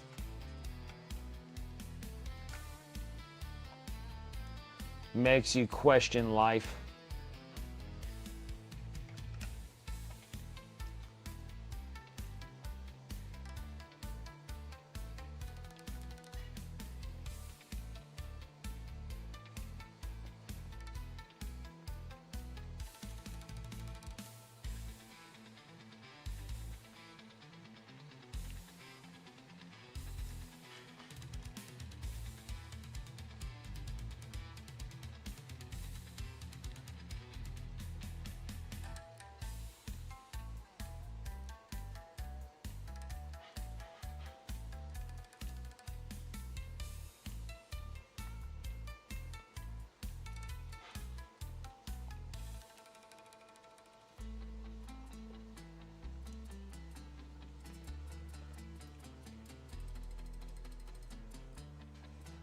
Centurions, they're cool. Big old human bots.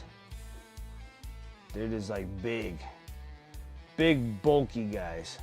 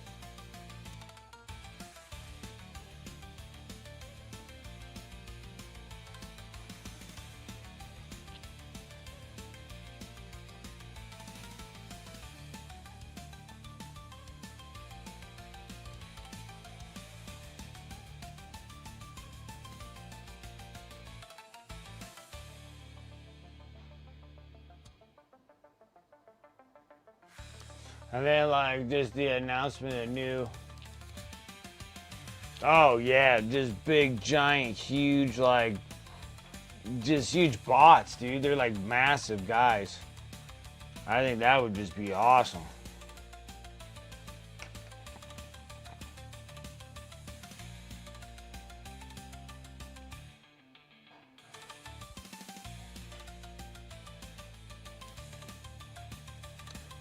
But I think they're pretty expensive in points, aren't they?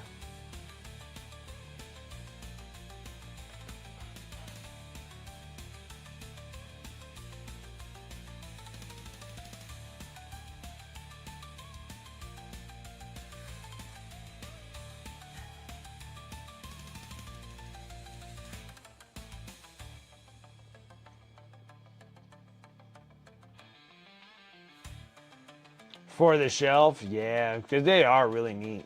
Like, they are neat looking miniatures. Just as long as they ain't painted in Ultra Bros, it's cool.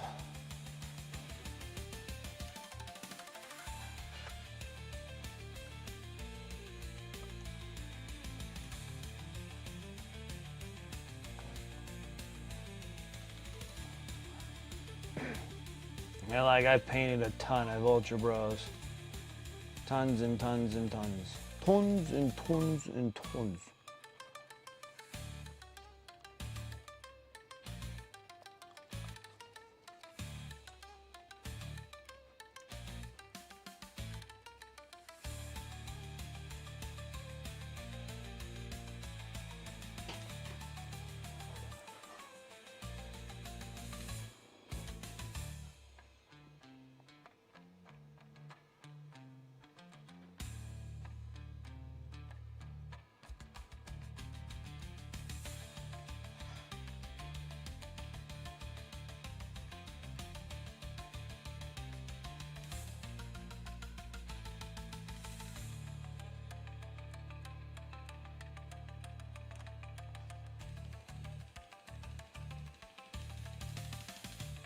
Uh-oh.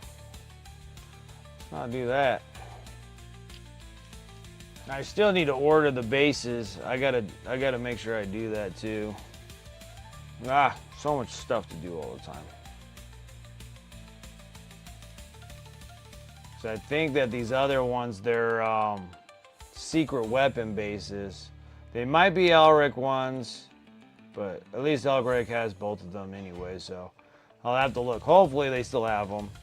It's been forever. It's been a couple years since I got bases from them, so.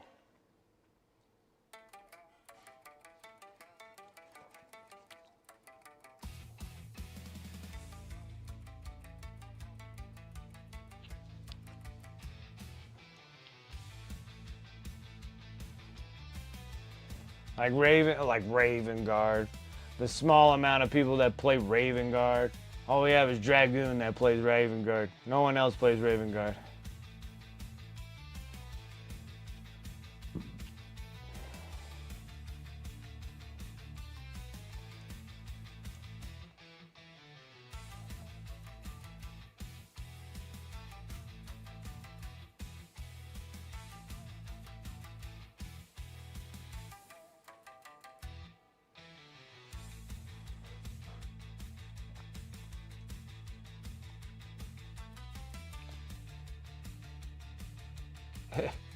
Model keeps on wanting to fall away from me.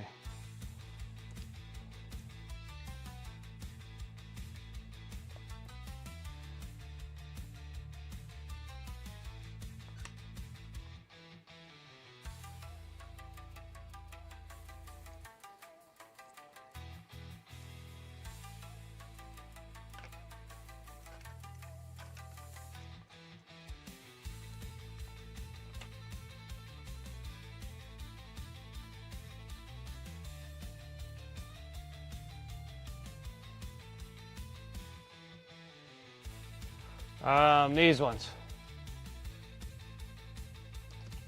I don't even know what the heck they're even called.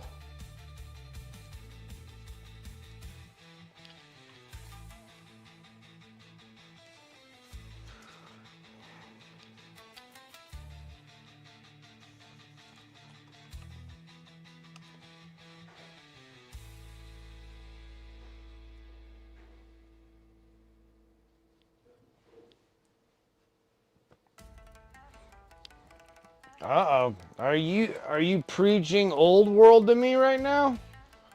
Are you preaching old world?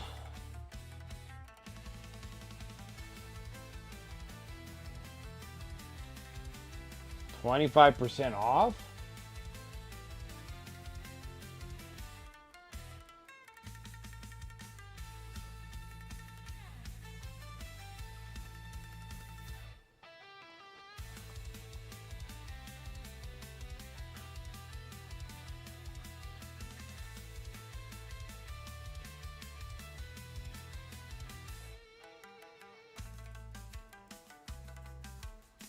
For paint and display? Oh no. You know what would happen. It would totally turn into an army.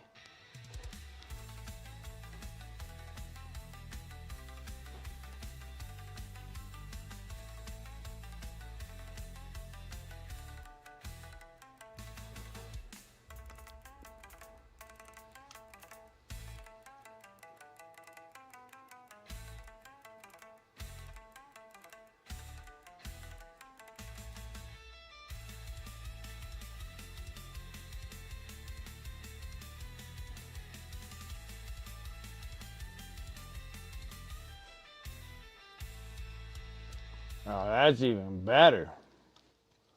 Man, you're getting all the good discounts.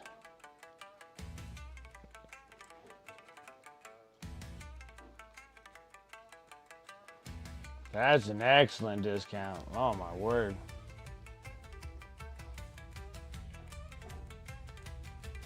Man, if I can get 25% discount at like a local store, oh my word. I'd be broke. I'm already partially broke. But I would be like broke. Because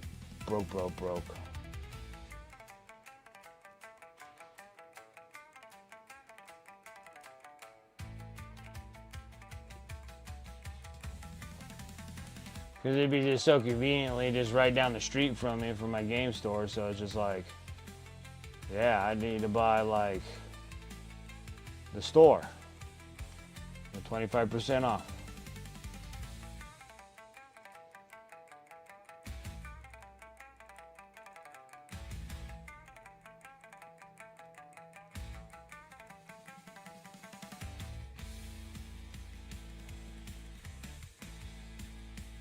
Yeah, that's really nice. Like really, really nice.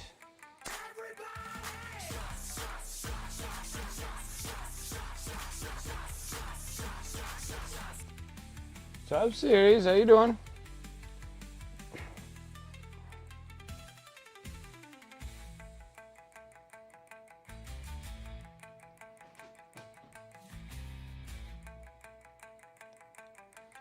How are things?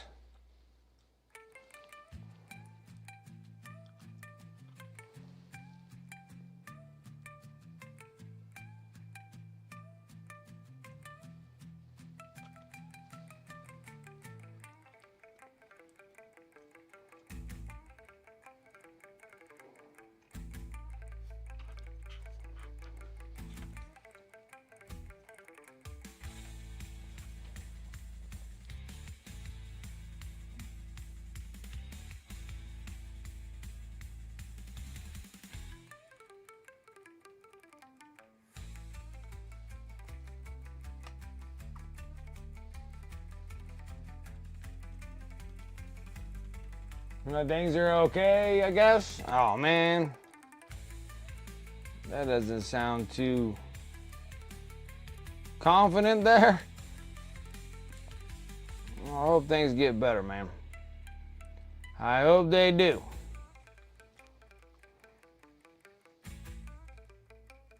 Oh man, the good old back is feeling it right now.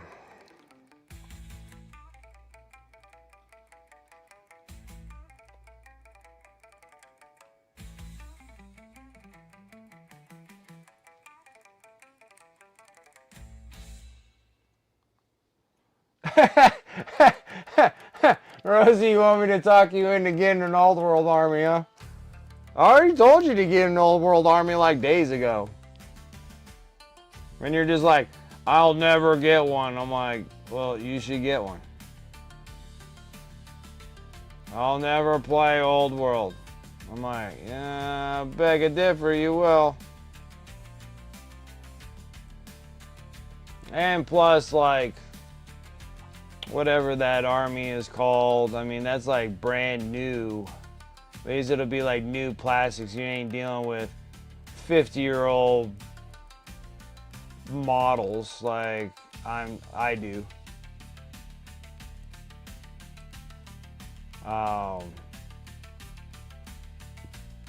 But yeah, you're like, you're already thinking about it.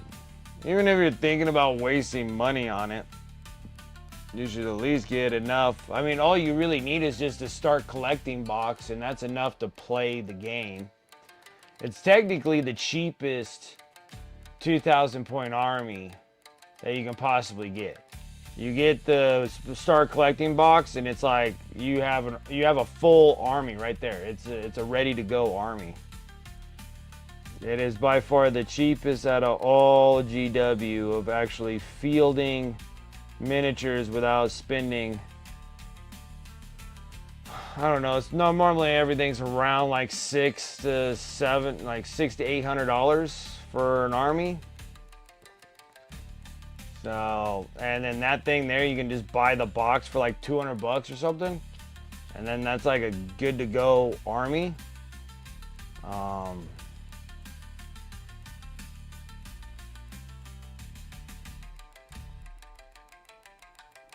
Because even like you have a good to go army even when you get 30K box set.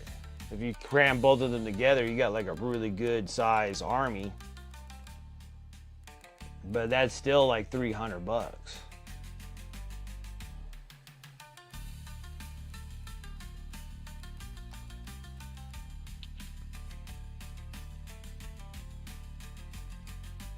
Problem about not being impulsive is I end up missing out on something I really like.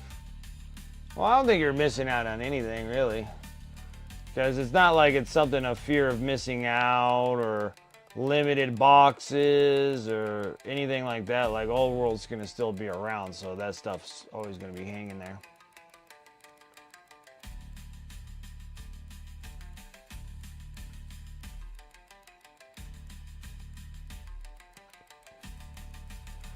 So like the things that you like, you need to be impulsive about is like the Battle Force box this Saturday. Because then like if you don't get it, then you missed out on it. Like those are like the only ones. It's just those limited boxes. or the like, you know, the army starters with the codexes in them. I always find those like being really good deals as well.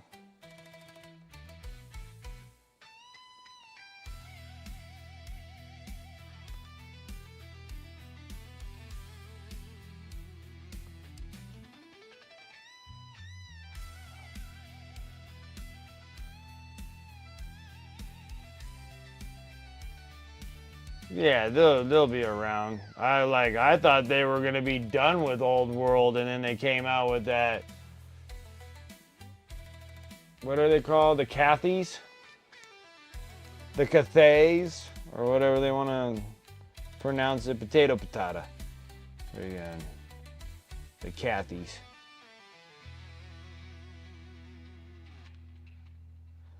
Because if they try to call them Karens, they'd probably get sued for it.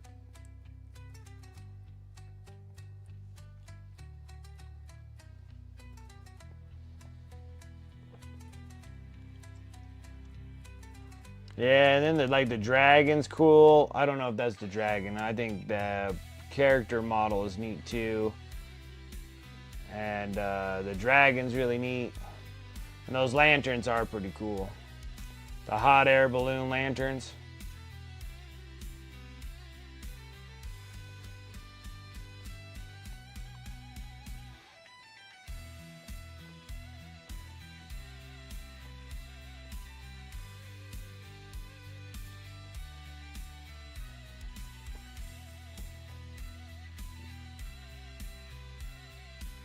Okay, she's the dragon and lady. Okay. Yeah, the dragon's pretty neat.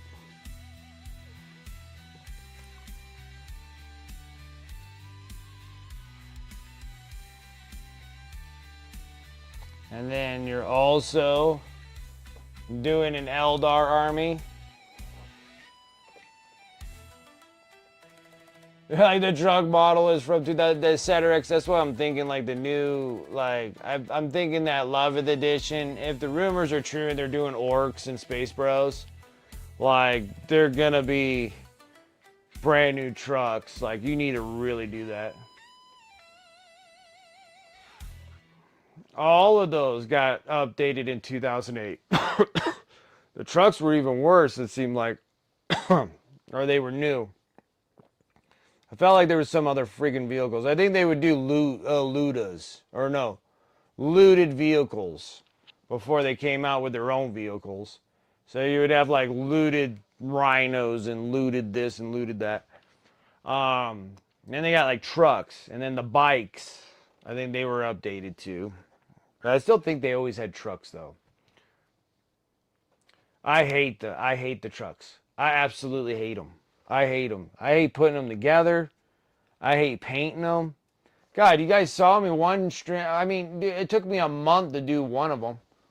Like a month worth of streams. So I was literally 246. It took me 6 days to finish a stupid truck.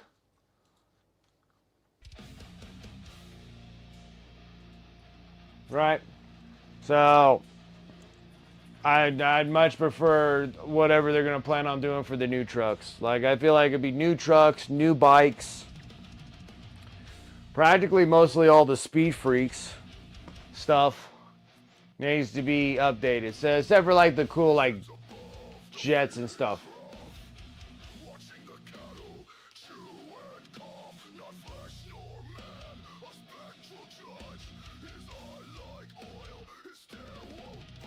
It did look like a bit of a nightmare to paint. Yeah, it sucked. It's so tight, compacted. It's crappy. I hate it. You love painting it? Man, that's like, I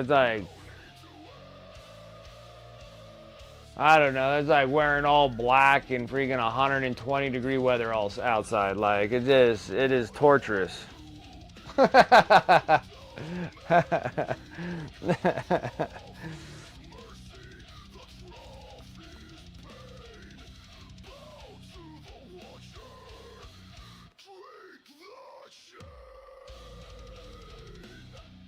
But yeah, so I don't know. I'd prefer to have like newer, updated stuff, like the bikes, the trucks. I think there's just a ton of stuff that's like super old. I think even that Doca jet is relatively old too, but no one even uses the Doca jet, so it probably won't get an update. I think the squig buggies might be a little old too. Like everything's old. Like everything is.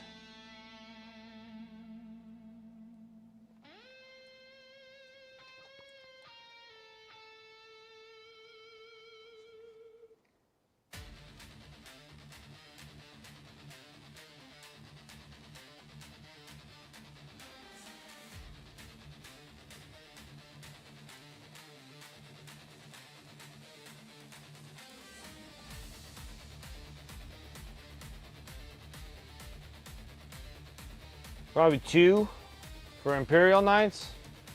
Probably 2 Knights. 6 to anywhere between 6 to 8 Armigers.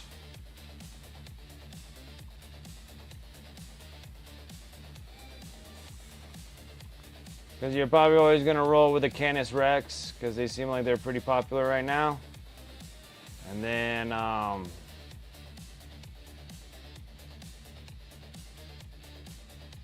another one which will either be like a Paladin or something, or whatever all the other 15 of them are.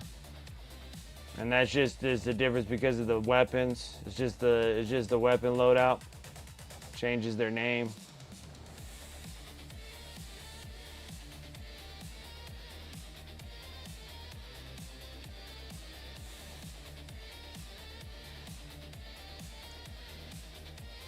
And that'd be the only thing.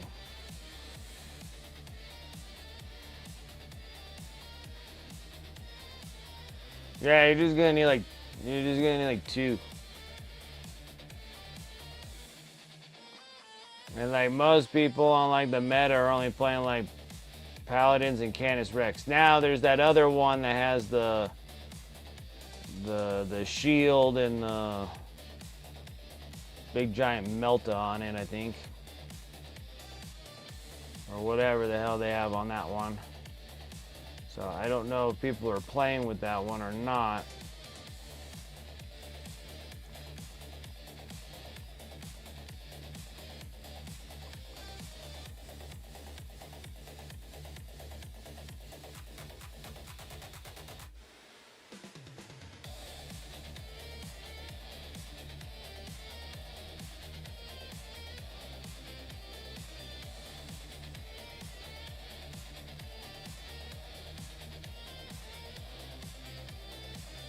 The Clistoris, yeah.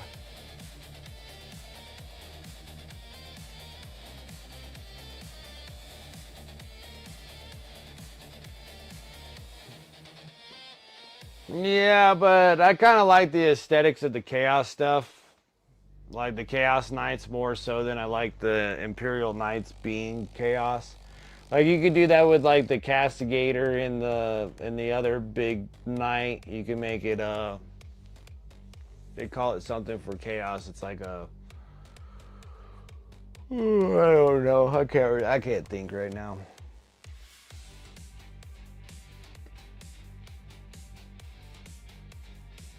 You can get another one of the new ones for like $100.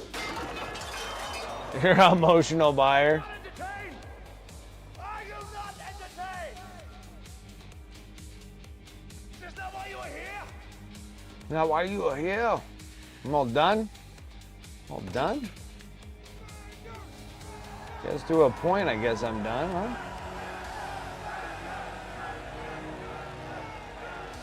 Well, at least I was able to do a little bit of freehand for you guys on this Armiger.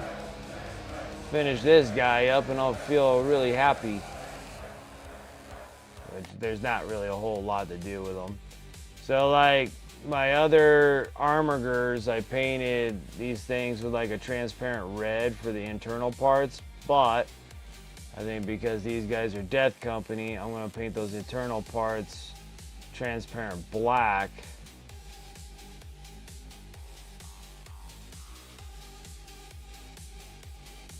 And then, I mean, that'll be kind of neat.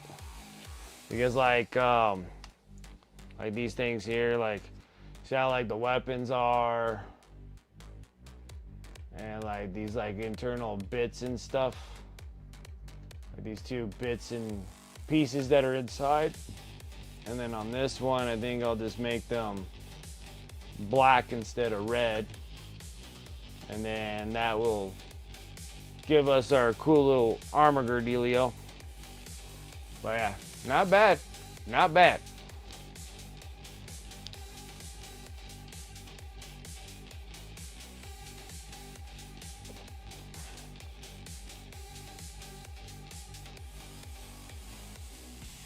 I don't know.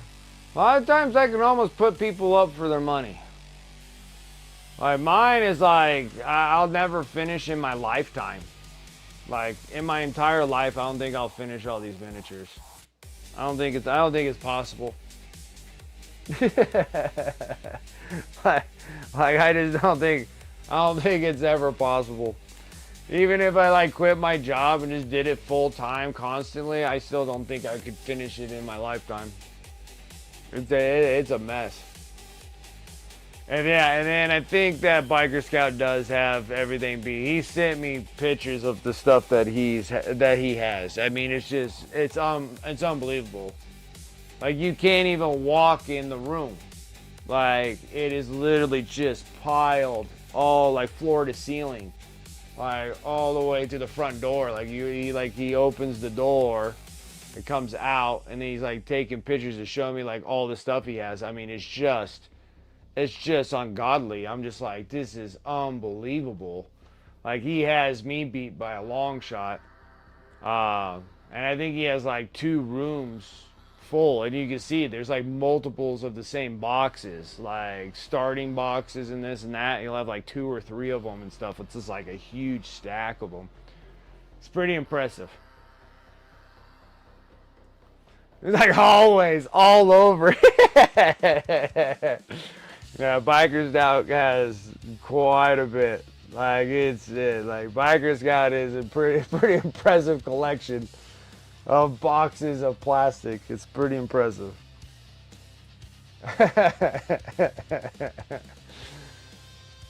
Very short time, not a long time. That's true. That's true. I do enjoy. I feel like is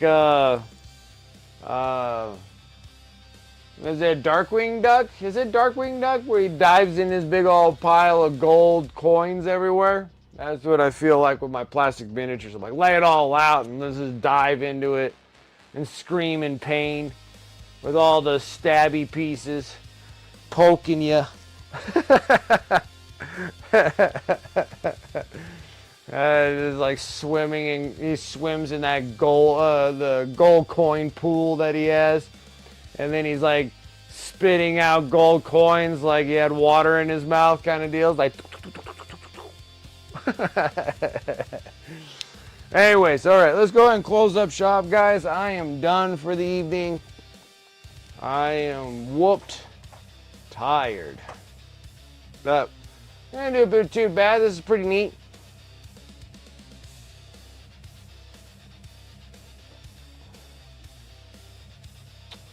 Oh yeah, Smog the Dragon would be awesome. Getting into Lord of the Rings stuff. Like I have like all the Lord of the Rings like starting boxes, but I would love to have freaking Smog. Smog would be awesome. All right, guys. Rosie's already throwing everything out there.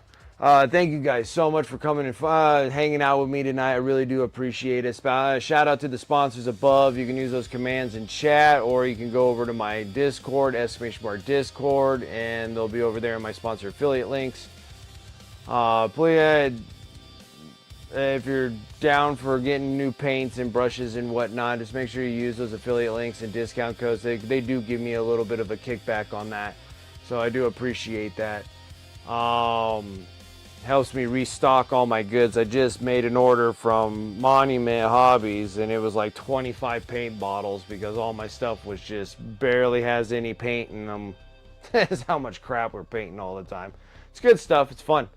But yeah, but that it helps me out tremendously because I have a thing that gives me a kickback when you guys use those affiliate codes. No charge for you guys, but it's just something worked out with the stores, and then I get gift cards that helps me out restocking my goods. So I do appreciate when you guys do use that. So yeah, you can use those commands above or in my Discord. You can get access to that at any time, or when you're in chat, when I'm streaming live, you can have access to those. Also on there, I have my eBay store, exclamation mark eBay. Anything that I normally paint on this stream, I'll sell over on eBay. This one here is like my personal army, and then unless they're personal army stuff that I'm doing for myself, but even that can be negotiable for selling because I can always paint more. Or they're commissions for somebody else that I won't be putting them on eBay. So right now, eBay is going to be getting filled up. My eBay affiliate store is going to get filled up with a bunch of Necrons. I'm going to get rid of all my Necrons. I'm going to paint them all up, sell all the Necrons, and get them all out of here. Save some space. I could sell all of them in plastic, but I prefer to actually paint them because I do enjoy painting all the time. So I'm going to paint them all up and then sell them all off that way. And then that can help support the stream. So everything that gets sold on eBay goes back into my stream. I need to update my equipment. That's like a big thing that I need to start working on now. Been streaming for 5 years, and it's crazy how fast, if I don't do something, my computer and everything else will just be outdated. Like everything will be outdated. And so I just need to start working on getting things sold and start cycling it back into the stream. And then the big one is for YouTube. And I'll start making I'm getting to that point of getting that really cool things that I want to do for YouTube, exclamation mark YouTube. And also I'm dual streaming from here and on YouTube. So if you guys are watching me over there on YouTube, thank you so much. I really do appreciate that. Make sure you give me likes for the video and make sure you subscribe to the channel because I'm trying to shoot for that. Main objective is 1,000, but main quest 1,000 subscribers. That's the main quest. Side quest, we're trying to shoot for 500, and I'll probably do something really special if we do get there. So if you guys do hit me a follow over there on YouTube, I really do appreciate that. Other than that, you can hit me up on my socials. I'm mostly on Instagram, but exclamation mark social, and that's pretty much a wrap for me, guys. Thank you. And also, thank you everyone here on Twitch. I do appreciate those subs, resubs, the follows. Thank you guys so much. I really do appreciate that. All the support that I can get. Thank you. And this has been such a fun blast for me for the last 5 years that I just enjoy painting all the time. If I could do it full time, I would do it full time. But it seems like it's really hard. So I still have a job. I have to get a rig, keep a roof over my head and everything else. So it's kind of worrisome to try to just do something without not much of a backup plan, you know? So I'm trying my best, guys. If something finally takes off and then I'd be like comfortable enough, I'll be like, okay, I quit my job. I'm doing this full time. I will do so. But till then, we're just going to have to wait. So yeah, so today is Tuesday. So I will catch you guys on Friday. And then I have Sundays also. So we got Tuesdays, Fridays, Sundays. But other than that, I'm done with my spiel. I'm going to sit here and refresh myself. And it's a Tuesday. And on this Tuesday, we're going to go over to...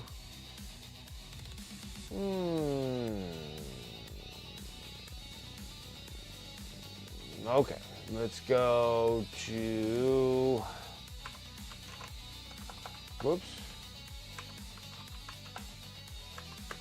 We're going to raid Lecter's Kitchen. Did I do it? Perfect. All right, let's go over to Lecter's Kitchen. I didn't see Inquisitor Burnsy on there, so we'll go over to Lecter's Kitchen, see what she's working on, see what she's up to. Other than that, guys, thank you so much for coming, hanging out. I really do appreciate it. Let's go see what she's working on, give her some love, give follows, and all that good stuff that we do here in this Twitch community. I love it so much, and thank you guys. And until then, I will catch you guys on Friday, and I will see you guys later. Till then, take care.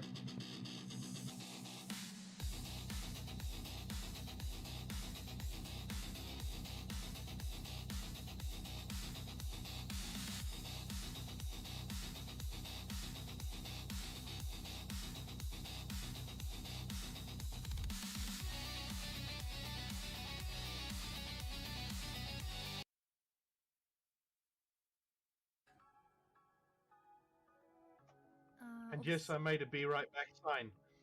Just for Santander. Here you go.